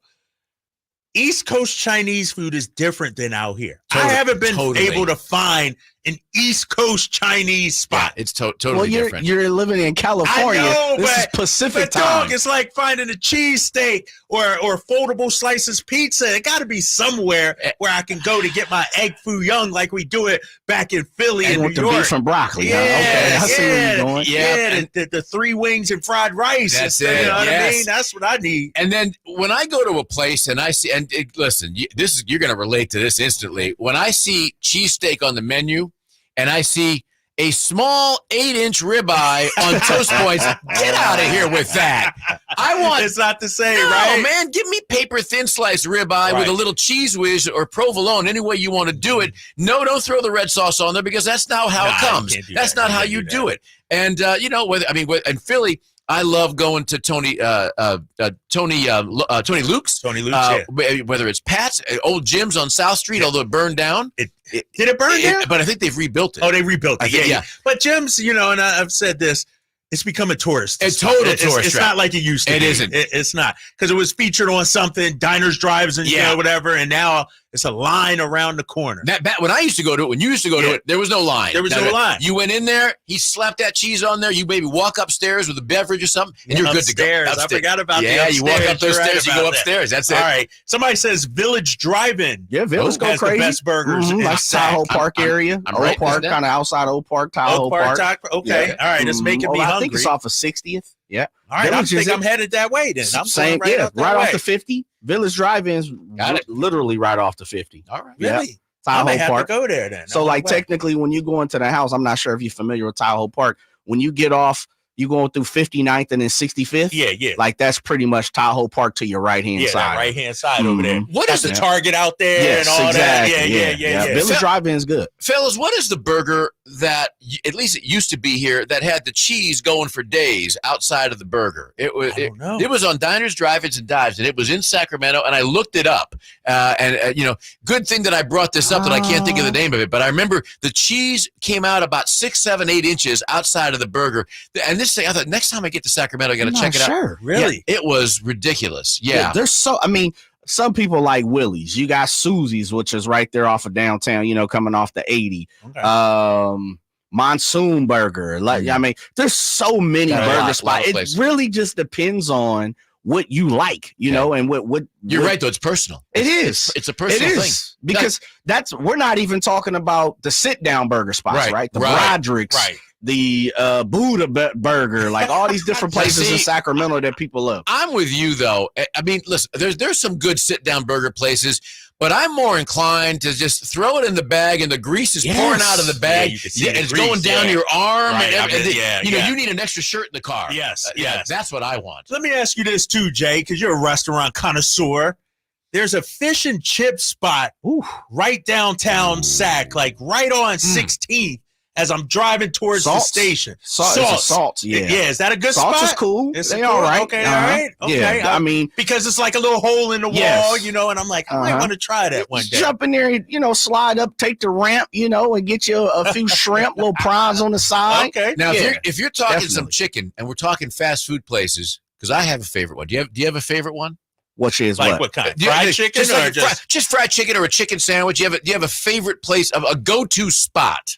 Man, there's so many. I don't. I'm still trying to figure it out. Chicken sandwich itself? Yeah, like for example, I'll throw this out there. If I'm going to get some chicken, I'm partial to Popeyes. Okay. I mean, that's the typical quick fast. And I can't do Popeyes. Well, how come? Man. I don't know. It's something about Popeyes. All right. Like if are you more a Chick-fil-A guy? I am, but that's just to put something in my belly. Yeah, that's not, a filler. You know, I need like a real and my problem with chicken going to like KFC or Popeyes, I used to do a broadcast with Dave Cowens, the great Dave Cowens. Great Dave Cowens.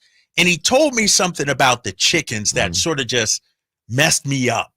You know, like, and I don't know if I'm not going to say it, Jay. I'm not going to say it. I like some Yardbird now. I'm not going to say it, but it's in my head now. So I haven't been back to KFC since, for instance. As a guy who grew up in a restaurant family, I'll tell you one place that does it right in terms of how they do their chicken because they don't freeze it. It's never frozen. They marinate it. Cane's. Yeah. Like Raising Cane's. Okay, Raising Cane's, yeah. Yeah, that's solid. They're legit. That's solid. Started in Louisiana and Baton Rouge. Yeah. Everybody's squeezing. Yeah, somebody says squeezing. That's about 60 people will say squeezing. That's the place. And you get a good burger that with was the place with the cheese. Yeah. Really? Yeah. I have to try that. Thank you. The cheese skirt. The cheese skirt. Mm-hmm. Okay, let me write that down. I'm telling you, that cheese skirt. My mouth has watered to try that. Wow. All right. Squeeze in. I bring this up, fellas, because, you know, I'm driving home tonight. I have to get something to eat.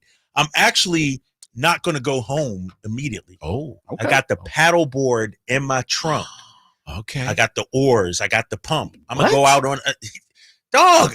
I'm an outdoorsman. You didn't know that, Jay. Man, you from the middle of the city of North Philly, man. Outdoorsman, man. You're from Broad Montgomery. You're right there. But that's why I'm nervous, fellas. I said, you know what? One of the reasons I was excited to move to California is to try things I had never done before. Skiing, paddle boarding, you know, hiking, like stuff I'm just not an outdoors guy. Yeah. But now that I'm out here, I got the paddle board, I got the kayak, I want to do some rafting. So I'm going paddle boarding out in Lake Natoma, I think it is, or something like that. Okay. But I'm a little nervous. Yeah. But I need some dinner beforehand, so that's why I was bringing up the restaurant. Yeah, okay. Are you a paddleboard guy at all? I am. Let me tell you, the first time that I went to the state of Oregon, I was told that I had to go to a nature trail. Again, I'm from a 5-floor walk up on the north side of Chicago. And I asked a guy getting out of a pickup truck who looked like he knew what he was doing. Hey, guys, where's like the trail? Where's the concrete? He goes, what are you talking about, concrete? There's no concrete. I said, yeah, the trail. He's like, no trail. You just walk over there. And all I saw was trees and shrub. You needed a sickle to go through this to get through. So I love skiing. I like being out on a jet ski. I've not done the paddleboard, but I would try that. I've been a kayaker. I like doing that. I'm not good at any of this stuff, but I do like doing it. One thing I won't do. What? I'm not a hunter. And I'm not an angler, fish. The only place I You're not a fish guy? Oh, I love fish. But you won't go out there and catch no, the only place I'm going to catch it is going to the deli and be like, yeah, give me a pound of that, give me 2 pounds of that.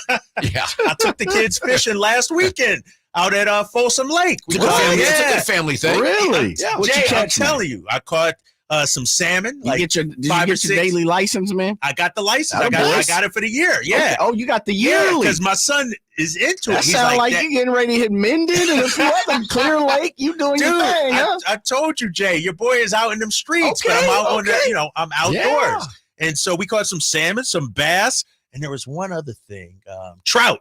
We caught trout as well. And so the only problem is you gotta clean it up. Gotta clean it up. Like, you gotta debone it. He cleaned it, but he didn't debone it. Oh. It's got some bones, and I'm like, it's in the freezer right now. Yeah. I'll cook it up. But yeah, man, I'm trying to experience outdoors, but I bring up the paddle board because I'm not that good at it. How often do you fall? all the time. Oh, yeah. As a matter of fact, I'll tell you this quick story here. Yeah. We got about 3 minutes left. I was up at Tahoe by myself, and I went out on the water at 6 a.m. It was about 6:30. Nobody out there. What time of year? Dark? Is it dark out? Or is the sun up? Nah, the sun's up. I mean, okay. It's like September. Oh, okay. You know what I mean? Yeah, so in about a month or so. So I'm out on the water, and I made the mistake. I didn't stand up immediately. I was sitting down, and then I tried to stand up. I fell in. The board went. Shot off on you. And I'm like, this is a bit. I thought I was going to die. You know, I got the little life vest, like with the little whistle on there. I thought about blowing the whistle, and I'm sitting there. You know, I'm like, you know, all out of breath, nervous, and I'm like, damn, this is how it's going to end for Drapes. Like, I'm starting to think about my high school basketball career, the free throws I missed to win the state championship. Like, all this is running through my head, and so I'm like, I'm about to die out here at Lake Tahoe. And then I snapped out of it. I said, Drapes, you got this. So I started swimming towards my board.